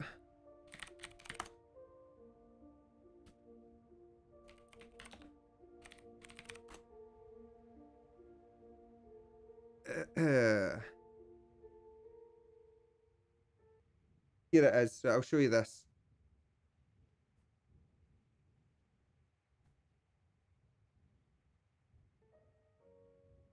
Dear kitten. I don't know if you can hear that. I might need to turn it up. Yeah, because I normally run it really low. Since I have hissed at you the customary 437 times, it is now my duty as the head of the household to begrudgingly welcome you. Perhaps you are here to replace me, but I must do my duty and educate you on your new surroundings, as Maximilian once did for me. Rest in peace. Dear kitten, this room here is basically a crapshoot. Either you get the petting of your life, and I mean 2 hands, like you don't even know what's going on, or they just lie there and don't do anything. For hours, it's weird. Oh, and I should also point out, on special occasions, they will leave the underwear drawer open to signal their appreciation of me. Just to be clear, it's my spot. It's perfect in there. It's like sleeping surrounded by underwear. Well, I mean, that's exactly what it is. Dear kitten, I remember when I could fit in a shoe. There's nothing like it. Being engulfed in 360 degrees of foot smell. Enjoy it while you can. Dear kitten, because you are so small, you cannot jump, which is sad. Sad for you. But eventually you will, and you will find the places that I refer to as up. This will come in handy, especially around the human larva, which I know smells like milk, but can be a bit grabby. Dear kitten, you should be aware that there are two kinds of food. The first is sort of a dehydrated brown niblet. I think they gave us these because they're training us to be astronauts. Just a guess. The second kind is wet food. It is so special they keep it in little armored metal casings that no claw can penetrate. With no claws to speak of, the humans can somehow open them. It's like some dark magic. Dear kitten, I should warn you of the monster known as vacuum. It can eat and yell at the same time, and I've seen it eat everything. Seriously, like a paperclip and 2 cat toys. Didn't even flinch. To hide from vacuum, you may use the curtains of invisibility. I love that. Oh yeah, you're good. Good hiding. Oh boy. Dear kitten, one final note. Once in a while you might see a little red dot. I'm going to tell you this right now. It is real, and it can be caught. I did it once. I held it for a full minute, but when I lifted my paws, it was gone. So kitten, welcome to the household. It's actually an advert for Just something. fine. It's actually an advert. Ah, there you go. It's a cat. It's an advert for something, but it's a good video. You've also got 2 cats. So that's perfect then. I've got just the one monster, so yeah. Taylor does not get on with other cats. He has no concept of how to interact with them. It's a shame.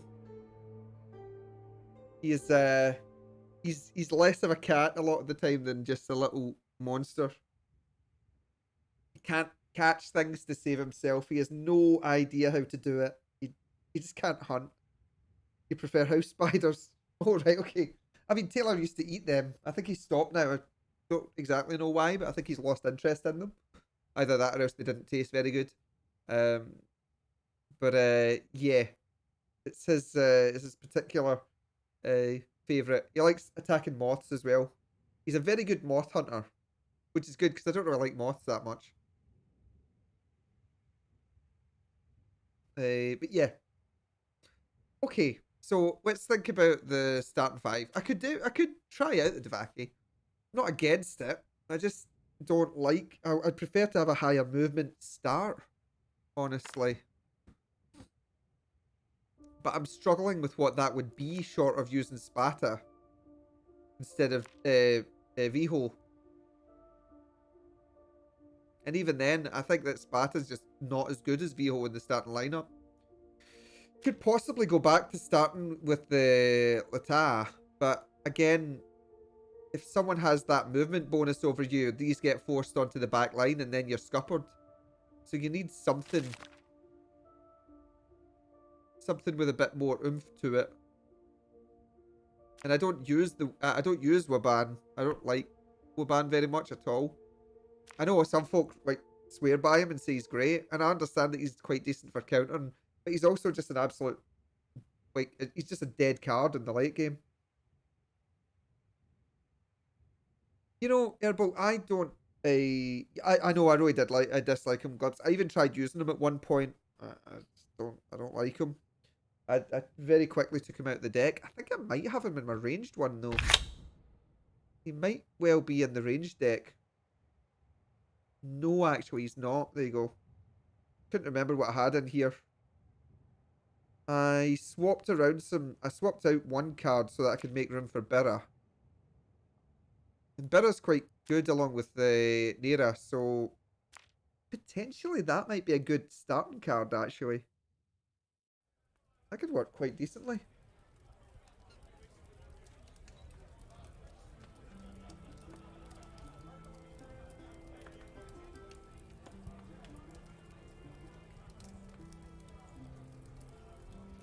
You know, Yes, well, he's actually better, I think, than Gantur, but it's funny that you say that, right? Because I was going to talk about that at one point.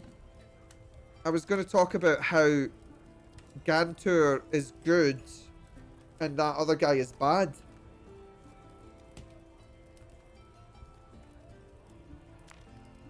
Oh, I mean with Freya, right? Okay, yeah, sure. So, I actually do like Gantur, and I think I use him. Yeah, I use Gantur. It's about how the decks function, though. I don't mind having Gantur in there, mostly because I've got other stuff around him that he can sort of trade around with. Yeah, yeah, exactly. And like, I think my gripe with Wapu or whatever his name is that he doesn't have the toughness. So he might counter something, but if he gets in a bad spot, then he's kind of dead. Gantur can threaten fairly comfortably without actually wanting to fight. Yeah, they do. Kisa, aye. Are you meaning this one? Well, that's different actually, that one, but where is it?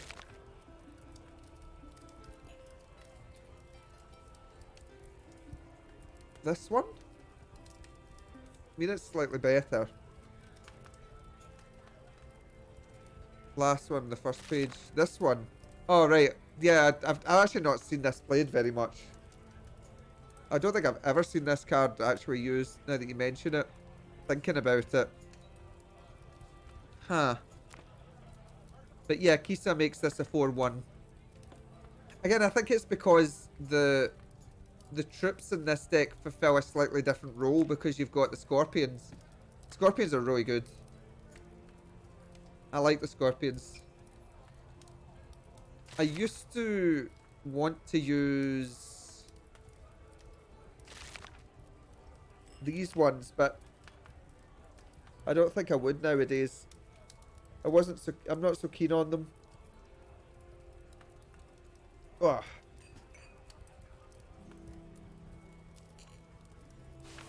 But yeah, I think Gantur just has that little bit of a different style. I used to use Henk, but it was mostly because I didn't have a lot of spaces for Elmar. Like, this guy can quite happily set up a really nice ambush for Elmar. Or, you know, if you've got Frauga that you can bait in with Gantur and then hit with them. There's only a few people that focus their active warriors, yeah. Yeah, true. I think a lot of people mostly focus on using the pioneers with them. But there's a lot of, if you're using, I mean, I would probably try and use Kisa if I could get the, when I get the Arachnid stuff and I'd set out what I want with it, I think it'll be Kisa. But that might change with the patch coming next week. So who knows?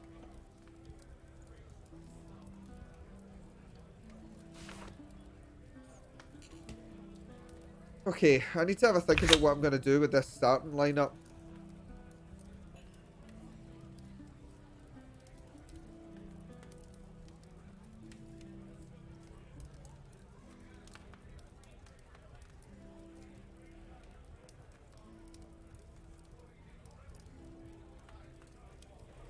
Because the issue is that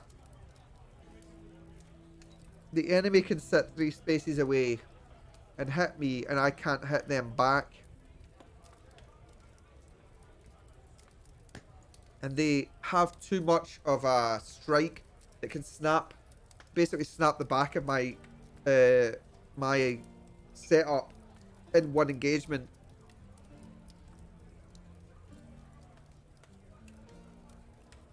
But the difficulty is that Tagari are not good at tanking. They basically have no unit that's got a particularly large toughness to it, except Apisa.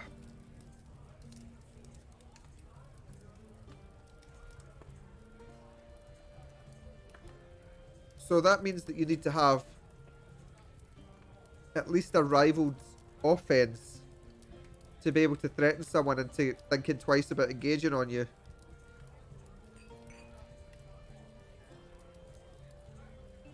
Who makes a tanky push? To Pisa.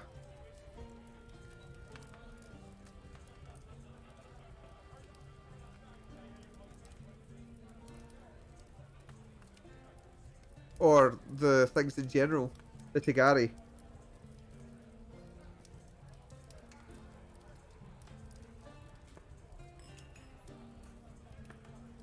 Tigari make a tanky push? They can have a... Not about tanky push. If you're talking about Ebe or something, maybe, but... Ebe's just as easily countered by someone like Devaki.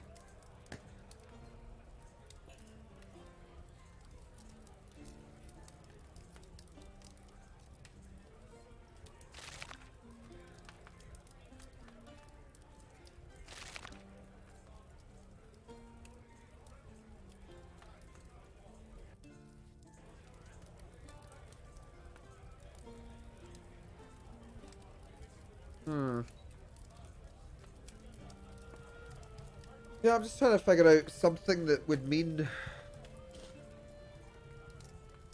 Maybe just giving a trade-off is the better move.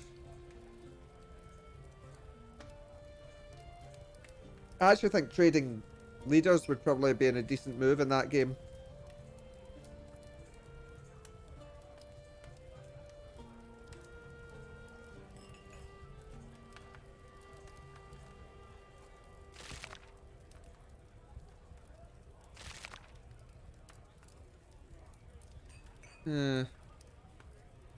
Alright, let's give something a shot.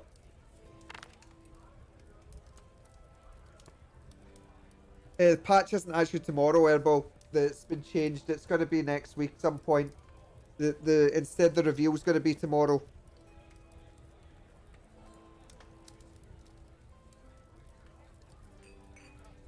So that only reveal tomorrow, yeah. I think it's been put back a wee bit. Patch tomorrow, confirmed. Yep.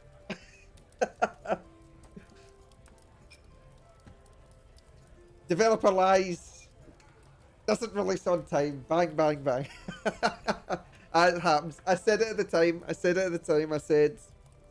said, I expect that there's always something that pushes back development. Always getting that hard date is really difficult. Really expected it.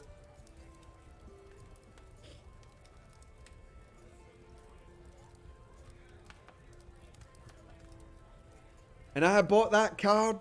I was told, yep, definitely going to be the end of the week. So I bought Bira, all in prep for it. I'm going to write an angry note out on the interwebs. And that's going to be it. Immortalized. Complaining about my extreme disapproval. That'll be it.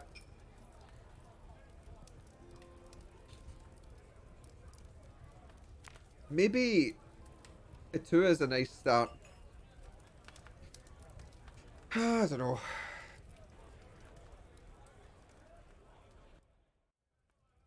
I don't know.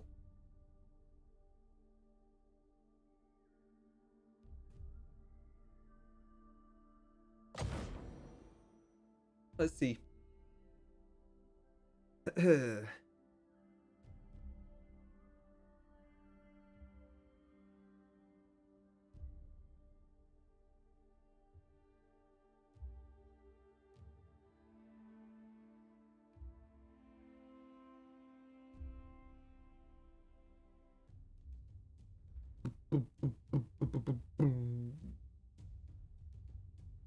Ew, it's the Tapisa matchup.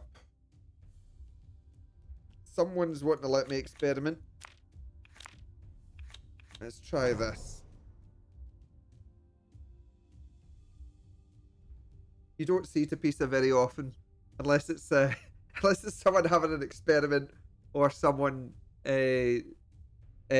someone new. You wonder if we'll get the daily bonus bug. Your wife is only playing. Oh, interesting.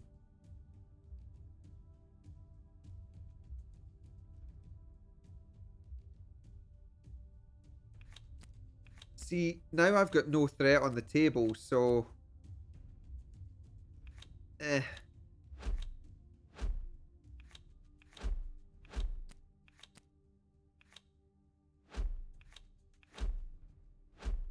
Let's do this. Right, what we got? Maka in the starting lineup. Alright.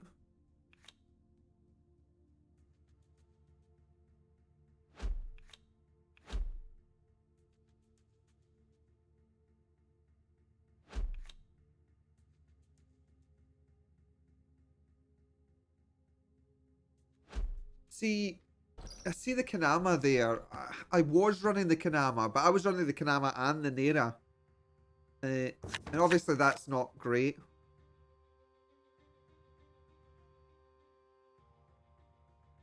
I don't generally like, as I say, Tapisa as much. I'm much more of a fan of running others, but I will say that she can be difficult to take out.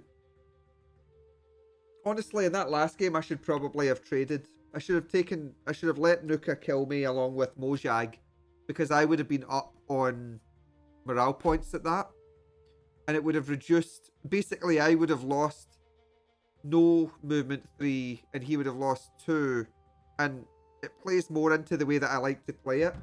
So I actually think that would have been alright doing that.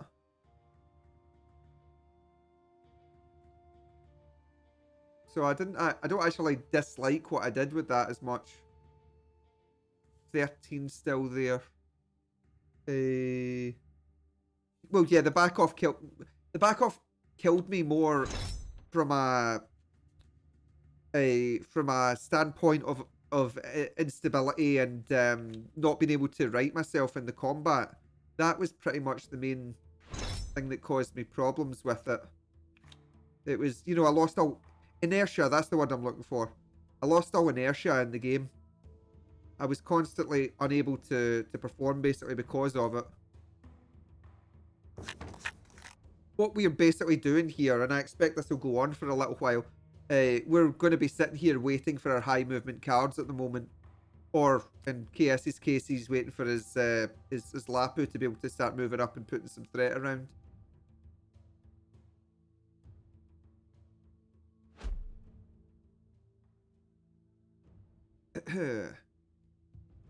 And what's interesting about this is that we pretty much want to have our Kalik alive to be able to kill the Tapisa, the opponent's Tapisa. Or potentially the Lapu is the other option.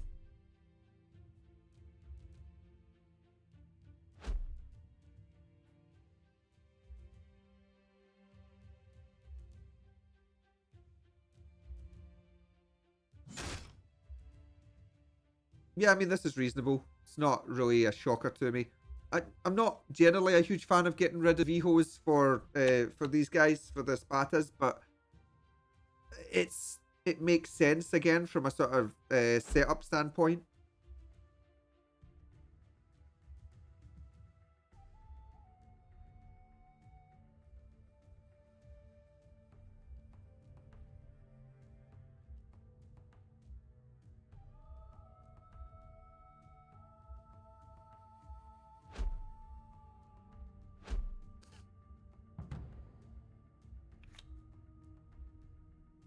We've got no high movements over here again, so this is fine. Oh, catch you later, Glimpse. Just you for today. You'll make if you make it, we'll most likely be in chat when Timberwolf streams tomorrow. Yeah, I'll try and make that around. What time is that around that he's streaming? I'd really like to see that as well. Looking forward to it.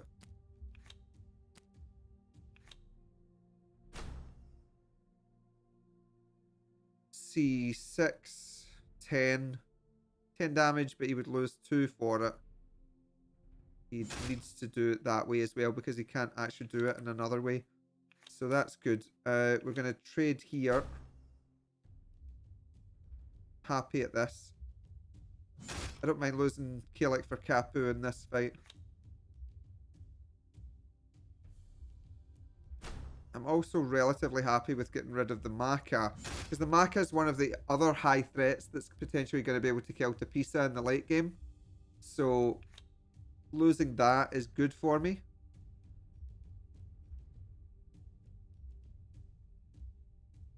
We'll start to play to this side because I want to create some more threat over here. 8 damage.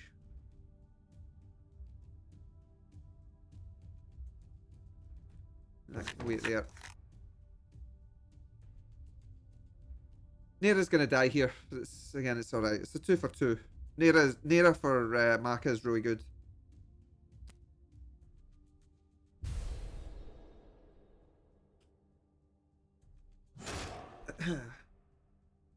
Yep, this is okay. Interesting. Okay. I'm actually happy with this move. Although not particularly happy about the Vicket coming up afterwards, but okay. Actually, it's kind of alright. I can back off from it. The Kanama's not going to do too much. The Sparta is fine.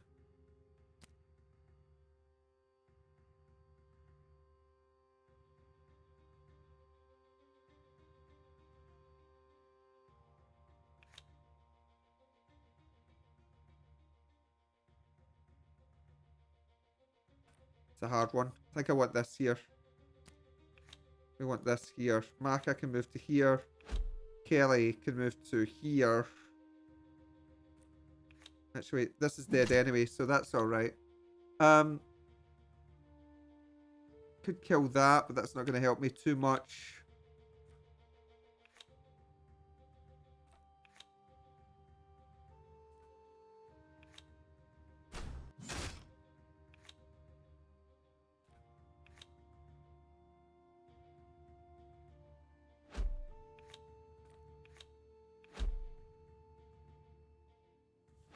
Okay.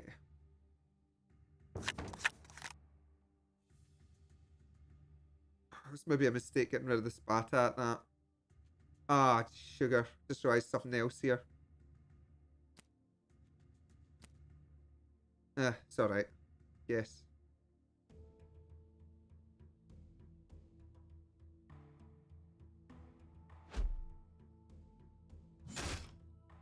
Oh, okay.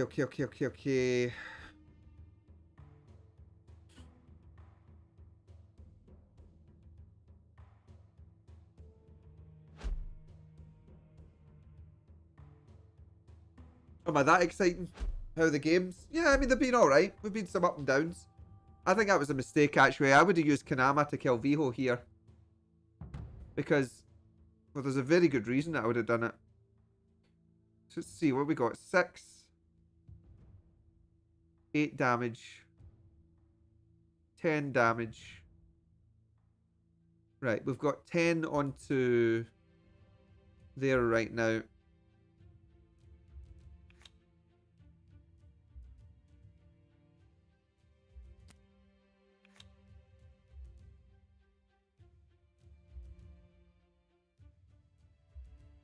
If I move to here, 12. That'd be there. We'd only have 12 damage coming in. Actually, 14 from this. So this.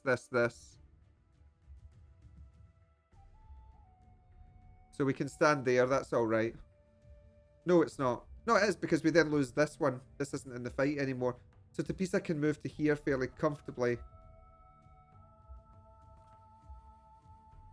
So that means that we can block the V-hole from getting killed. So I can now put another V-hole out here. Can't put Mojang down.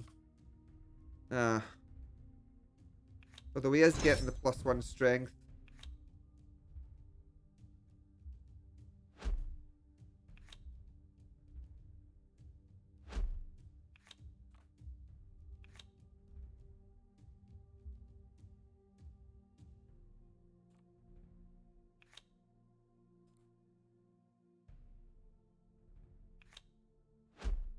Those up.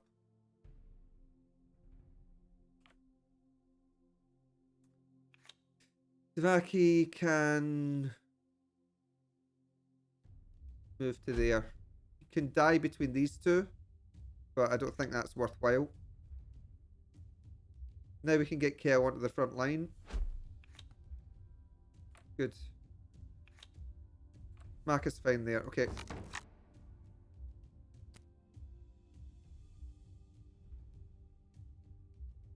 I mean, it's good to have that sometimes, right? It's good to have that extra fatness. Just get that extra calories into you, help you knock you out. I need to have less, to be honest. The amount of shit I've been eating recently has been really bad. It's really not good for me. Oh man, that's a bad time for him to show up. And he's got armor on, so he's going to have 7 defense after that first kill, which is probably going to be Mound, to be honest. Ah, feels bad, man.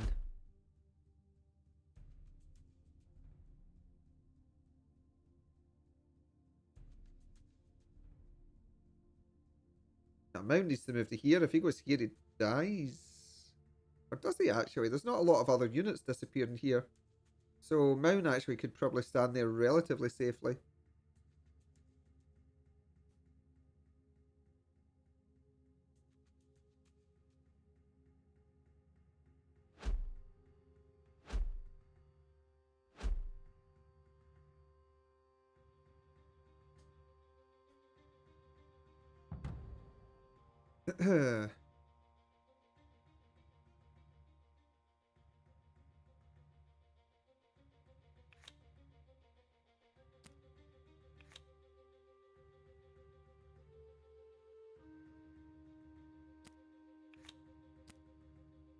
Okay.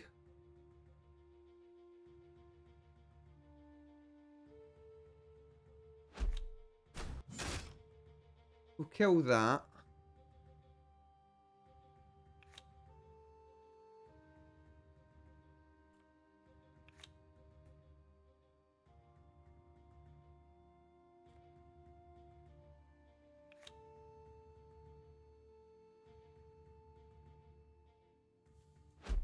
Go here. This can go here. This can go here.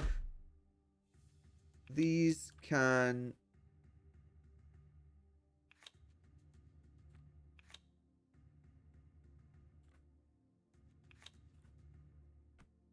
Marker's alright where they are right now. Wishing that I had one more Sparta here.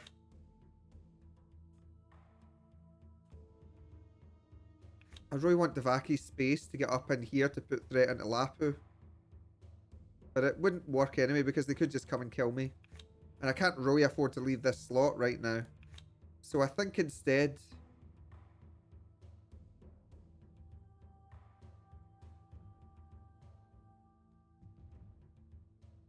Nah. Doesn't work. I need to wait there. Okay.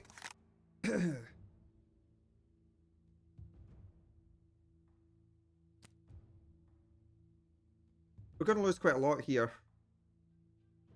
This development on this side is definitely a big push to try and get some play going.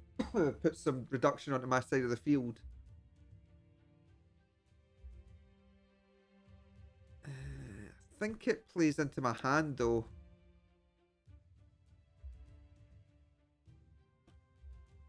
I'm not really going to lose 7 this turn though, I don't think. Probably more likely to be 5.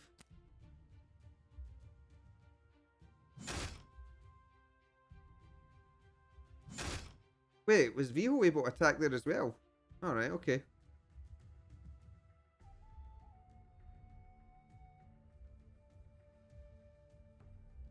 Right, that's a problem.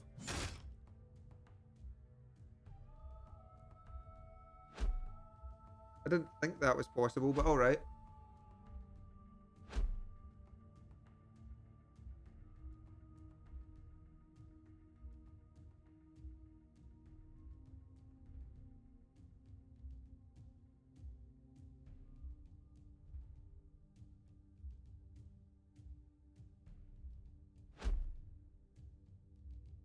Leader backs out. Okay.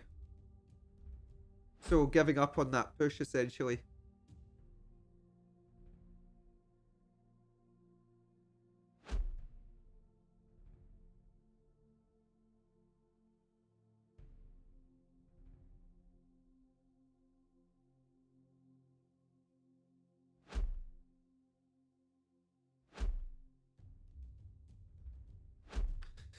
See, the mistake here is that it doesn't have the buff on Kel, so he can't do the dive onto Tapisa.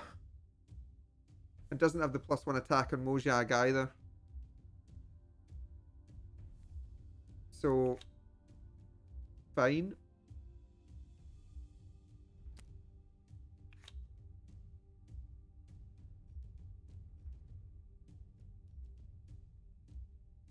Okay.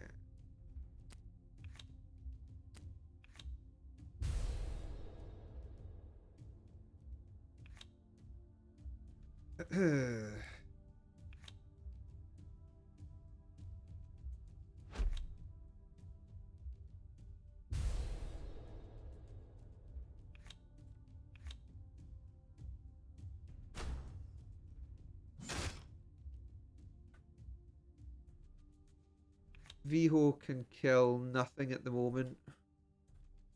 Kel.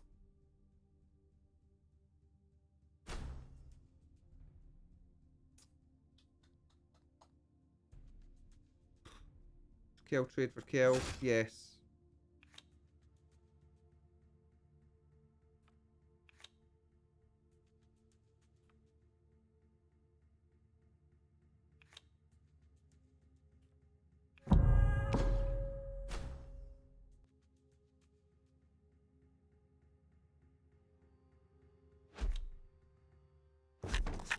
I need that space on the right for somebody.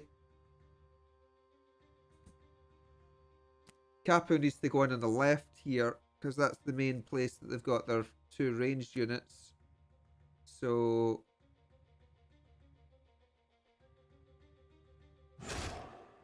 Okay.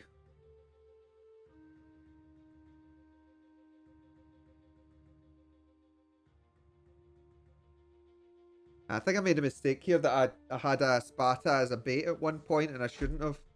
Because I've not been able to kill the Lapu with the Spartas or the Vihos. He's done a decent job of keeping them separated. I'm also starting to lose a lot of stuff, my higher movements on the field, which is going to cause me problems for late game. It's so much harder to play when you've got that lack of movement.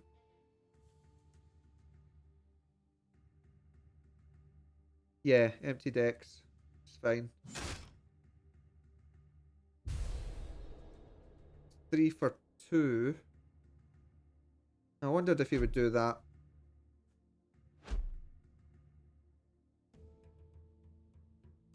I don't actually like that move.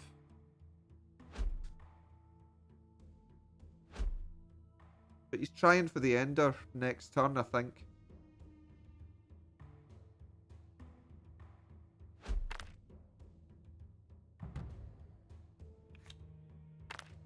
I think I've used all my equipment. Yeah, I have.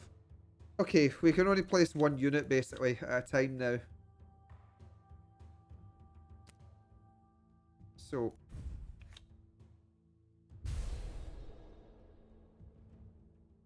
the idea is he'll move Maun up and kill this, and then he'll try for Devaki hit. I'm going to just change that up here by doing this. We'll use Noya to kill this.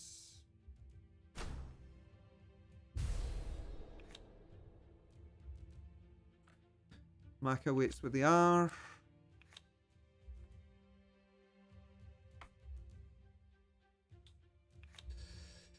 Right, what have we got? We've got dead.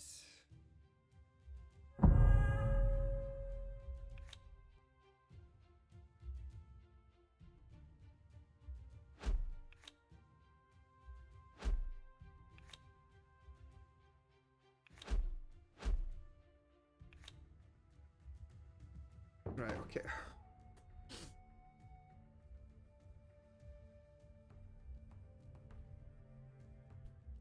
I need to have Mojang on the front line. Oh, man. Latana's a bit annoying because I can't move up on this side because of Kalik. And actually because of this guy as well, because both of these can kill. So I can't even just have one of them sitting there. I need both of them removed. Which I actually have in place right now. No, wait, I don't. Technically I do because, yeah, this is still alive, but I'm not sure if that was going to survive.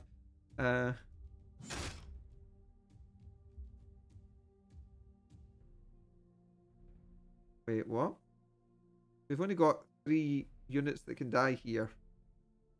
We've got 2-star and 1-star.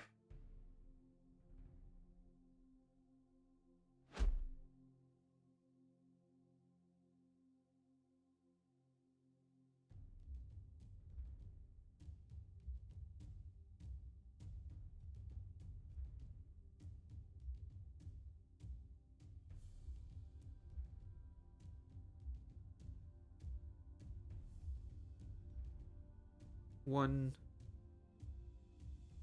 two, 3, 4, 5.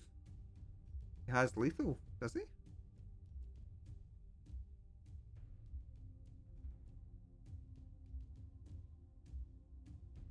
Yeah, he does. You're right, he does.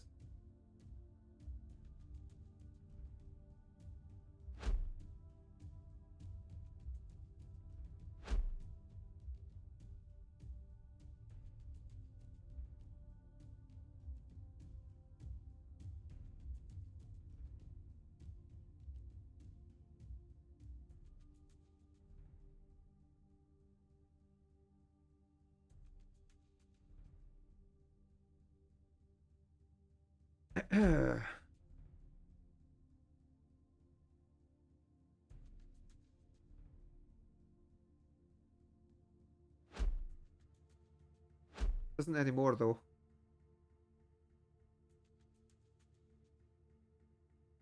Yeah, even Tapisa Devaki could kill Kapu, and then you could just use one of the others. Oh yeah, so Devaki into that, aye. Yeah, it was definitely doable.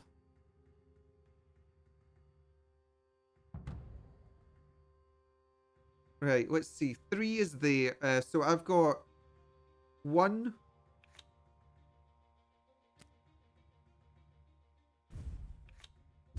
1, 2, 3.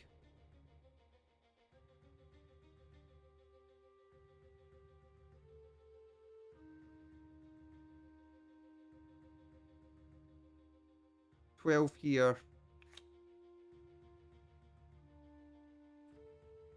So let's see. 1 there.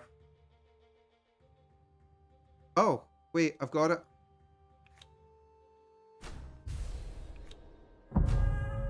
Yeah, good.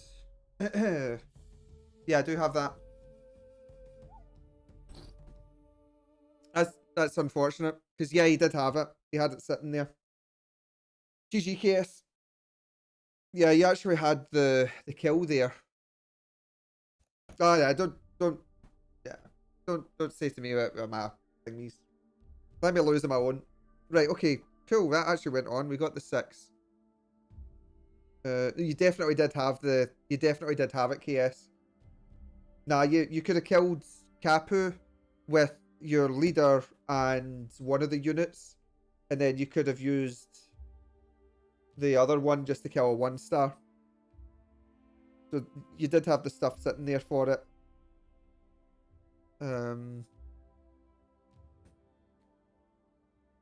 Yeah. So there was the 1-star afterwards was the thing. So it was the 5 attack troop killer guy with your leader because it's only thingy that it stops. Yeah, not a marksman. That's right. I don't know how much gold I got. I need to check it, Airball. I'm on 85. I don't know. No idea, I'm afraid. Because I didn't look at it beforehand. Could check back on the VOD though. The VOD will tell you if it was a bug. At 85. Right, that's a wee bit later than normal. Was it 6 that I got? So it did work. Cool. I thought I was on 80 something before though, but maybe not. I honestly can't remember.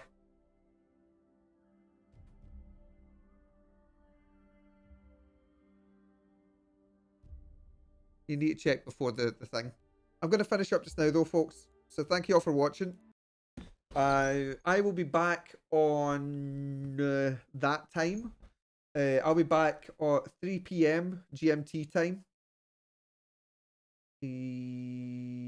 Okay, yeah, it'll be 3 p.m. GMT time that I'll be back on Sunday. I want to try and make a video tomorrow, so I'm not going to get a chance to stream or anything. Let's see.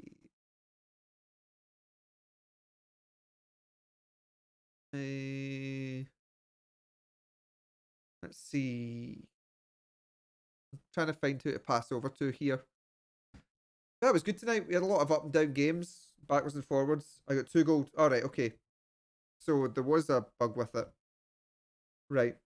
All right, well, hopefully it'll, I don't know.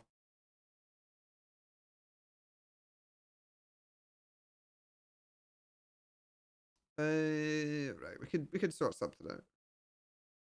I'm sure it'll be fine. I need to find somebody to pass over to here, so let me just look around quickly. Someone's doing a Stardew Valley speedrun. Okay.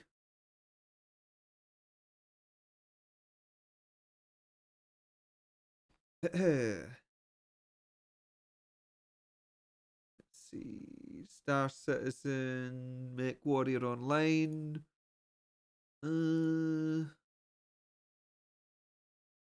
Tekken.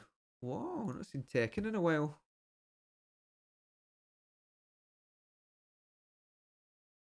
Oh, they might be going offline or something. Let's see who else. Teamfight Tactics. I'm not really excited by that game. What's Rogue Tower? Someone was talking about that earlier. It was on the Discord. It was on my Discord, Rogue Tower hype train. I need to check this game out. Right, okay, we're going to pass over to this person then. So the Discord's here, folks, and this appears to be some sort of roguelite strategy game. It actually looks kind of interesting. So I'm going to pass over to them. So cheers for watching, and I'll see you on Sunday, 3 p.m. GMT time. We'll be doing some Glimpse of Luna, and I'll find something else that I'm going to play on the same day, because I like that little split. But cheers, take care, and I'll see you next time, folks. Bye-bye for now.